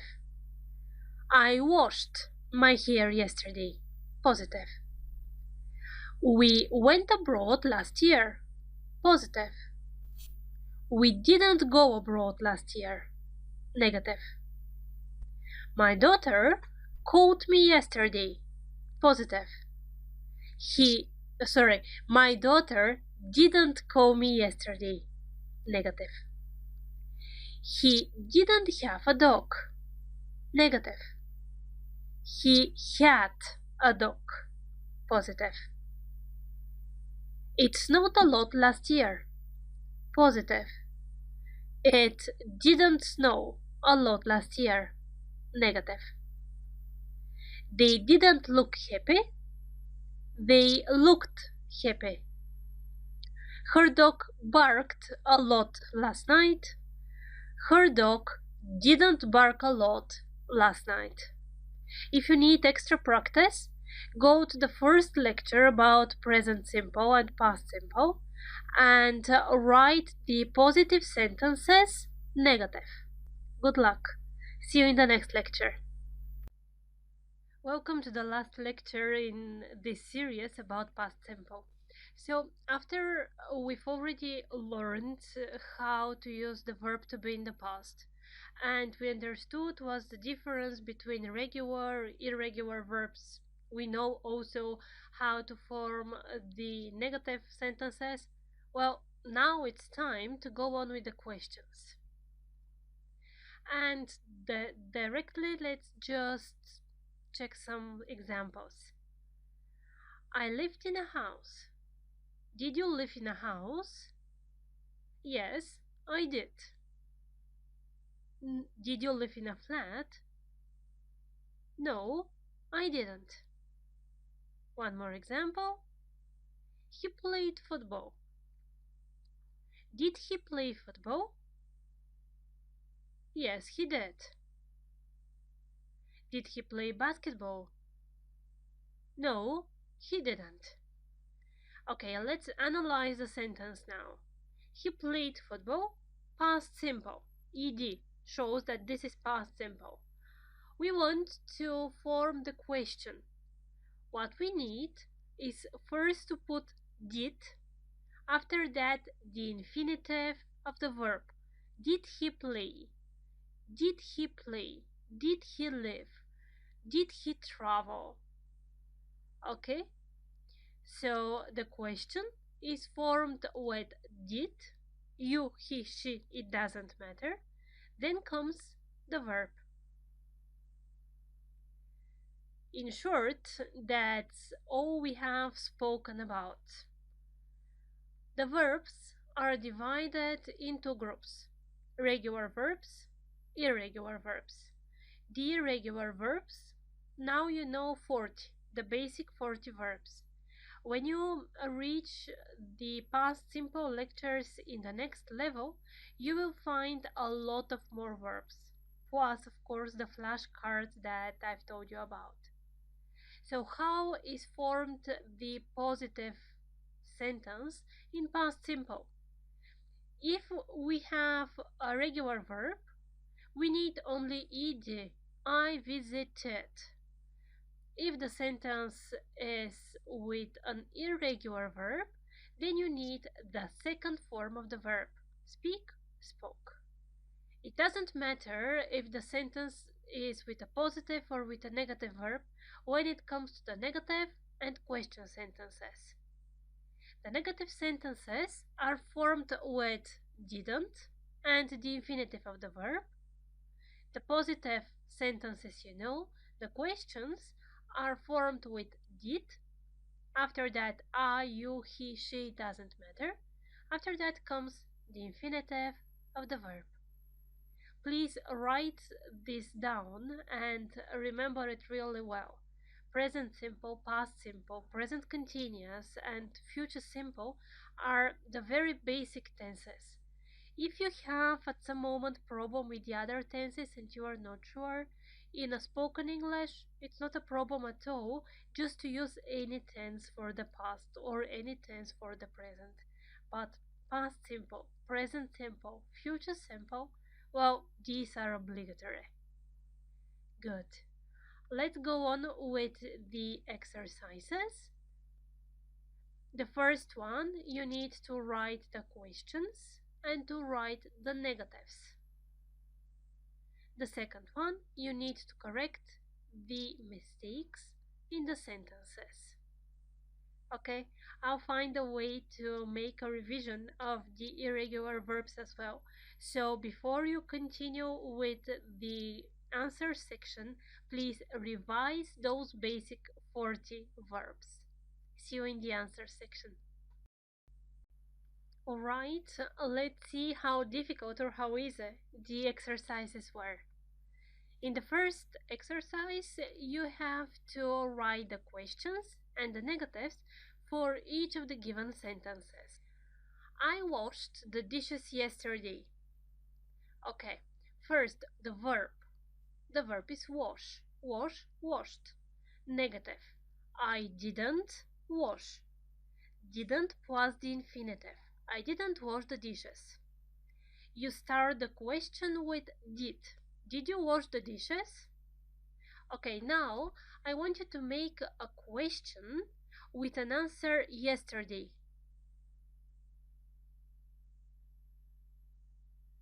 Ready? When did you wash the dishes? When did you? The logic is the same as with the do and the questions that we formed there. When did you wash the dishes? He went on holiday. Go, went. He didn't go on holiday. Negative. Did he go on holiday? Positive answer. Yes, he did. She made a mistake. The verb is made, make. She didn't make a mistake. Did she make? Negative answer. No, she didn't. Did first form, do. Good. Next one. They gave me some money. Negative. They didn't give me any money. Be careful here. Some positive sentences, any negative sentences, and questions. Did they give you any money? Money countable or uncountable? Uncountable. That's it. In English, money is uncountable. And as we mentioned, money, what about advice? Countable or uncountable? Uncountable. That's it. And if you want to ask for one, then you need to put a piece of advice. Next sentence. I needed your help. I didn't need your help. Did you need my help? Need, regular verb. We paid the bills. We didn't pay the bills. Did you pay the bills? Okay. In the next exercise, there are 5 sentences given. There are mistakes in each of the sentences and we need to correct them. My mother spoke 3 languages when she were a child. Well, my mother now is not a child. Absolutely. So we speak about the past. When we speak about the past, the only tense that we know now is past simple. So we need the correct forms in past simple. Speak is a regular verb. No, it's not right. So speak is irregular. You see the mistake in the sentence. That's what a lot of people do actually. They quite often forget that the verbs are regular and irregular. So speak is irregular verb. The second form is spoke. My mother spoke when she was. We were, she was. Okay. Does your father called you yesterday? When you have a sentence, first you are trying to find the marker of the sentence, the word which tells you when this thing happened. Yesterday, that's our marker. When you see yesterday, it means that you speak about something in the past. Yesterday, past simple. So now just you need to make the normal question. Did your father call you yesterday? My wallet didn't be here. You know, this one wasn't. Please never even think of didn't be. My wallet wasn't here. Make it a question. Was my wallet here? Or was your wallet here? Okay. I love swimming every day. I love swimming every day. The marker? Every day. Okay, so we are talking the past. But we speak about me.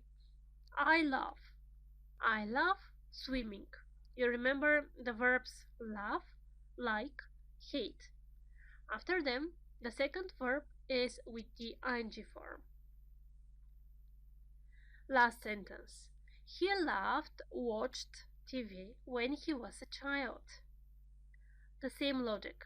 He loved, it's correct because we speak about the past, when he was a child. But the form of the verb after that is not okay. After love, you need verb plus ing. He loved watching TV when he was a child. Okay, make. Second form, made.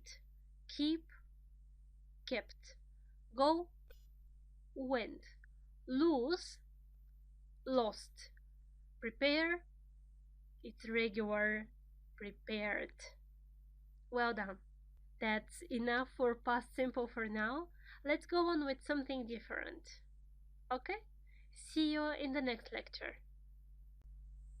In this video, I want to pay special attention to the structure there was, there were, and of course its forms there wasn't, was there, were there, and so on. The situations you use there is or there are the same in which you are going to use there was or there were. So you say there is a cup on the table, there are children in the zoo. There is when you describe one thing, when you speak about one thing. There are when the people or the things are more than two. Two or more than two, actually. Okay, so the positive and negative questions on the way they are formed for the there is structure are clear. What about there was and there were? Well, they are identical. Just please be careful because a lot of people find it difficult when they want to say something in the past or when they want to to change one structure into another. They start thinking, what do I need to use? Well, you need there was or there were, and the logic is the same. So there was, there wasn't, was there when you speak about one thing. Two or more things, there were, there weren't, were there. As it's easy, let's just go on to the practice. You may find, of course, the PDF. Let me first explain the exercises, and after that we are going to do them together in this video. So in the first exercise you need to compare and describe the two rooms. It's one and the same room, let's imagine, just the one is now, the other is last year. Okay, so you need to write down sentences for these 5 words: carpet, TV, table, clock, and picture. There is now, but there wasn't last year. Something like that.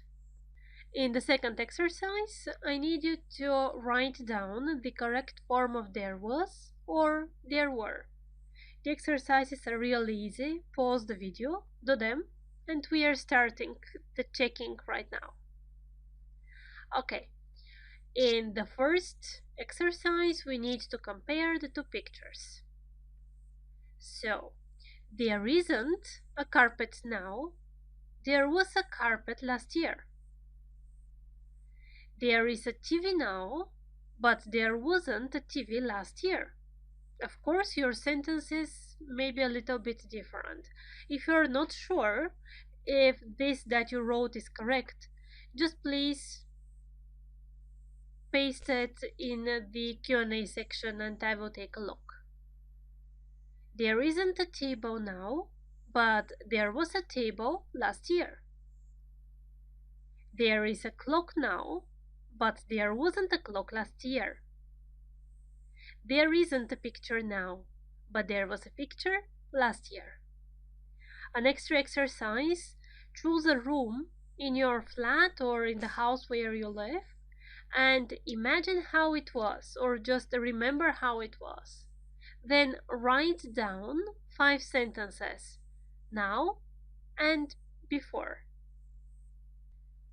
Next exercise, the correct forms. There was, there were. I was hungry, but there wasn't anything to eat. Was everything okay yesterday? I was hungry, but there wasn't anything to eat. Okay, I was hungry, but after but, you need the opposite structure of the first one. I was hungry, but there wasn't anything. Anything goes always with the singular verb. Anything is. So, but there wasn't anything to eat. Was everything okay yesterday? Were there any problems? Problems in plural. So because of that, you need were there, not was there. Were there any problems? I opened the envelope, but it was empty. There was nothing in it. Remember that in English, you can't have double negative. There was nothing. Nothing, the word nothing, gives you the negative meaning of the whole sentence. You don't need to say there wasn't. If you say there wasn't, then you need the positive word, which means there wasn't anything in it. Okay? We stayed at a very nice hotel. Really? Was there a swimming pool? Swimming pool 1. Was there? You need the singular form. Did you buy any bananas? No, there weren't any in the shop. Bananas? Plural. No, there weren't. Plural form of there were. I think that everything is clear, or at least I hope so.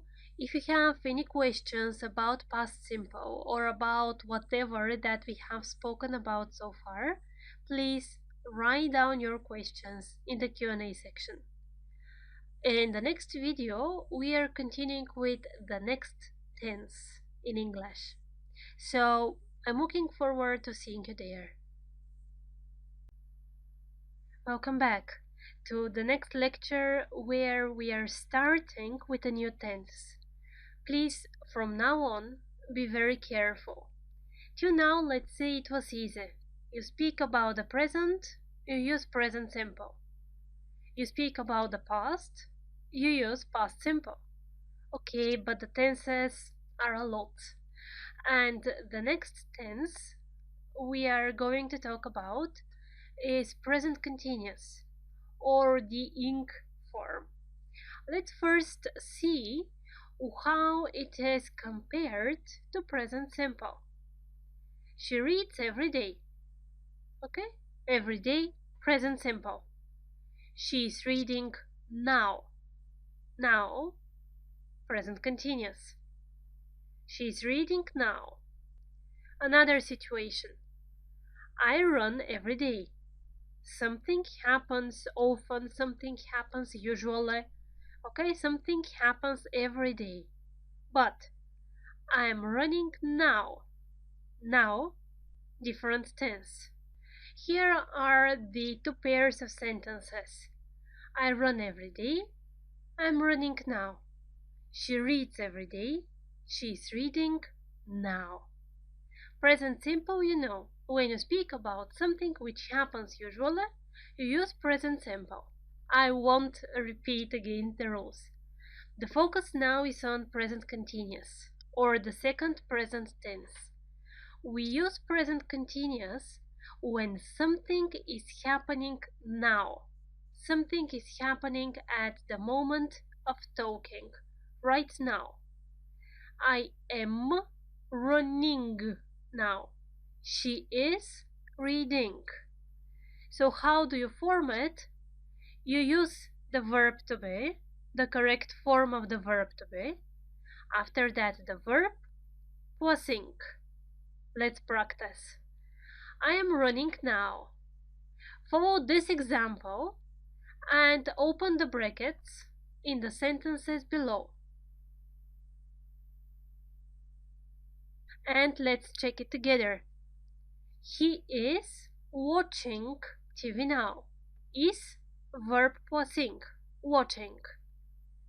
She is having a shower now. Have, passing, having, is having. It is snowing now. Is ing. It is snowing. They are sleeping now. Are, verb passing. They are sleeping. You are studying now. Are, verb passing. We are running now. The verb to be, the verb passing. Pay attention to the second sentence, having, to the fifth sentence, studying, and to the sixth sentence, running. Exactly. We are going to talk about some spelling rules. In fact, some of them you know, just because the spelling in English is kind of identical. I mean, it doesn't matter what we are talking about, the spelling rules are the same. That's why it's very important to learn everything at the beginning. And these lectures, in fact, A1 and A2 level, are really the most important. Usually in the courses, after, let's say, the middle of B1, from there on, the focus is on vocabulary, not on grammar. Because people think that you know the grammar already, or you can understand how to say something in a different way. So, spelling. We are baking a cake. Or she is preparing the salad. Okay? The verb finishes in E. When the verb finishes in E, you don't write E in the ing form. You skip E. Okay? And you just write the ing form. Baking, preparing. Another rule. We are eating. We are running. We are planning. Please look at the verbs. Look at the combination of letters and form the sentences on your own. Pause the video and think. I hope that you did it and that you understood what's the logic. You know already that when the verb finishes in consonant, vowel, consonant, then the very last consonant is doubled. Running, double N. Planning, double N. Okay? By contrast, when the verb finishes in vowel, vowel, consonant, as it is in eat, you see, then nothing is doubled. Remember this one. Try to apply it. Practice this rule. A lot of people make mistakes all the time in their writings just based on this rule. Okay? Consonant, vowel, consonant. When the verb is short, it's important. When the verb is short and you double the last consonant. Another spelling rule. I am studying. They are playing. Pause the video again, look at the two verbs and note if something is not okay for you. I mean, if there is something strange, if you expected something different. Okay, what's new here and what you really have to remember is that when we are in present continuous, the verb finishes in Y. Study, Y. Play, Y. It doesn't matter if before Y we have A or we have D. In other words, it doesn't matter if the combination is vowel Y or consonant Y. When you add ing, nothing changes. Remember this one. Nothing changes. Okay. Let's do the exercises. First, of course, we are going to check the PDF. Here it is. So the first exercise, you need to open the brackets in present continuous. Be careful. And the second one, here be even more careful. You need to open the bracket in the correct tense. Correct tense. I won't tell you anything else. See you in the answer section. Be careful. Alright, let's do the exercises together.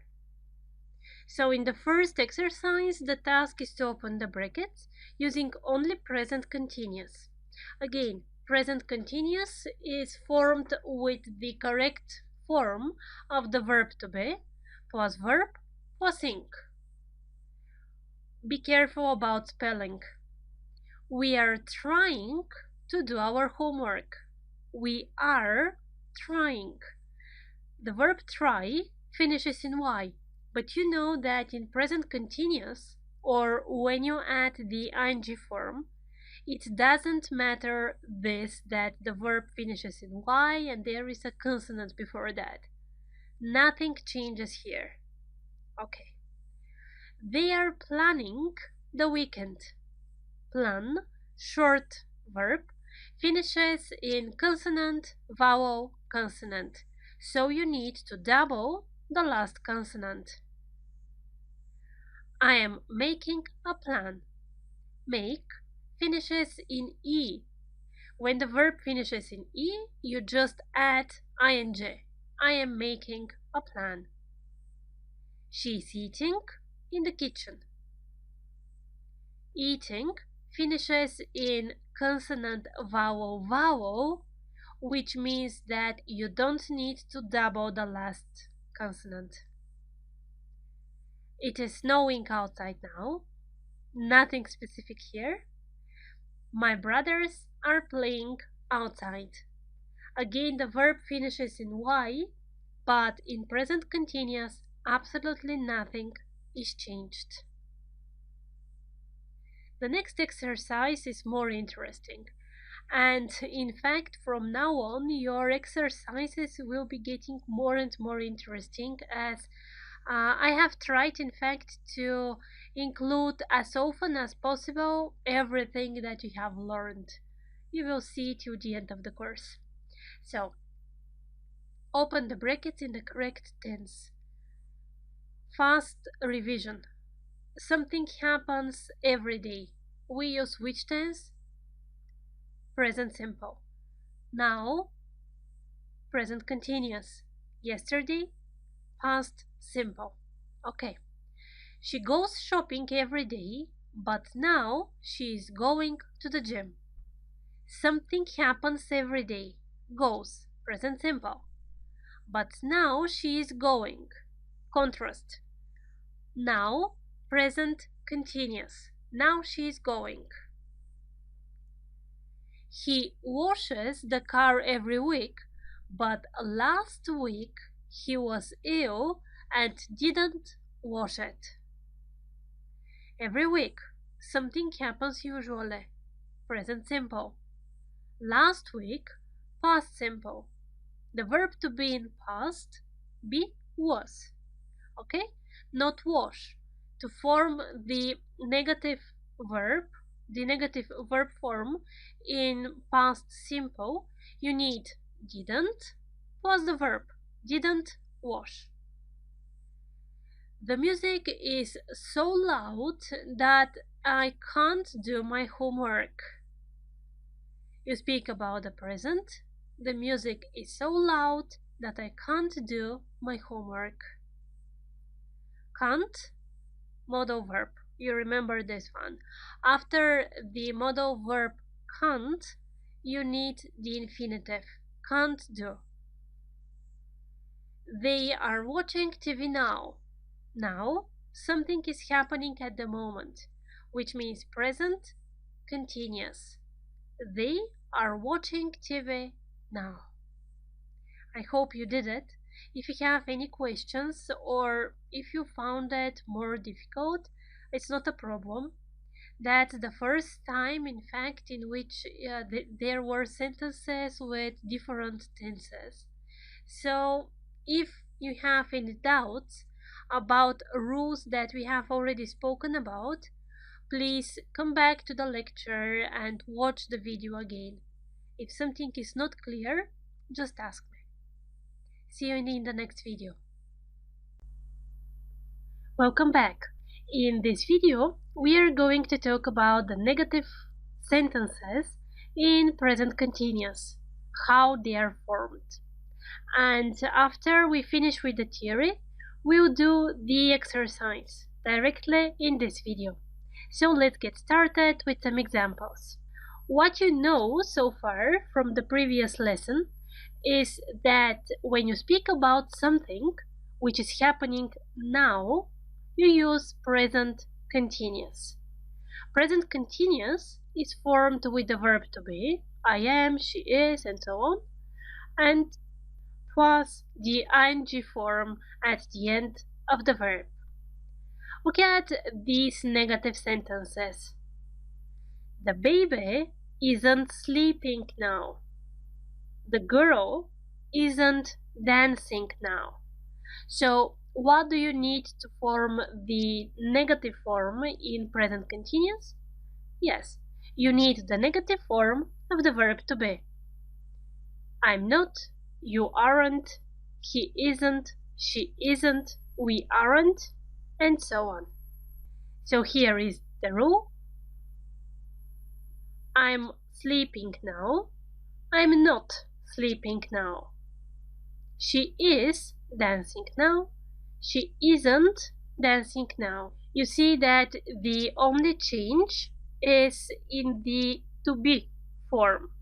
The verb is the same. You need the verb plus ing, which means that the spelling rules are the same. Remember what's happening with the verb when you add the ing form. I am running now. I'm not running now. So use the pattern and make the negative sentences with not. Remember, we are practicing the negative forms. Ready? Okay, let's do it together. So, he isn't watching TV now.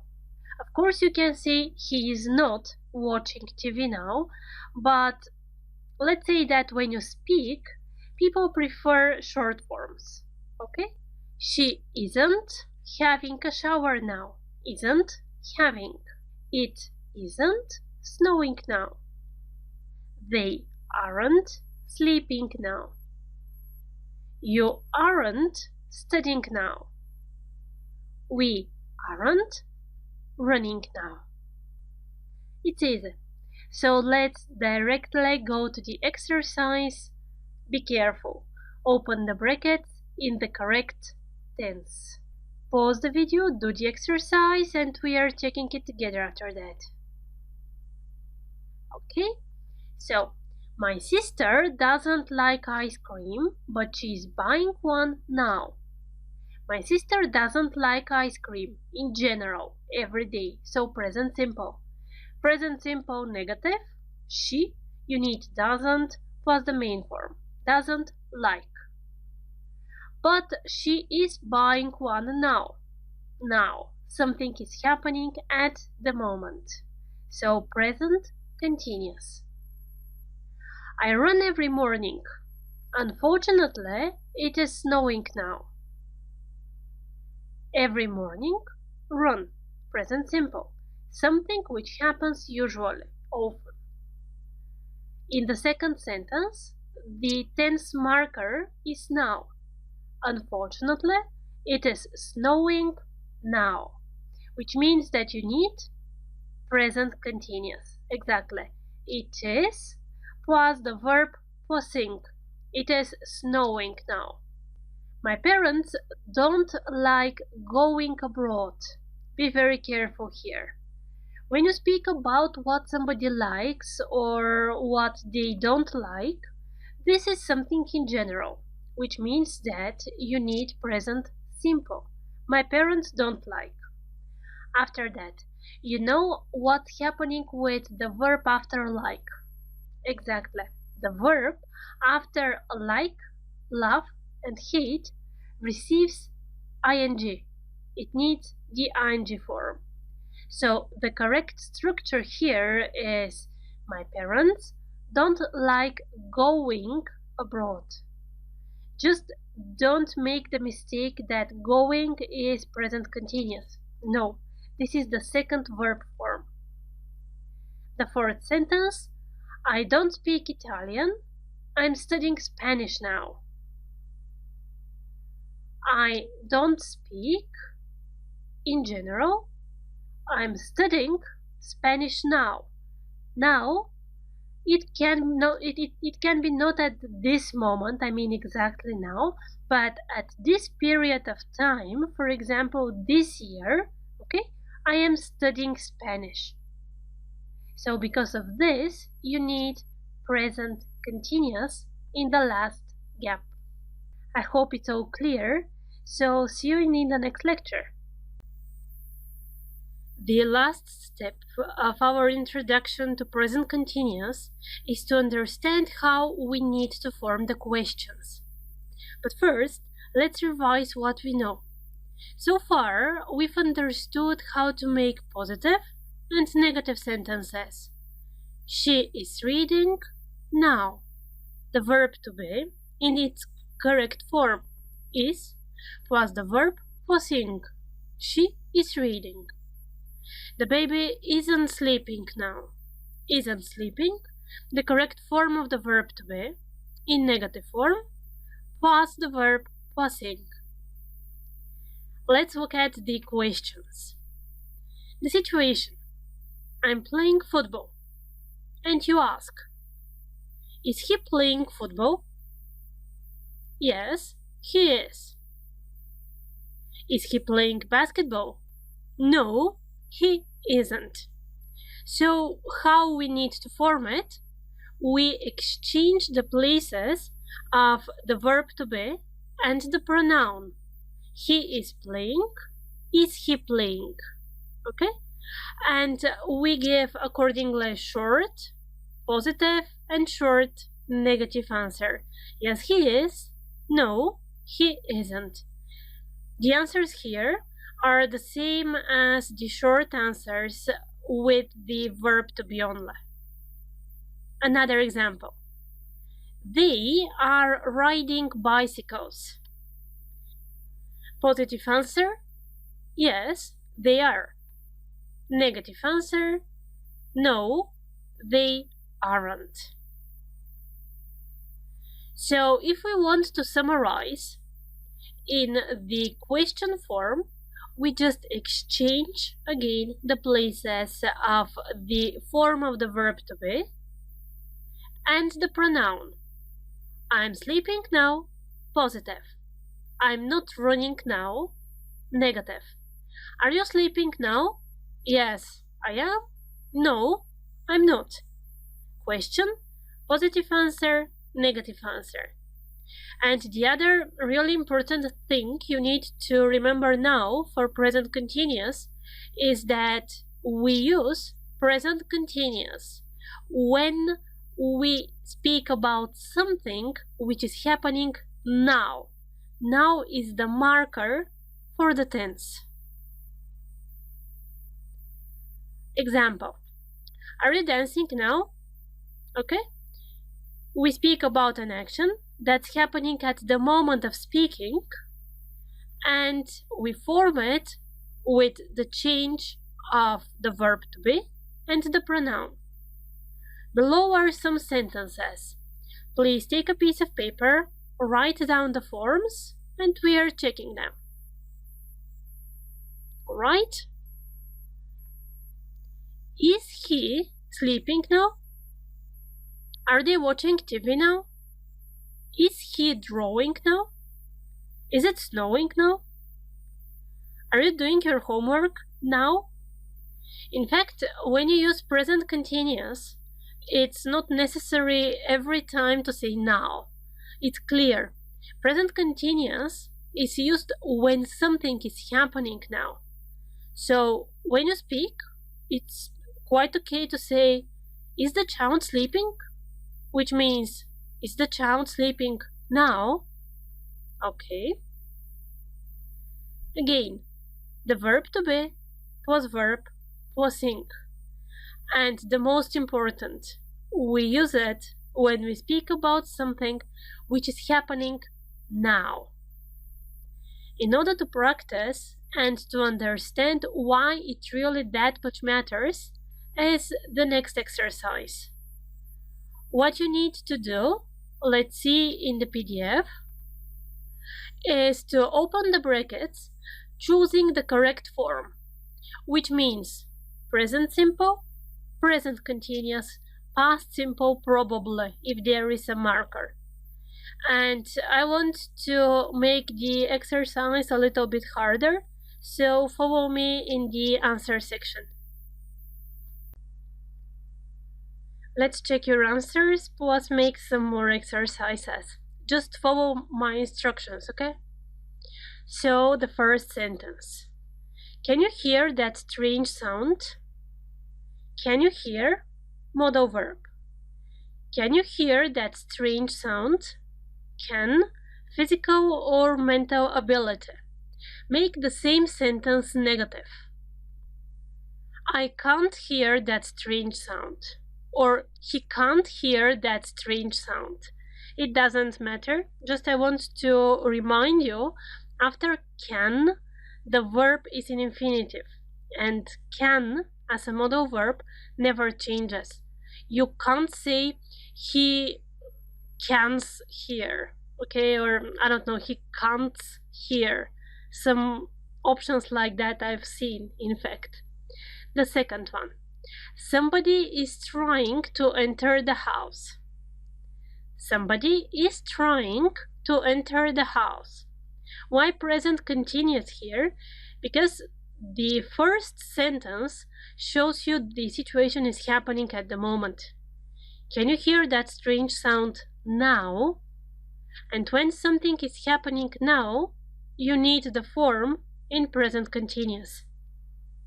Make the same sentence negative. Here you have two options. You can say somebody isn't trying to enter the house, which is in fact a little bit strange. Or you can say nobody is trying to enter the house. But about this one, we'll speak later. Okay? Sentence number 2. Are you going out now? Are you going out now? Now, the action is happening at the moment of speaking. Question, are you going? Give short negative answer.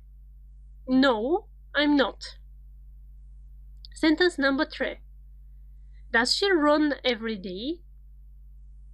Why? The action happens usually. It happens every day. Does she run every day? Positive answer? Yes, she does. What about the same sentence, but you need to use now? Okay? Is she running now? Run spelling, running spelling? Double N. Yes. Short verb finishes in consonant, vowel, consonant. So what you need to do is to double the last consonant. Sentence number 4. Are they preparing dinner now? Question, now, present continuous. Prepare, the verb finishes in E, so you need to skip it and you just ing. Negative sentence. They aren't preparing dinner now. Make a question, just do not use now, but every day. Do they prepare dinner every day? Do they prepare? Present simple. Number 5. We don't speak German. We don't speak German. Present simple, negative. Question. Do you speak German? Negative answer. No, we don't. And the last sentence. They aren't playing now. Aren't playing. The verb to be negative. After that, the verb passing. Why? Because you are talking about an action that is happening now, at the moment of speaking. Usually. Same sentence, number 6, usually. They usually don't play. They usually don't play. Okay. See you in the next section. In this video, I want to make a summary of everything that you know about present simple and present continuous. So please first open the PDF that's attached after the video and look at the exercises. If you need, make a revision of the tenses, or at least watch the beginning of this video, and after that pause everything, do the exercises, and let's check them together. So starting with a summary of the two tenses about the present, which you know: present simple, present continuous. When we use them, you know about the time markers. When the time marker indicates that the action happens every day, then you use present simple. Present simple, speaking about him, her, it, or he, she, it, we always add s at the end of the verb in a positive sentence. The negative sentence is formed with doesn't and the basic form of the verb, the question does and the basic form of the verb. With all other pronouns, I, you, we, they, we use only the basic form of the verb, form the negative with don't, and ask the question with do. By contrast, present continuous is used when we are talking about something which is happening at the moment of speaking, now. How we form it? The appropriate form, the correct form of the verb to be, plus the verb passing. And we are always careful about the spelling. So now is the moment to pause the video and to do the exercises. Okay? Let's check them. In the first one, you need to open the brackets. I leave home at 7 every morning. Just today, I'm going out at 8. Usually, I do something at 7. But today, which means now, I'm doing something different. To show this contrast, for the usual action, you use present simple. For the action which is an exception of the rule, which is different from the rule, you use present continuous. I'm going out at 8. The same logic in the other sentences. She usually works from home, but today she is going to the office.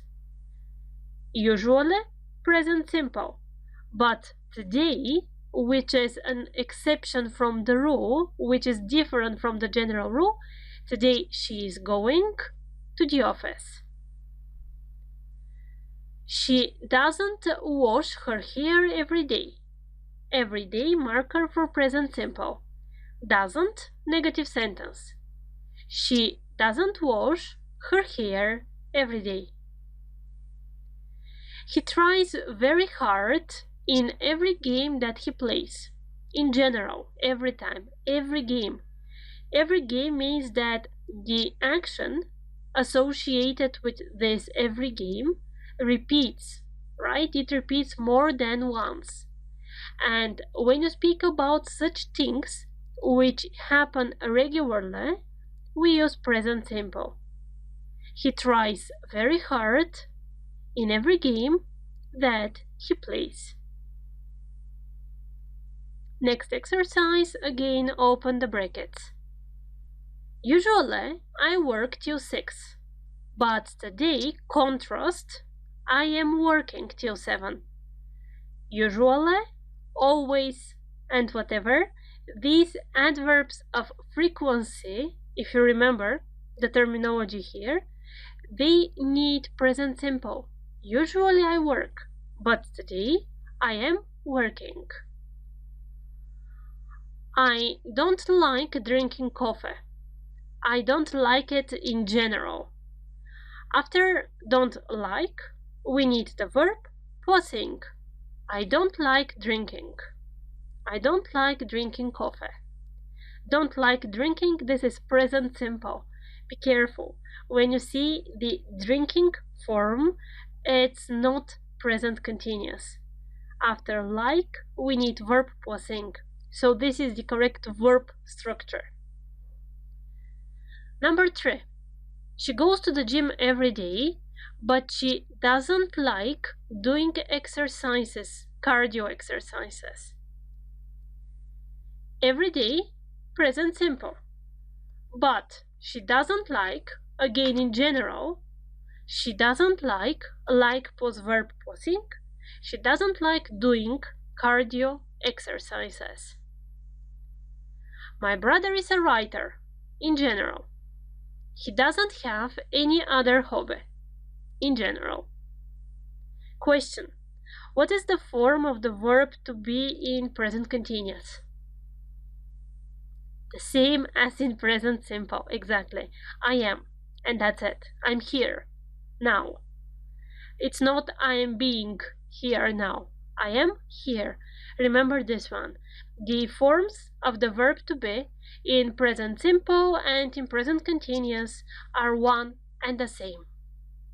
Next exercise. You need to write sentences. I am taking the bus to work, but usually I walk. But introduces contrast. It means that there is contrast between the first and the second part of the sentence. In the second part, you have the marker usually. Usually I walk. So I'm taking the bus to work this week, but usually I walk. She speaks 3 languages, but she doesn't speak Italian. In general, the 2 actions are in general. She speaks 3 languages in general, but in general, she doesn't speak Italian. Usually, I go out at 4, but today I'm going out at 6. Usually something is happening? No, usually something happens. So be very careful here. Usually, present simple. But today, contrast, I'm going out at 6. I hope these 2 tenses are clear now, and so we are ready to continue. The next 2 lectures, we are going to talk about the future. So let's get started. In this last topic for A1 level, we are going to start talking about the future. The structure I am going to explain is be going to, in its 2 meanings, in fact. But first, let's start with plans. Situations. I'm going to buy that shirt. I'm going to sell my car. I'm going to visit Spain. I'm not going to have breakfast this morning. All of these sentences refer to the future. And what kind of future? This is the question, because in English there are different grammar structures that you use when you speak about the future. It's not only different tenses, it's different structures. The first one, be going to, it is used when you speak about your plans. And let's see it in more details. So in the present, you're saying something. I'm going to sell my car. You're saying it in the present. Or I'm going to visit Spain. You're saying this one in the present. But you say it when you decided it in the past. Okay, you made the decision that you're going to visit Spain. For example, last night you spoke with your husband or with your wife and you decided that you are going to visit Spain. This thing that you decided in the past and you are saying in the present is going to happen in the future. Remember this chart, this timeline, it's really important and it directly shows you what is important for this first usage of be going to. Plans that you made in the past and that are going to happen in the future. Let's see it in practice. I'm going to sell my car. I'm going to, so the be going to, and after that the verb. He is going to sell his car. She is going to, we are going to, and so on. So following the pattern, please make sentences with the snippets below. And we are checking them. He is going to buy a car. Be going to was verb. We aren't going to visit Austria. Be going to was verb. Are you going to buy a house? So how we make the question? We just use the forms of the verb to be. Are you going to buy a house? I'm going to speak Japanese. It's your plan. It's something that you decided and something that is going to happen in the future. I'm going to speak Japanese. Be going to was verb. We are going to take pictures. Be going to was verb. Good. There is one more usage of be going to, and this is what we are going to talk about in the very last lecture of this first level. See you in the next video. Welcome to the very last lecture of our first module, the A1 level. So here, as I promised you in the previous video, we are going to speak about be going to and one more usage of its future application. In one situation we use be going to. Let's look at some examples. The situation is like this. Look at that sky. It is going to rain. So you see something and you expect that something is going to happen. The situation is important. Try to memorize the picture, in fact. Look at the sky. You see something. You expect that something is going to happen. It's going to rain. Another situation. Look at that man. He is going to fall. Again, you see something and you expect that something is going to happen. This is really typical usage of be going to. So we speak about the future. Again, the question is, what is the usage? You see something, you expect something to happen. We use be going to when we speak about predictions. You see something in the present, it is going to happen in the future. Predictions. It's going to rain, and following the pattern, please make sentences with the snippets below. Let's check them. Oh no, I'm going to be late again. Look at that shelf. It's going to fall. He's going to score a goal. It's going to be sunny tomorrow. So as structure, it's the same.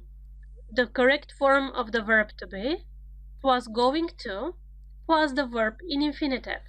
It's going to rain. It's going to snow. He's going to score. What you know so far? Two usages of be going to. The first one, when you speak about plans. Last night you decided something, you're saying it tomorrow, it is going to happen in the future. Second usage, when you speak about predictions. Congratulations! You've just finished the first module of our course. So I'm eagerly waiting for you to continue in the second one, in the A2 level. See you there.